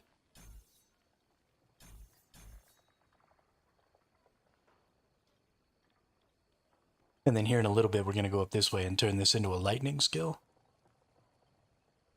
And that'll be fun. Farewell. And then we're going to get the thing that allows us to cast Elemental Nova where the Frost Claws land, and we're going to get real crazy with it. Every time we stab, we're just going to cause a bunch of crazy shit to happen. That sounds like fun. What is this? Why are there no enemies in here? I want them all. Yes? Let me kill the dang thing.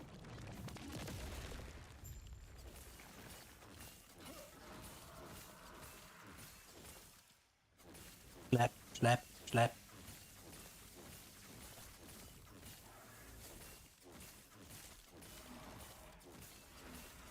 You almost can't even see these frost claws when they go off.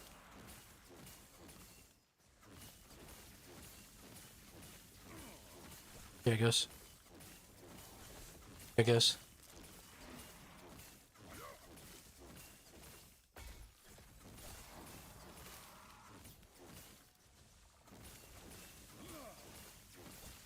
Can I freeze that dude? Ooh, I can freeze that dude. What's up?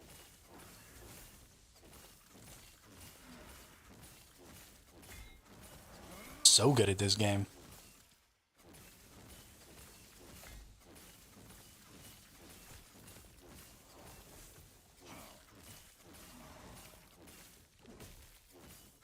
Ah.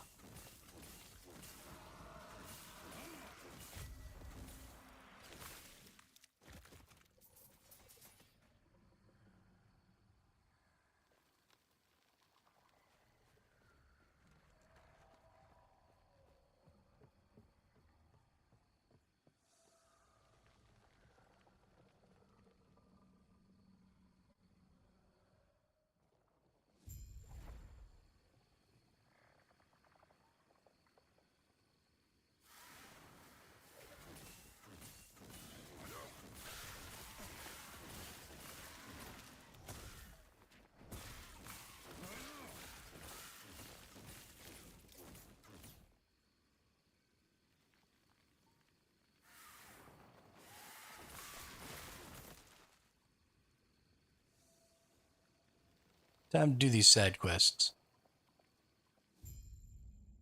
I don't tend to do these ones. I tend to forget. I remembered this time, so we're gonna get them done. I gotta hurry up. We've been playing this character for like 3 hours already. We are only level 20. Really gotta pick up the pace if we want to get this character to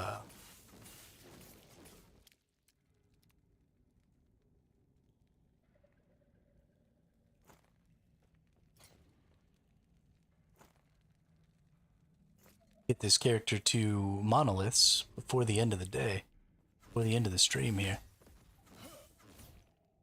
Very, very important.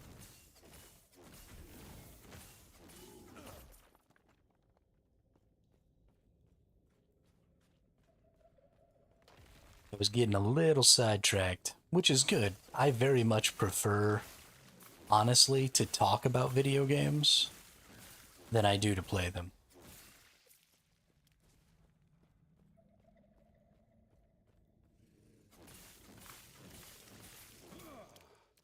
Very much prefer to talk about video games than to play them.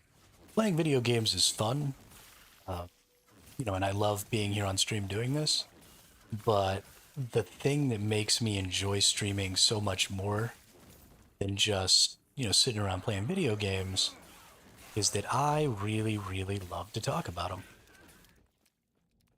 And that very much adds to the experience, and I don't mind getting distracted doing that, right? Slowing down, not playing as fast, not getting as much done. That's all perfectly fine, in my opinion.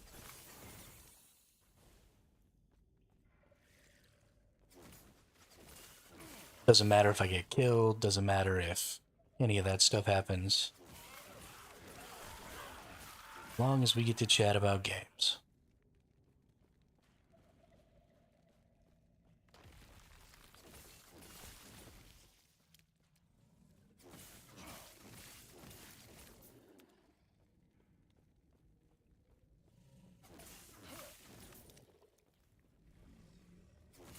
Every time we get started talking about survival games and MMOs and stuff like that, though,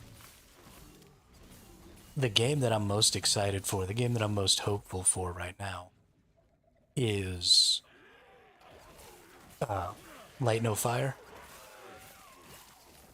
because it's going to be the game with the most to explore, I think. Now, when I say explore in this sense, I don't mean mechanically like I do most of the time. I mean, like, physically, the world will be enormous.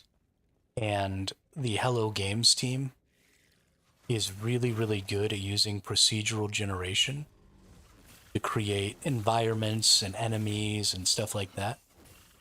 So I think it's going to have a lot to explore physically. You know, there's going to be lots of unique places, lots of unique landmarks, lots of mountains to climb to the top of and make little hermit shacks on. Just an enormous world to go through. And find, you know, people who have put structures in certain places and meet new folks and stuff like that. So I'm very, very excited. The thing that makes me sad, though, is that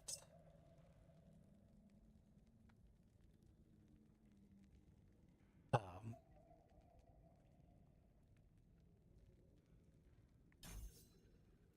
I don't think a lot of these sort of improved systems are going to be in the game. I think the building in the game is going to be fairly rudimentary. I think crafting in the game is going to be fairly rudimentary.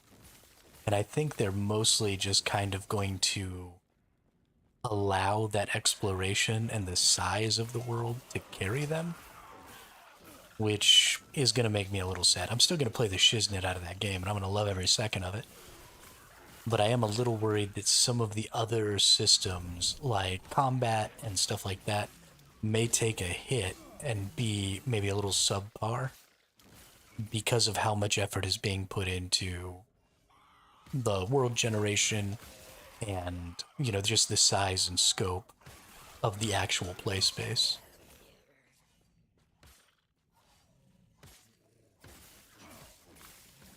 But we'll see. I could just be stressing myself out over nothing because we literally don't know anything about that game yet. We've gotten a trailer.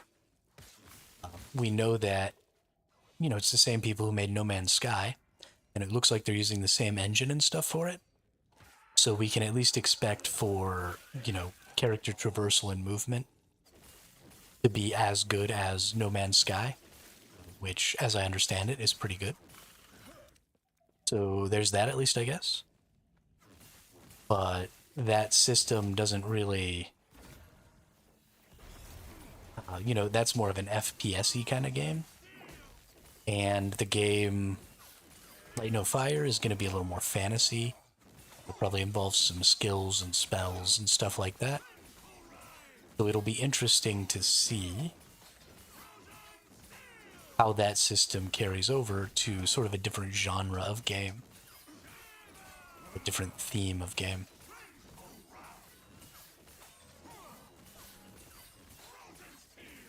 I'm a little worried.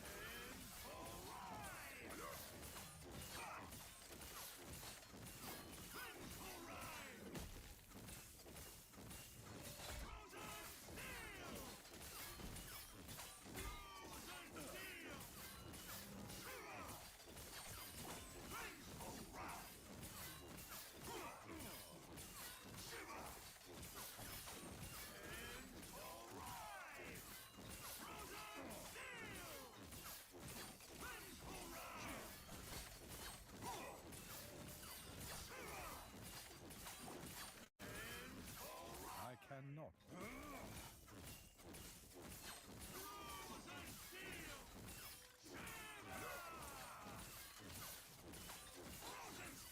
This is one tanky fool. I thought I had put like all of my points into damage. How is this dude still alive? My goodness. We're gonna cheat now, though.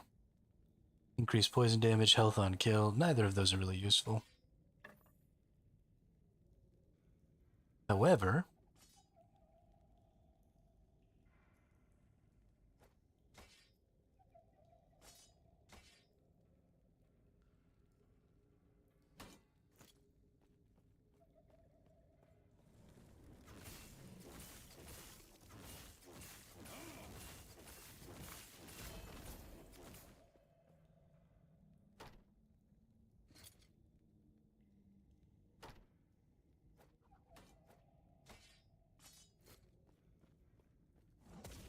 That didn't feel like it was doing very good at all. Maybe it's just taking me more hits to kill things now? Yeah, that might be it.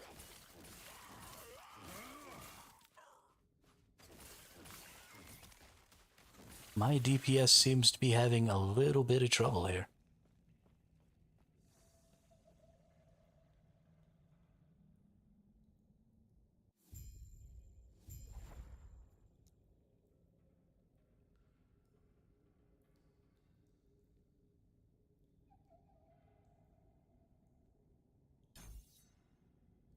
So these are the skills that we're going to use here, right? We're going to use Mana Sword. We're going to use Flame Ward. We're going to use Frost Claw. We're going to use Elemental Nova. We're going to use Enchant Weapon.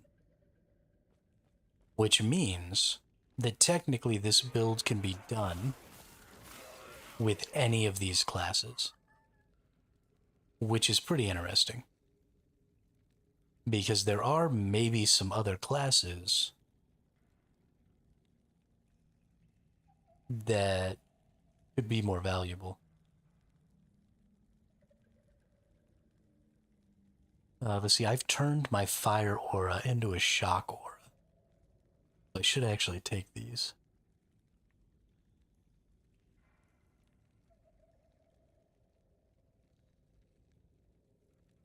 Shock chance for melee or fire aura. Yeah, we're gonna go ahead and use fire aura.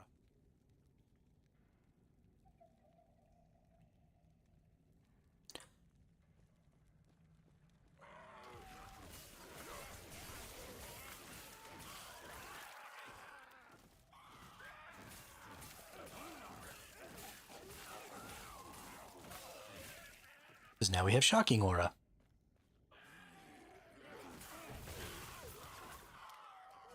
And we have shocking armor.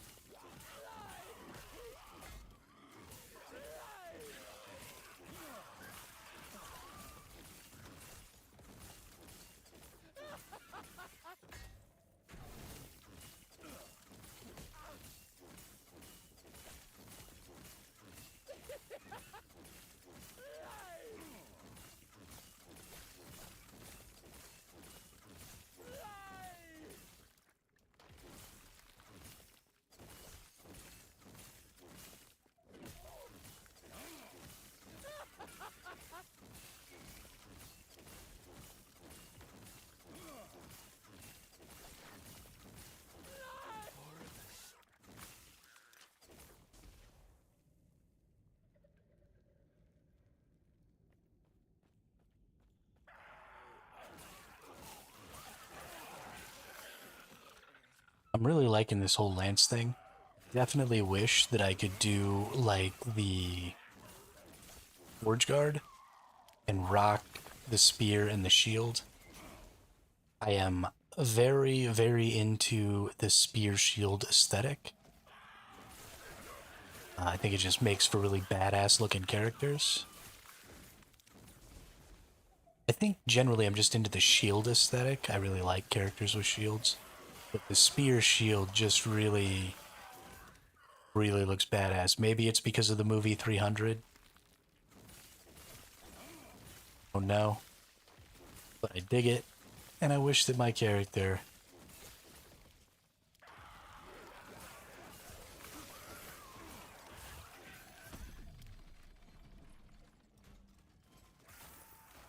Oh, Loot Lizard! Loot Lizard!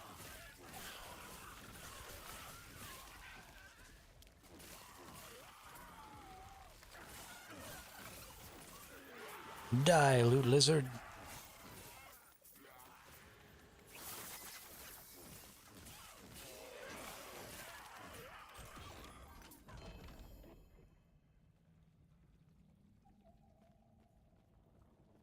Hello, Maja.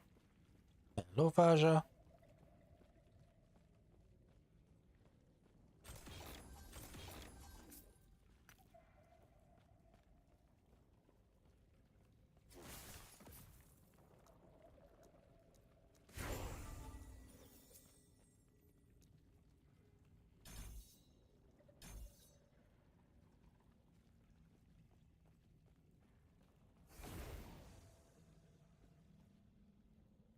Oh, I didn't need to portal back to camp. I just needed to use the teleport. I'm so dumb. I wasted 10 whole seconds. So disappointing.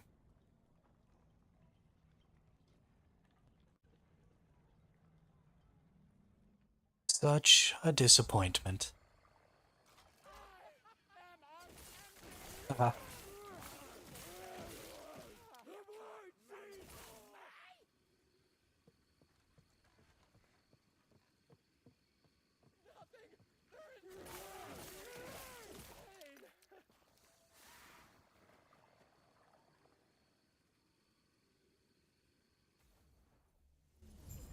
Finally not raining.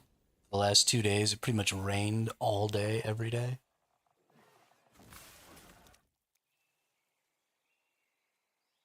It's nice and sunshiny outside. I can see it through the crack in my window. Means it's gonna be all muggy tomorrow. Gross. Gross.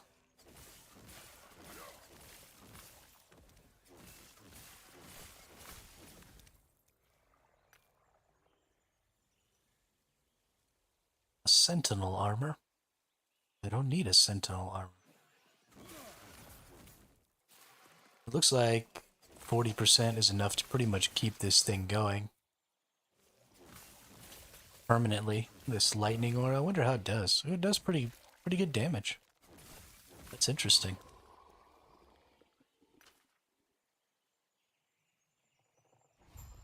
This character is going to end up putting out the deeps. I can feel it.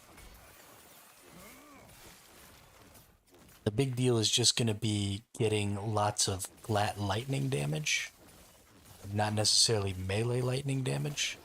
I don't know if I can get lightning damage on my sword or on my spear without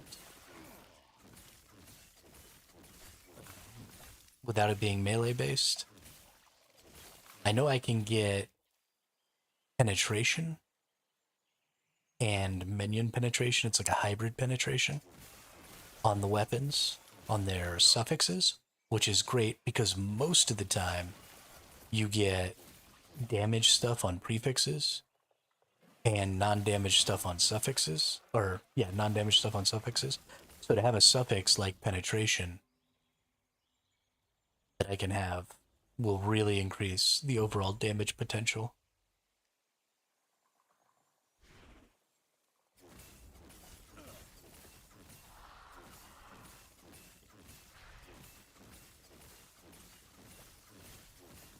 At least I hope so. I'm gonna try, I think, and forsake defense a little bit and just really focus on offense.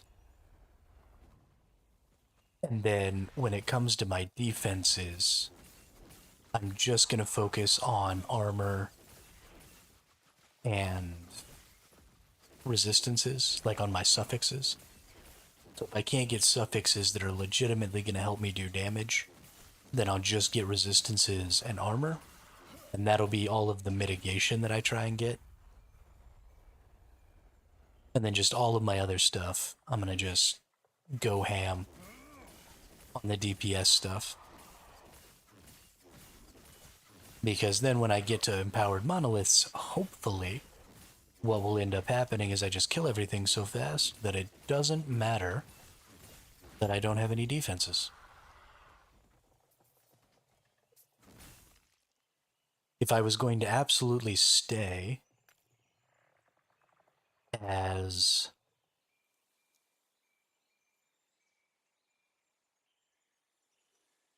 hardcore, and I was going to restart if I died hardcore, then I might not do that. I might focus all on armor and defenses, and then just whatever random offenses I could get I'd stick with. But since if I die, I'm just going to keep playing this character anyway. Ruh-roh. Trying to die right now.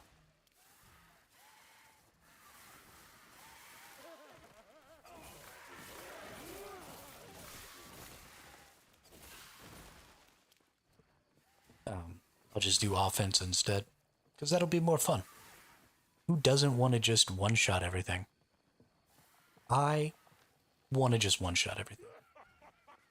Now, I also think that there's a good lightning spear. I think I actually have a copy of the lightning spear in my hardcore inventory.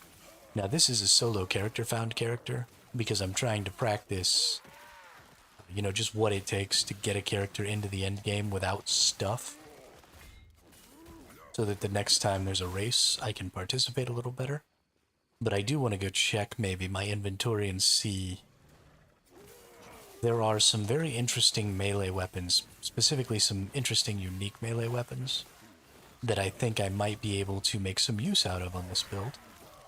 So I want to go kind of look into them and see if there's anything I should be looking out for, or anything special that maybe is going to change the direction I want to go with this build, because it's just so good that I need to go that way.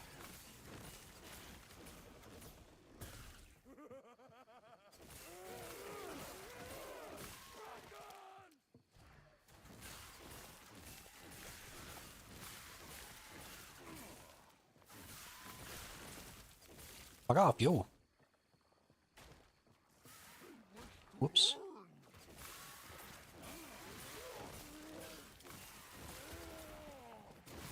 I am really liking this whole gain,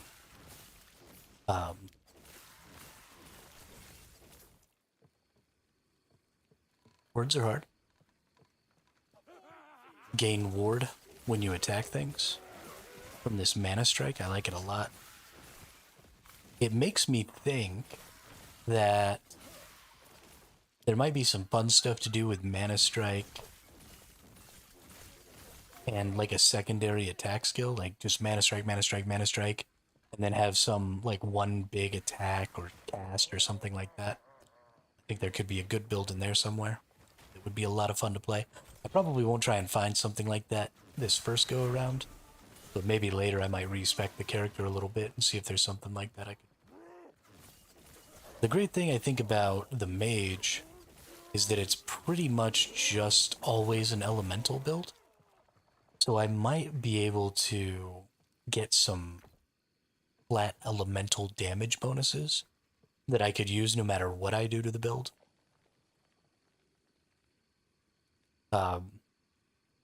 Whether I do lightning, fire, you know, whatever I end up doing to it later, could end up being fine pretty much no matter what. We're going to start heading up this way because we want to get up to here where we can use our elemental nova automatically. That's going to really, really boost our potential damage output.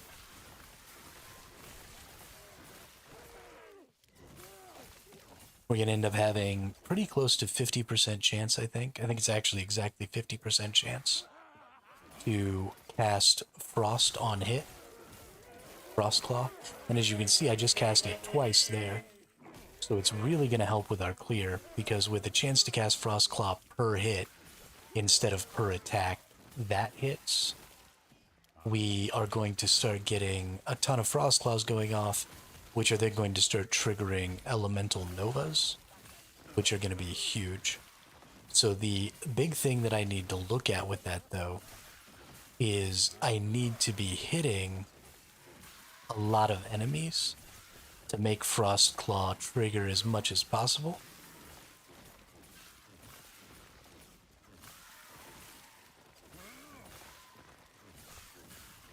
Which means I need probably not a spear.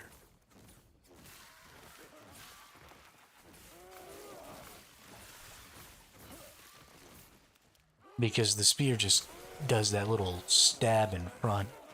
If I had a bigger weapon, like a big old sword or something like that, like a two-hander, then I could probably hit a lot more enemies with that arc. I don't really know.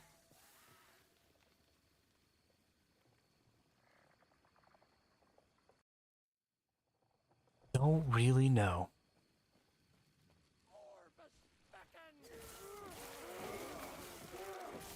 Was part of the reason that I kind of wanted to use Flame Brand. If Flame Brand had the ability to get turned into a lightning skill, then I would absolutely use Flame Brand over Mana Strike, because the brand gives you increased range as you hit with it and boost up the brands.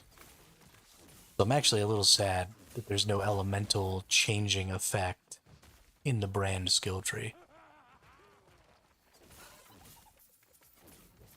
Makes me a little bit sad.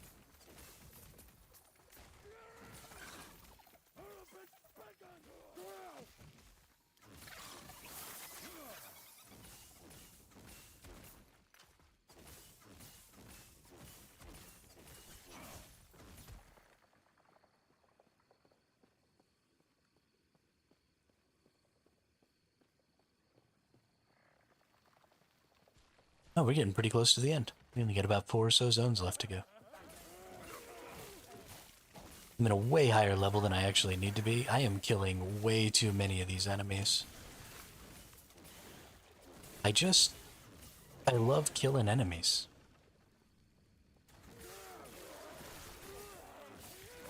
I think that's why I like this game so much, is in Path of Exile, I feel like I get punished for killing things. Sometimes. And it's just kind of the whole point. Why else would I play an ARPG?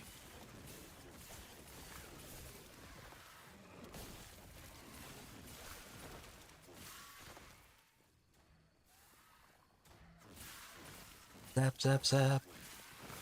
Zap, zap, zap. Zapping people. Zapping people.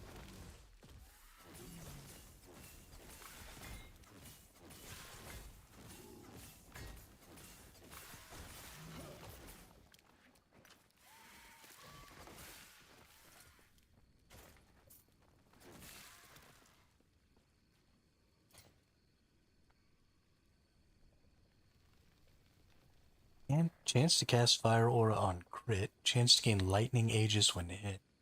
That's probably pretty good. That is definitely something I want to do, is keep boosting these Fire Auras, because they're technically Lightning Auras now. And I feel like that'll be fun.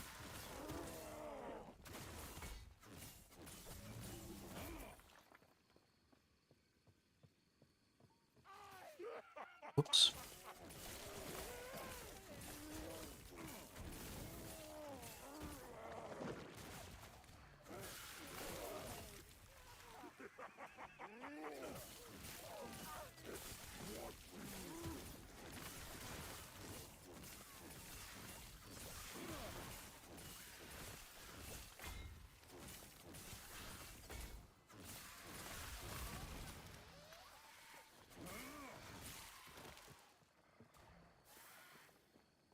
I do like running around with the little lightning aura thing beneath me. I like how, as you progress, the stuff happening around your character sort of increases in these games. It does get pretty busy on the screen. It does make seeing what's going on a little difficult. But it definitely gives you that sense of growth as you go. You have more and more damage happening, you have more and more types of damage happening, especially in this game, because a lot of times you're triggering skills quite a bit, or activating, duration-based skills, or defenses and stuff like that, and buffs. Really, really looks cool.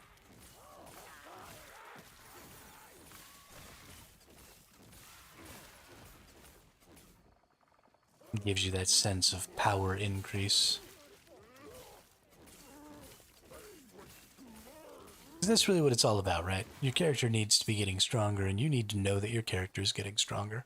Even if the enemies are also getting stronger, and so the time to kill is the same, and maybe there aren't really that many differences in how the gameplay is going, the visual cues, especially, of your character just becoming more of a badass, I think are pretty important.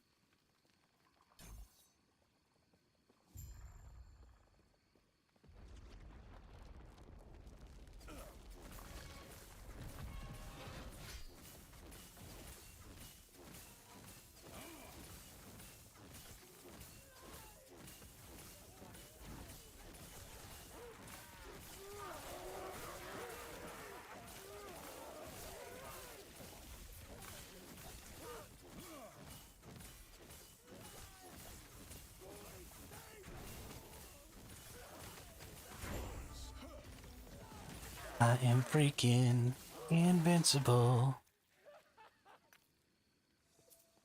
Warrior's short spear of brutality.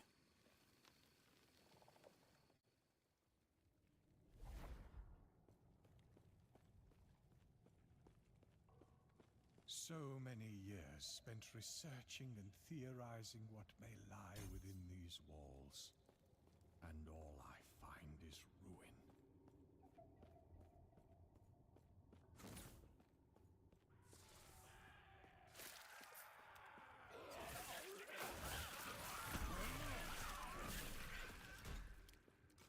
This place has seen such sorrow.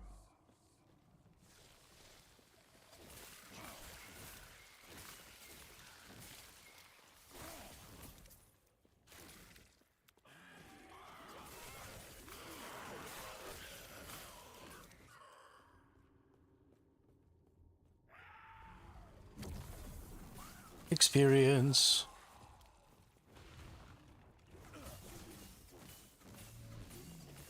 Now all of my crazy desire to kill enemies will be useful. Gain extra XP.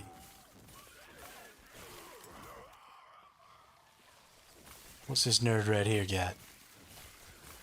This Nemesis thing, easily one of the coolest things that's ever been added to an ARPG. Not a man of many pockets. Shield, we got a relic. It's a sentinel relic? Don't need any of that crap. Get out of here.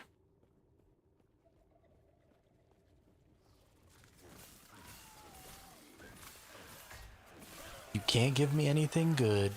Don't give me anything at all.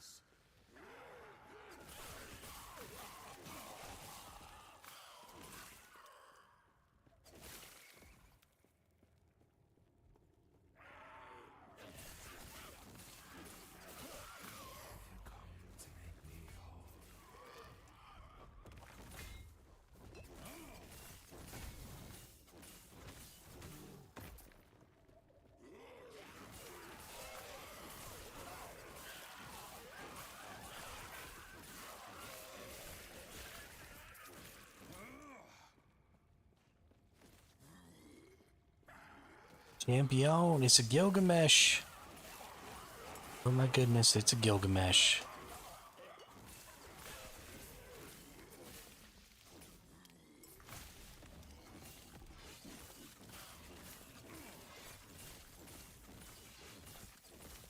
You know, so far, Gravy, it's doing pretty good.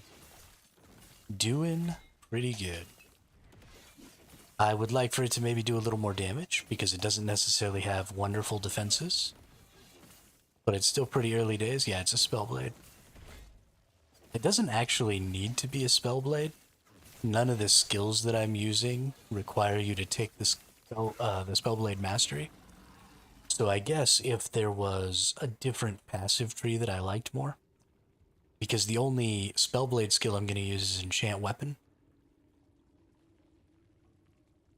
So I only have to be able to get to 15 points on the Spellblade tree, which you can do with any mastery. So honestly, that opens up some stuff and may make me rethink my mastery choice in the future.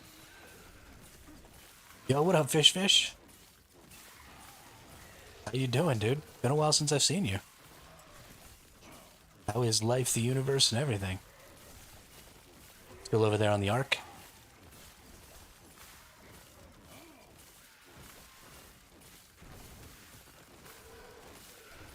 And then declare obscure now when I finish it. I mean, absolutely.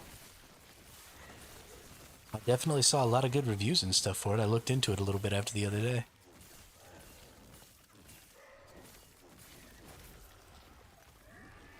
Saw a lot of good things. Glad you're enjoying it.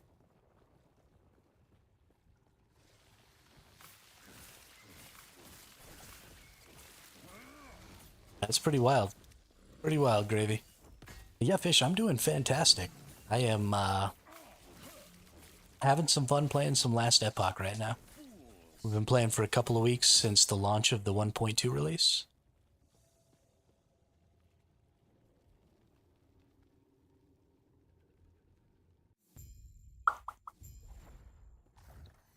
It has been Heck of a good time.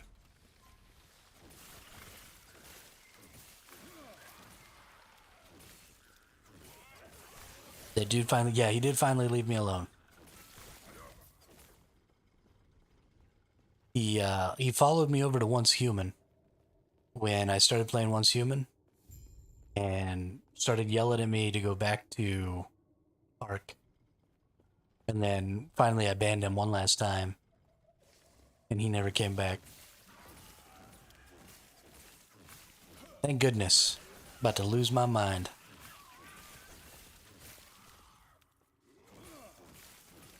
I did. Zero Gravy, I had a stalker. He was following me around on Ark, blowing up all my bases and screaming obscenities and racist slurs and stuff in my chats. Yeah, I seriously don't know what I did to this poor dude. Like, it must have been just awful. I must be an awful person. I don't know.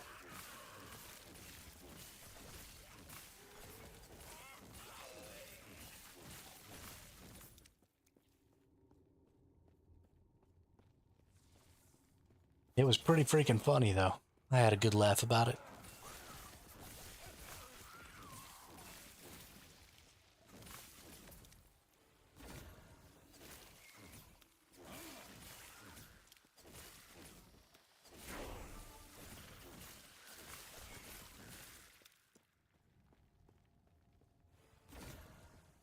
Let's see, what do we got here? Riverbend Grasp.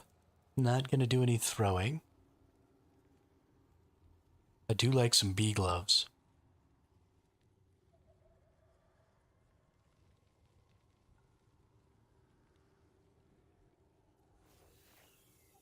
Oh, sure, let's just empower this and see what happens.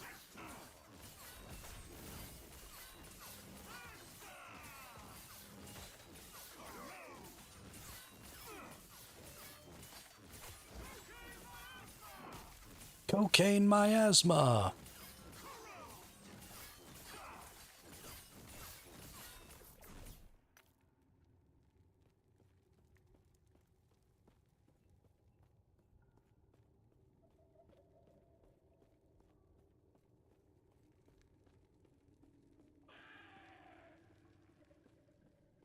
Lightning dude. Lightning dude.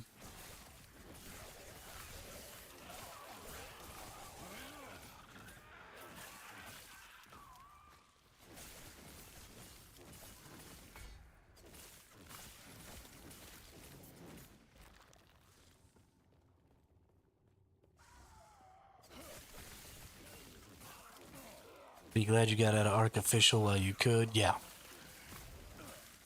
Yep. I will probably play Ark 2 when it comes out. But games like that are just always going to have a problem with their PvP scene.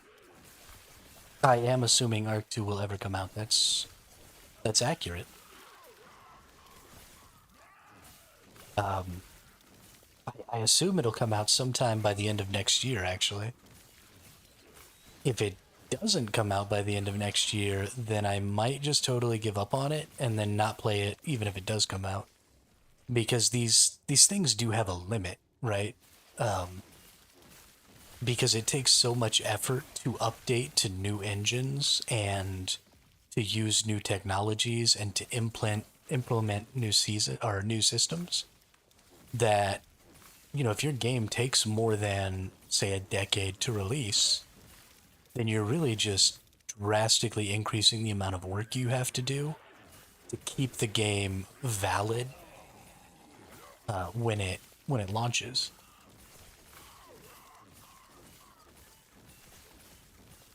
And so, I mean, I'm really concerned about a couple of games that I'm interested in. Camelot Unchained, I've been following since I was in the Navy more than a decade ago. Was when it was first put on Kickstarter and stuff, and I've been excited about that game forever because I love Dark Age of Camelot. We've got Ashes of Creation is working on what, 7 or 8 years now that it's been in development, maybe more, and we're still barely in alpha. It's all just crazy. Joke around Arc 2 is that it was meant to release instead of ASD. Yeah. Yeah, it was supposed to release a freaking long time ago. And that's not good. Not good at all.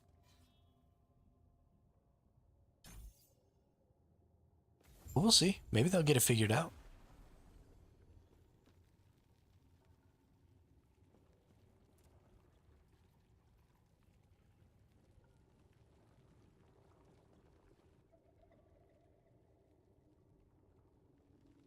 I'm not terribly hopeful, but maybe.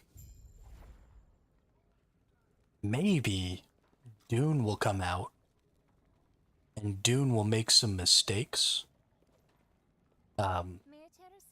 Because Dune is going to be one of the first games that has the first survival PvP games that has like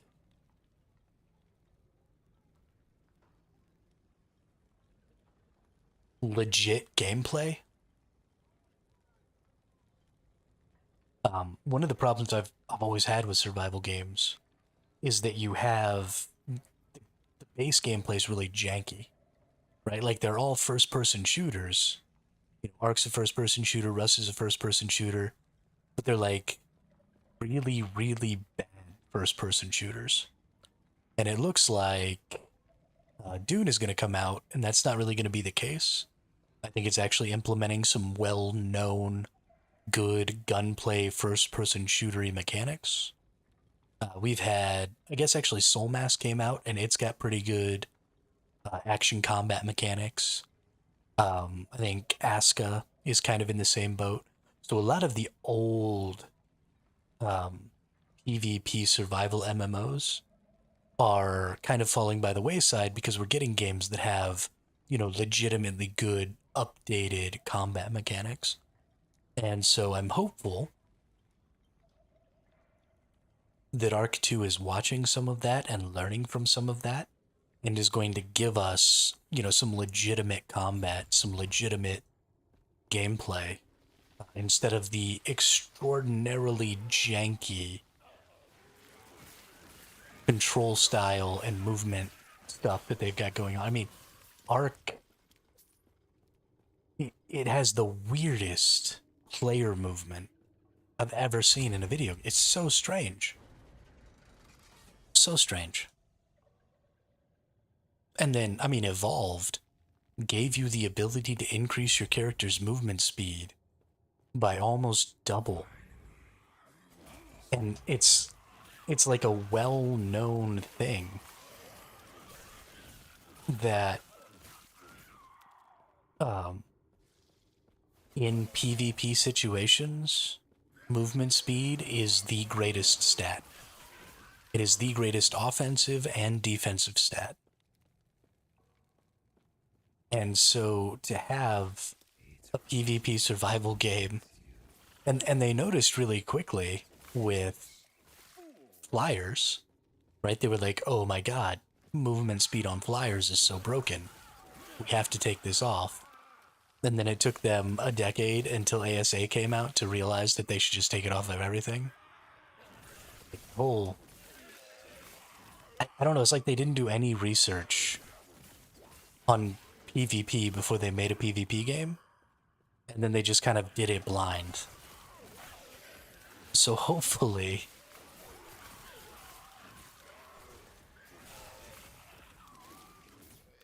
yeah. Yeah, Desmos are so... But could you imagine way back in the day when you could actually add speed to flyers? I didn't play back then, but freaking speed Quetzals. Like, how would you... Modern raiding wouldn't even be possible because you could just Quetzal pick all of the freaking soakers.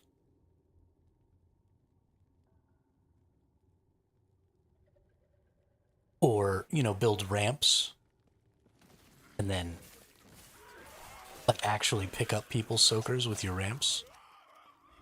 Yeah, or stego rushing. Oh my gosh.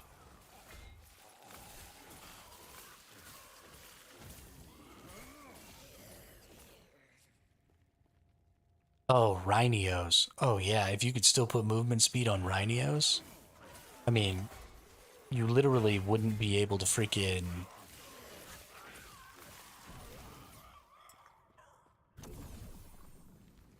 Yeah, I mean, movement speed is just the greatest stat in PvP and also in PvE.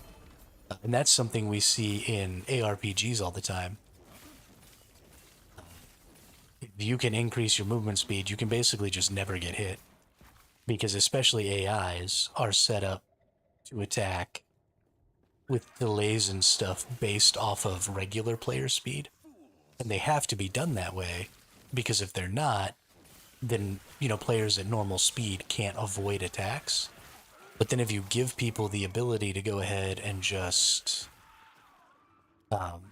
increase their movement speed, then you've now created a system where I have just so much extra time to get out of the way that I can just avoid everything. So much of PvP is timing, and so much of PvE is timing, that if you give somebody an advantage in timing, then you just give them a huge advantage in the fight.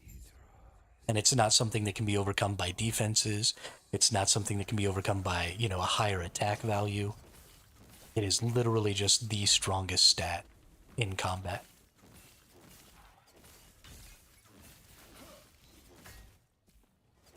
And so you can't. You know, attack speeds are fine. Cast speeds are fine. Movement speed is just broken. Every game, ever.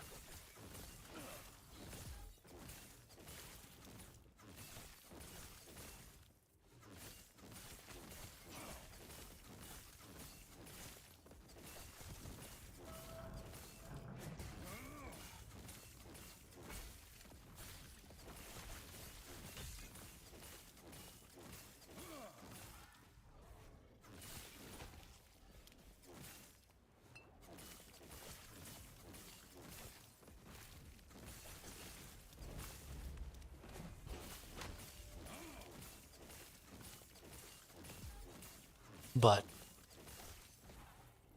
something that we need from Arc 2 is we need good traversal mechanics.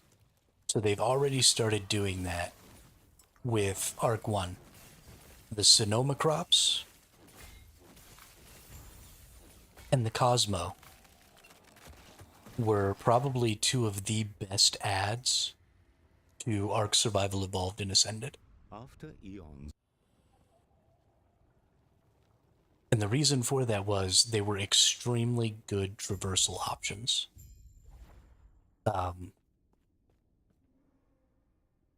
Grapples in Evolved were trash. If they had had similar mechanics with grapples that they have with the Cosmo, where you like swing on the grapple instead of just pulling on the grapple, and I understand that's a little less realistic for a grapple mechanic, but that is just such a better form of traversal than the grapples as they are. You know, parachutes were great, glider suits were great. Right, but that was just because of the glitch. Grapples weren't OP in PvP.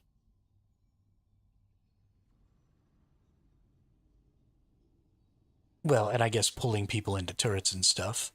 But those are sort of separate use cases, and you could still set it up to where if you had the good traversal mechanics of the Cosmo, you could still have the pull mechanics of, you know, grappling another player. Right? You can still have the mechanic of weighting down a dinosaur. But then you could also have the cool traversal mechanics. So then I have options, right? If I've got super heavy weight and I can weight that dinosaur down, that's great.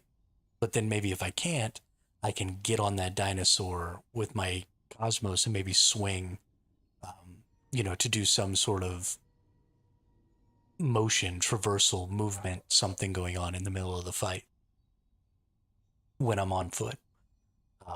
The Sonoma Crops was great because you get that fly, you get that glide, you get that parachute, you get kind of all of that in one. And that was just a super, super cool way to get around the map. And you spend so much of your time traveling in that game. Like, why wouldn't I want super cool, fun, move around the map mechanics, right? Where the hell do I need to go? Am I going in here? I am going in here.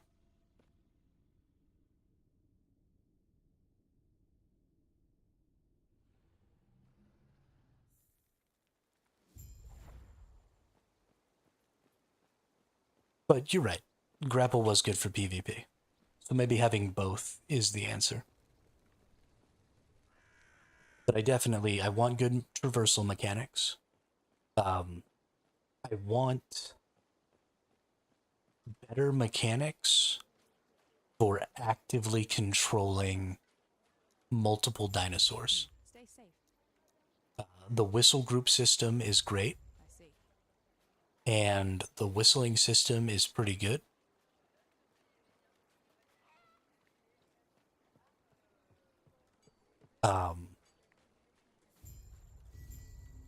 And I like the idea of that, but it is still my contention that if you could get good in ASA with controlling large numbers of dinosaurs, then a single player could defeat a tribe fairly easily in ASA. Because dinosaurs are a majority of the combat power going into fights. So I would like, and I don't know how to do it. I don't have the answer.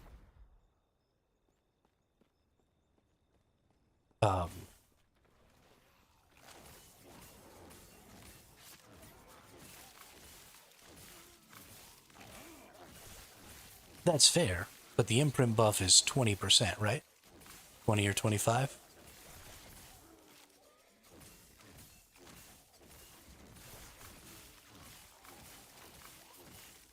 It's 20% more damage, or 25% more damage, 25% less. So, again, that's very situational. Yes, if it's one Karcha with a rider attacking 5 Karchas that are all grouped up in front of it so it can hit all 5 of them, you're absolutely right. The one Karcha might win because he's multiplying his attack by 5 because he's hitting all 5 of them. But could one Karcha with a rider kill 5 Karchas back to back without riders? And I don't think that's possible.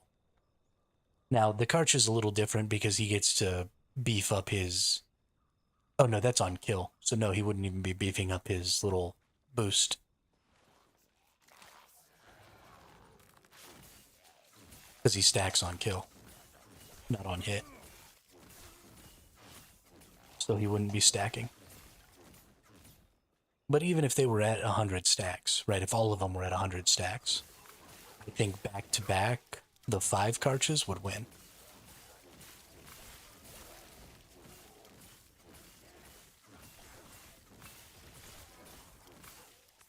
And so the same thing is true, right? Back to back and attacking from 5 sides is the same thing, right? Because you're getting one of them hit.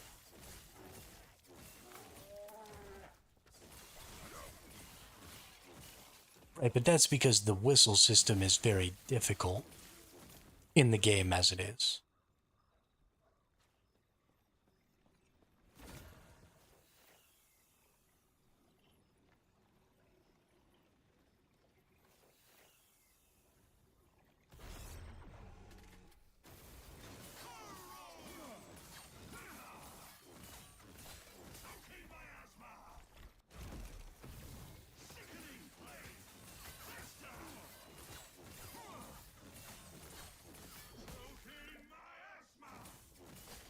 I'm about to die. I don't know if I can win this fight.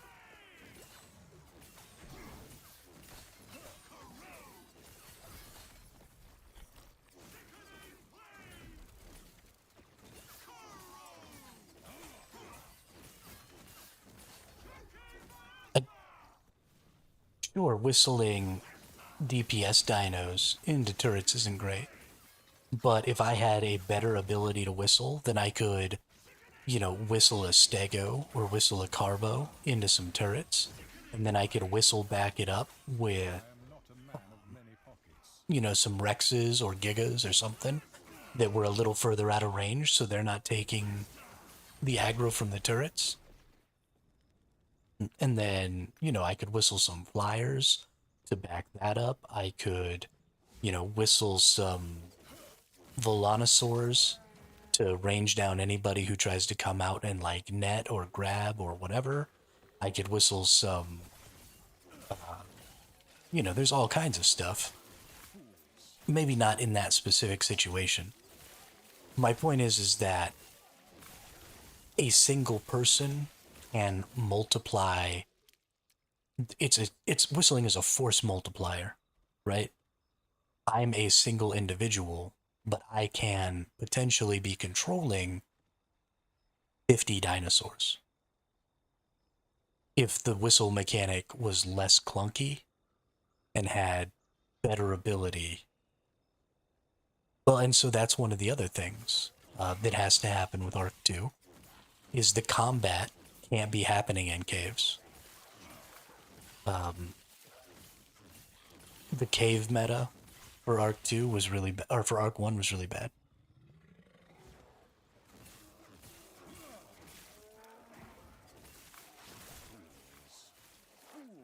I mean, the cryo timer can be overcome by teleports. Cave PvP is fun sometimes, but it's just like a lot of the things I've talked about on this channel, where it creates a very specific skill set. And if you're not good at that specific skill set, you're not good at the game. Right? When 90% of your PvP is taking place in caves, then it's, it's grapples, it's velos, it's mantises, it's a very specific subset of fighting. And there's so much more combat that can happen in that game, right? Flyer PvP is incredibly fun.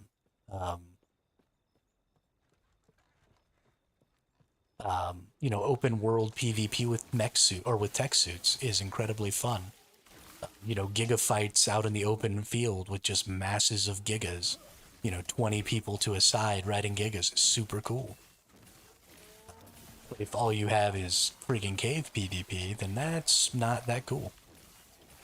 And if all you have is raiding, that's not really all that cool either, right? I'd love to see some more open world fighting and some more reason for open world fighting. We talked about this when I was playing Ark. But once you get to a certain degree in that game, or to a certain point, especially now that we've got gotchas, there's a point at which you just stop going outside your base unless you're going to go scout for somewhere to raid, right? You can just gotcha all your resources, and then you're just breeding all the time. And you literally don't leave your base. And so that really limits the amount of open world PvP that happens. The amount of high-end open world PvP that happens. And that's not fun.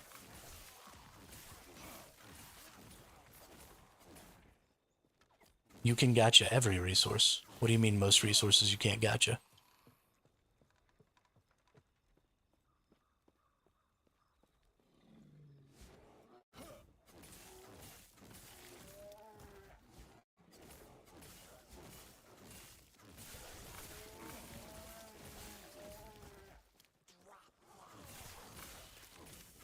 Unless they've made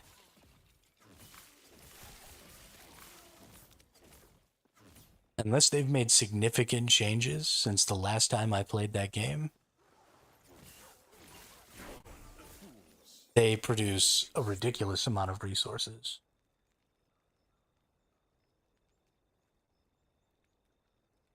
What resource can gotchas not produce?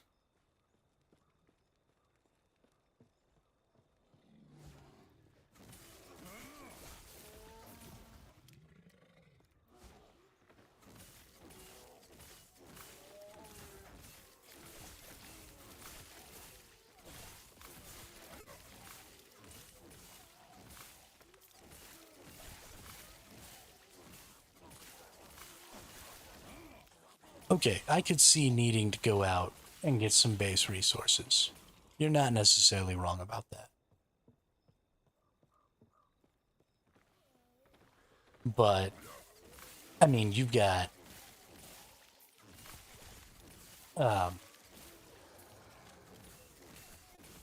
you have the ability to get things that you can grind up or demolish. You've got just all kinds of options with gachas.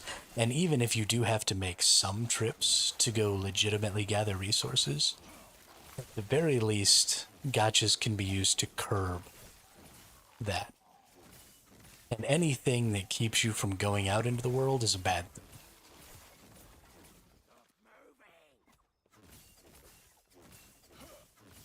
Especially since it's allowing stronger players to go out into the world less the stronger they are. Right? It should be the inverse. The stronger you are as a tribe, the more you should have to risk going out into the world every time you go out into the world. And that's very much, it's very much inverted in Ark.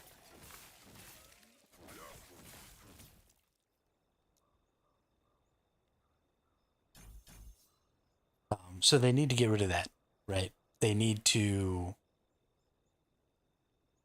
Honestly, they probably just need to get rid of breeding.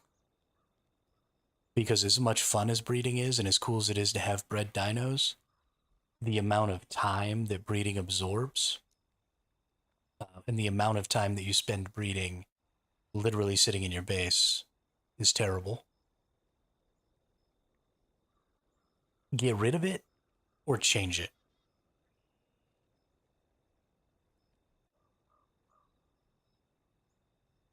I don't necessarily dislike the idea of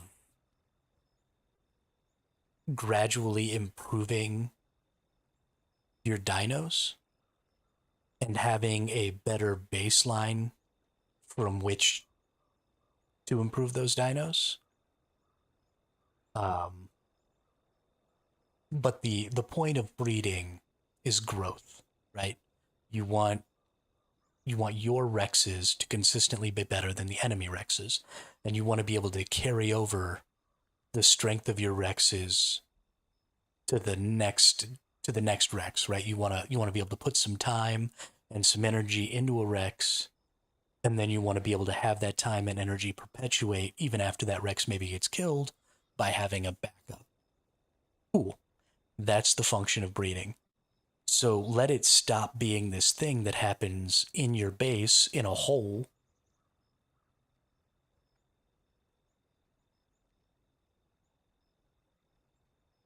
Where there's no sunlight, and you actually sort of already have a solution for this. You have cloning chambers. So take away the limit on the number of levels that dinosaurs gain, and then change the way those levels work, right? Before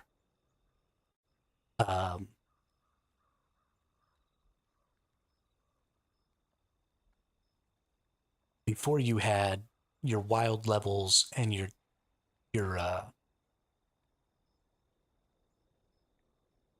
tame levels, and the math on those was different, and so more wild levels meant tame levels basically had more value, and that was really cool, and I liked that. But it creates a huge power gap between players who have really good tame dinos and players who don't. So maybe take that away, or limit those bonuses of wild levels to legitimately things that you've tamed, right? So the actual wild level, and then just have the cloning chamber, and then just take away your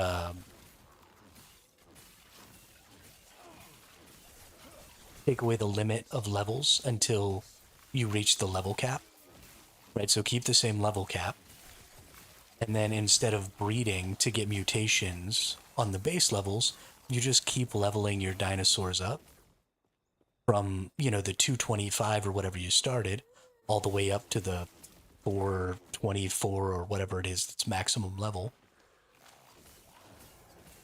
And so then the longer you have a dinosaur, the stronger it is. You still have your cloning chambers to get those base wild stats, but getting a really good base wild stat still takes you out of your home, right? And makes you go and have to do lots of collecting of creatures. Then you can use your cloning chamber, right? Cloning chamber just gives you the base wild stat and allows you to level it up. And then you can level that creature up again, but it forces you. So every time you lose a dino, instead of just instantly, you put your dinos in a cryopod, because that's, tribes have an endless supply of really good dinos for absolutely free.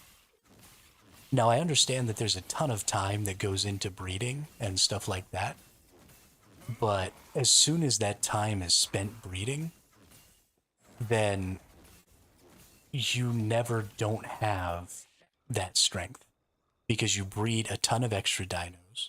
You put them in cryopods, you stick them in a cryo fridge, and then by the time you need them, by the time you pull them out, they've gained all of their levels. They're at maximum level. And so there's no effort in that beyond the initial effort of the breeding.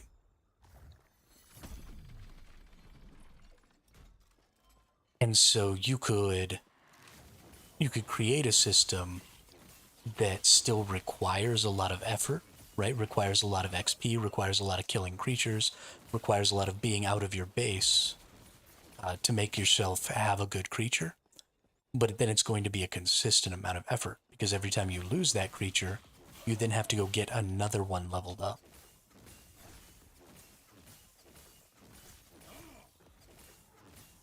And it's not just, oh, well, I lost my max level Managarmer, but I'm in one of the biggest tribes in the game, and I just have a whole cryo fridge to myself of leveled up Managarmers because they've just been sitting there leveling up all by themselves.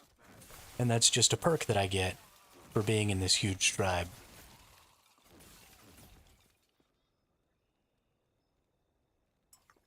I agree with you. But I think a lot of people enjoy breeding because of what breeding can get you.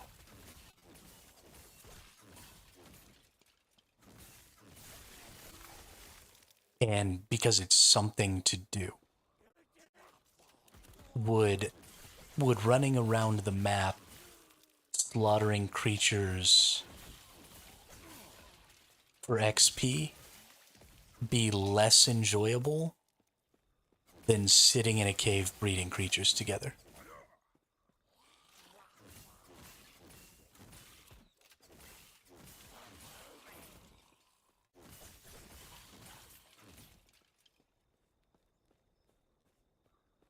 And what percentage of the population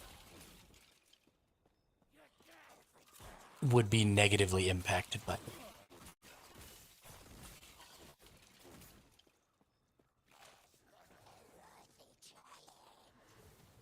Breeding is pretty mindless, too.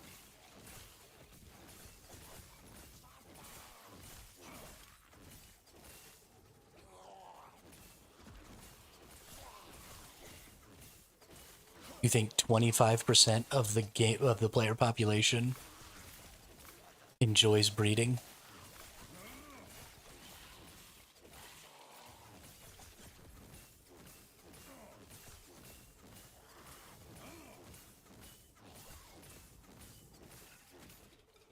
The only way I could see breeding continuing to be a good thing for the game is if there was an in-game marketplace.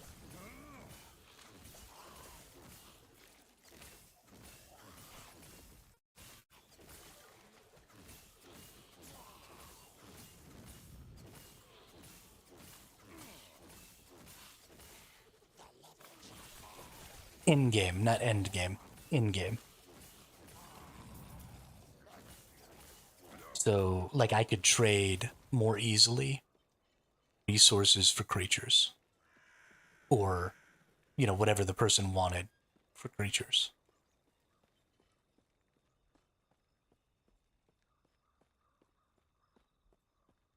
Because without an in-game marketplace, the more casual players, and so again, this is where I differ from a lot of ARC players. I think that the game needs to cater more to casual players. And a lot of people who play ARC don't believe that. But if there was an in-game marketplace, then more casual players could, spend their time doing some easier tasks, like gathering resources, and then spend those resources on buying some of those better dinos. What is it about not having a marketplace in ARC that's a good thing?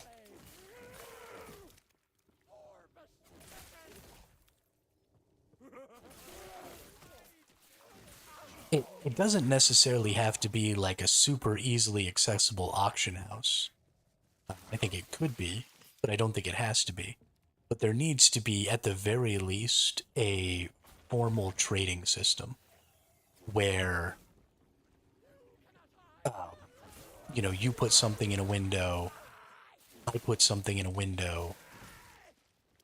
It's like being on your own, accomplishing everything. But most players don't play that way. And I'm with you. I like doing it all on my own too. But something that happened fairly frequently, when I was playing ARC, I couldn't make really any progress until people started helping me. Right? So I was in there all by myself, and it was something that even the players who were in the really big tribes were always saying, was like, you just can't do it on your own. Let people help you. Even the big tribes, if somebody's got a line that they really need or something, they get that line from them. So maybe a marketplace was the wrong terminology, but some sort of trading system needs to exist that imposes non-aggression.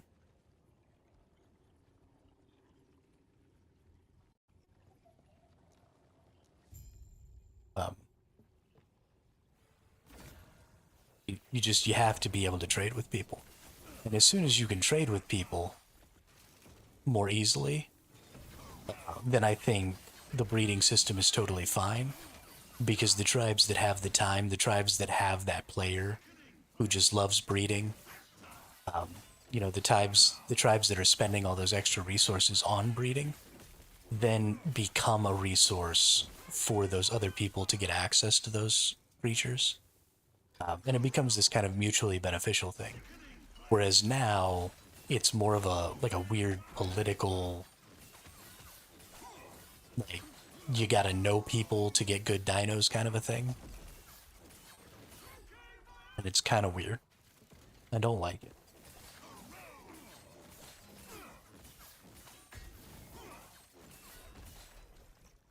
I should be able to trade with a random person I've never spoken to without maybe dying and having all my stuff taken.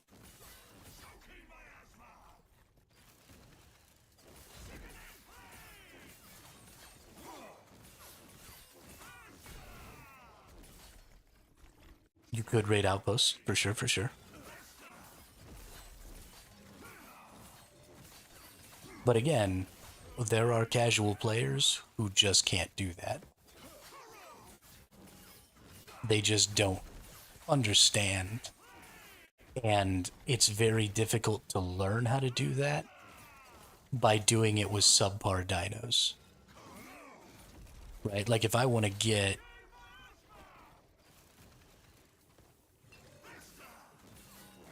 one of the top stat Bassi lines on official from rating 1 only had like 5 turrets.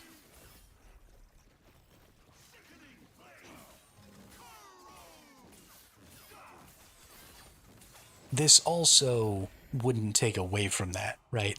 A formal trading system doesn't make it so that you can't raid outposts to get lines. And so while I absolutely agree that that's totally an option, that's totally a viable path, just because that path exists doesn't mean that adding another path isn't necessarily a good idea, because they're not mutually exclusive. I am not a man of many pockets.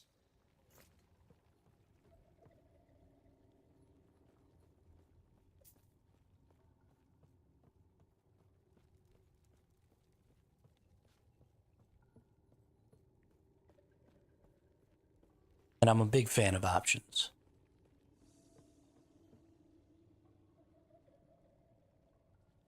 And I'm a big fan of trading. All of the social interaction in Ark is adversarial, except for the very small percentage of interaction you have with the people in your tribe. Even if you have like a quote unquote alliance, technically those interactions are adversarial because you never know when that alliance could crumble. And that's interesting. Right? There's a lot of intrigue that goes into that, and I'm cool with that. But there needs to be some non adversarial interactions, or it just becomes exhausting.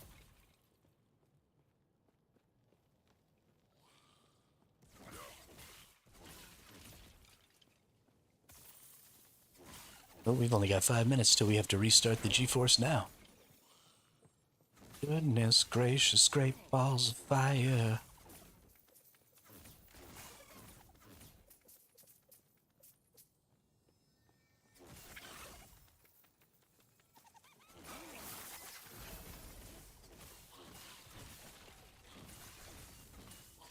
But yeah, I think some form of trading.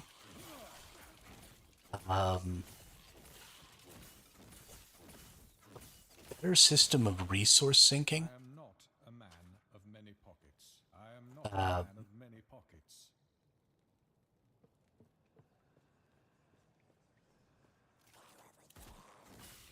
People kind of end up with too many resources in Ark. And it kind of snowballs a little bit. I am not a man of many pockets. So something that maybe limits your base sizes like they do in, I think it's Rust, where you have to be able to provide a certain amount of resources every X amount of time.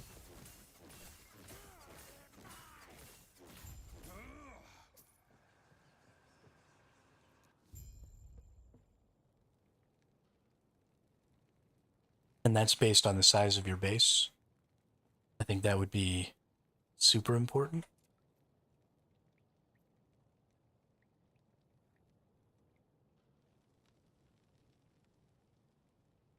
There are limits to how big a base can be in Ark. Sure. Those limits are extremely localized, though.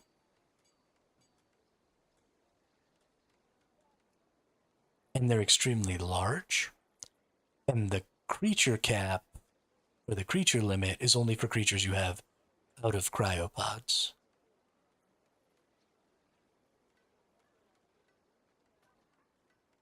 I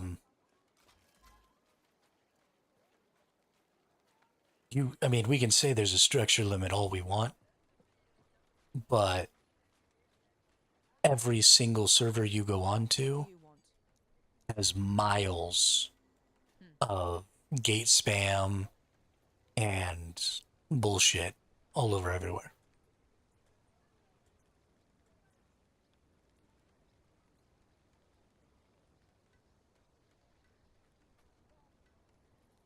And again, it's cool to be able to influence the environment. I don't think it is. I don't think that's part of the fun. I think that it's a requirement. But it also adds a degree of tedium. So I guess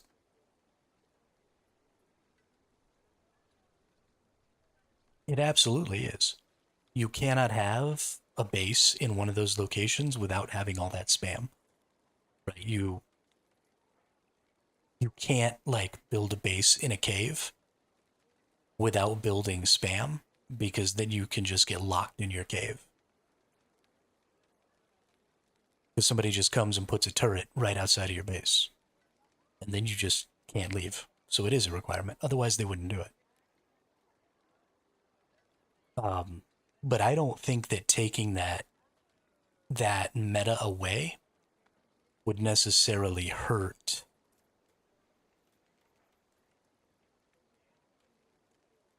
Obviously, it's more than one turret fish.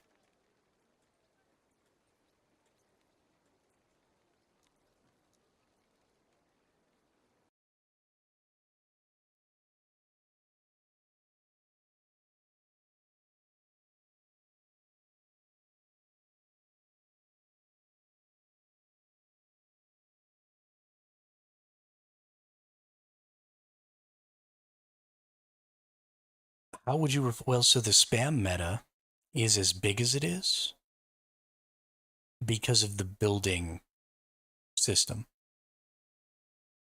So I would say number one, you would have to increase the range that my building prevents you from building. Right? So if I have a foundation, your foundation has to be even farther away from mine than it is now.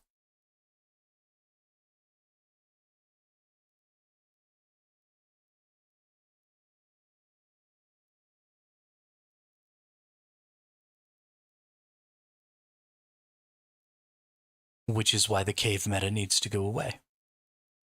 100%.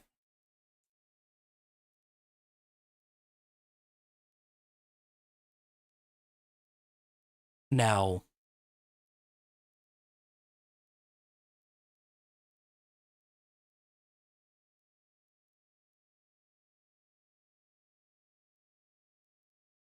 right, it would make the spam worse, and people would spam more, and it would make it so you couldn't build on a server at all, which is why there has to be a resource sink associated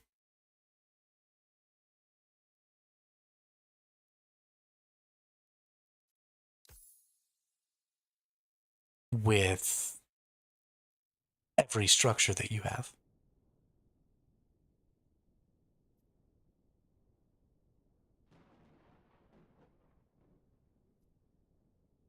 So, you need to have something that limits the area that your base can cover. You have to have something that requires resources based on how many structures you have. You have to have sink, like SINK,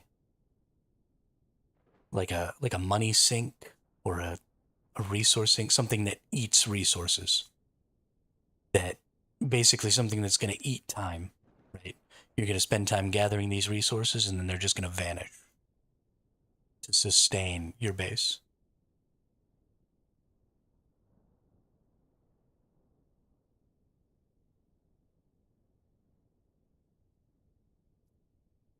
Because right now, people gather those resources and then they have the resources, but then they just build more shit.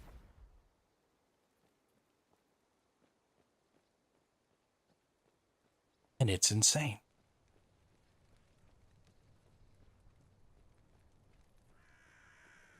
So yeah, I think you need to limit the amount of area that a person can build in. And I think you need to limit the amount of structures they can have fairly significantly.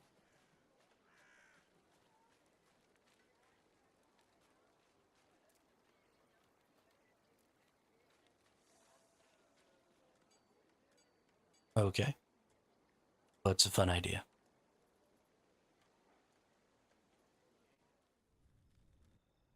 There are different official clusters.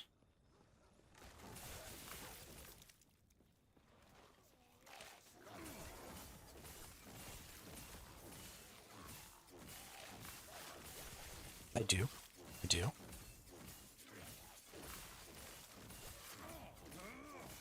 Start a different official cluster with more staff and different settings. I'm totally into that. 100%. So...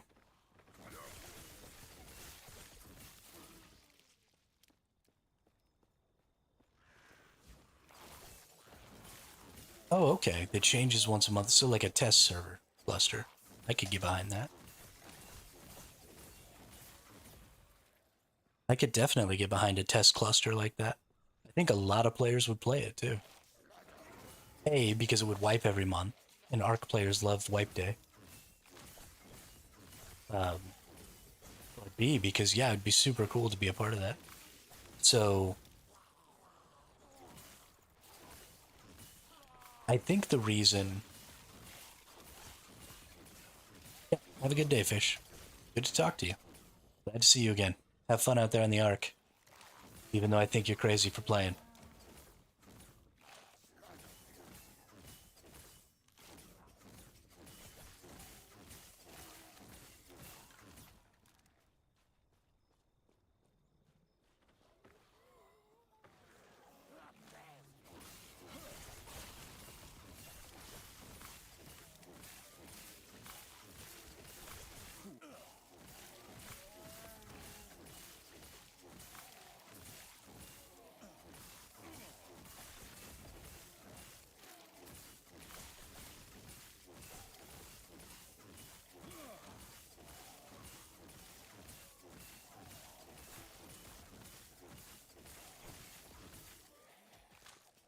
I didn't realize my mind kind of turned off for a second there. And I was just killing the enemies that dude was summoning over and over again. I don't know what happened to my brain.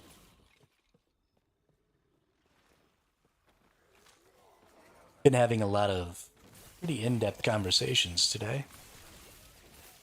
My brain is fatigued.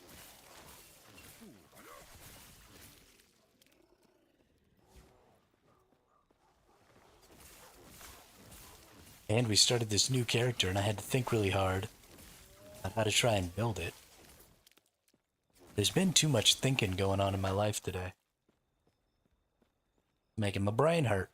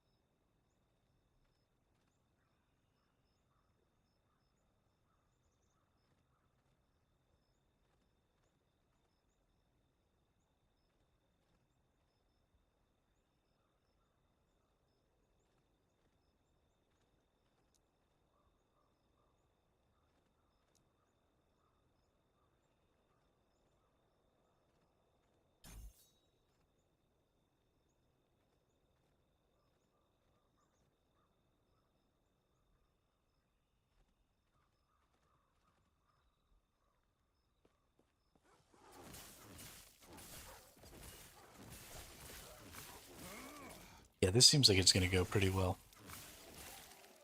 I think I'm going to enjoy this build.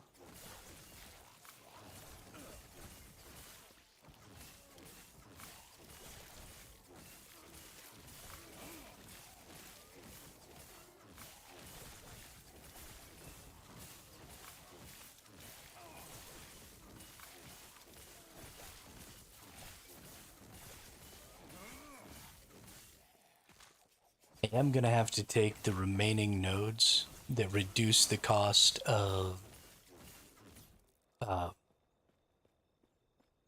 Frostclaw, because I am slowly running out of mana and I can't eventually get that down to 0.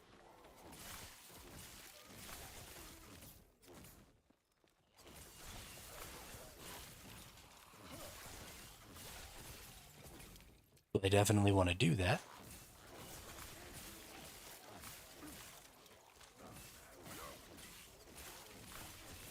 And I may need to go ahead and reduce the amount of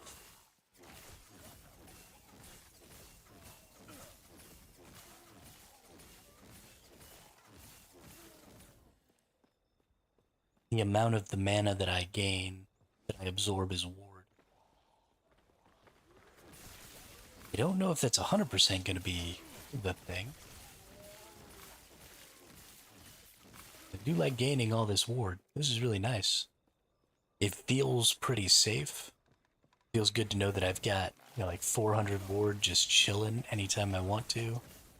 With my flame ward skill, which is actually lightning ward.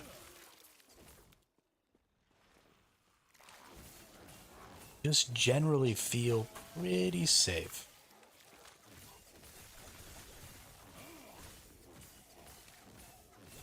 I am likely just gonna die at some point, because I do suck. Fucking makes me die.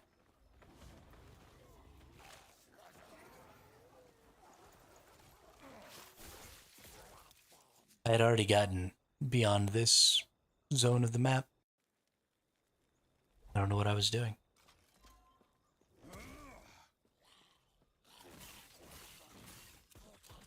Yeah, my brain is definitely fried right now. Holy shit. So dumb. Alright, we're gonna keep pushing. Keep playing.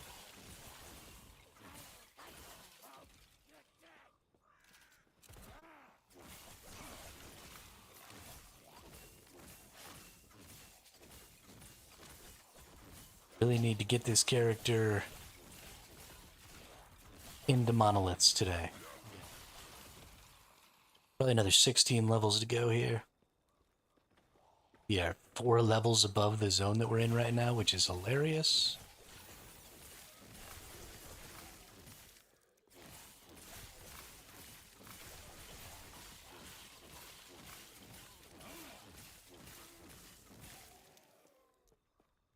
Let's see. Flame Ward, more mana.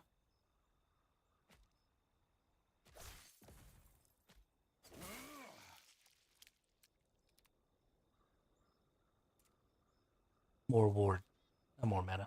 Definitely don't want to use more mana.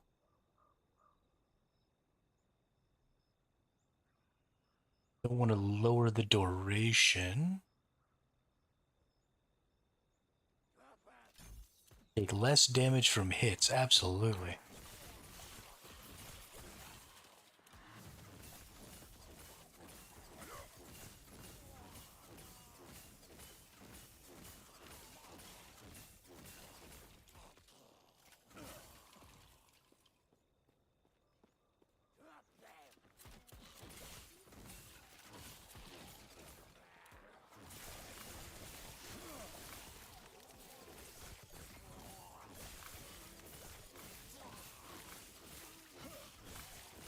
Already killed this dude. I don't necessarily need to kill him again.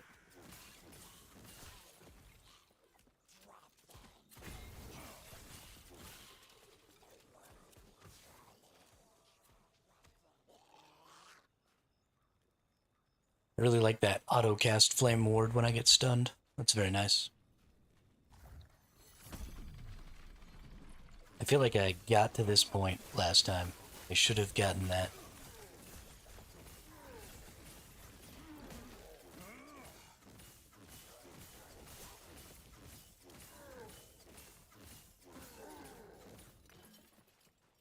Goodness.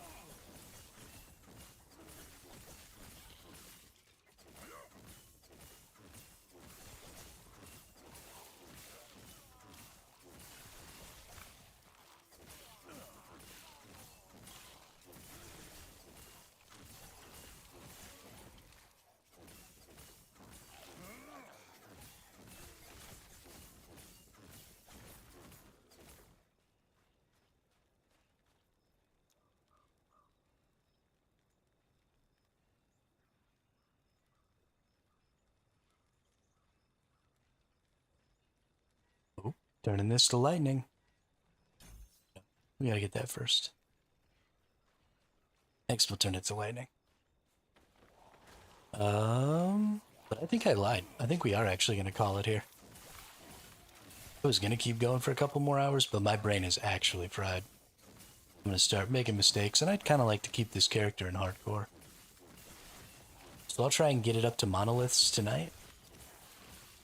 I'm gonna take a little bit of a break and not play for a few hours, maybe watch a little TV. And then we'll get this thing up to monoliths, and then tomorrow we'll be at monoliths. I also need to probably do a little research on this character here. So yeah, I want to thank everybody for stopping by with the really, really good discussion topics today. We had really, really good discussions today. Very, very deep topics. And I really enjoyed that. So thank you all very, very much. I will be back at the same time tomorrow. So I hope everybody has a great day, and I had a really great stream and I really enjoyed it. I hope you all did too, and I will see you all on the next one.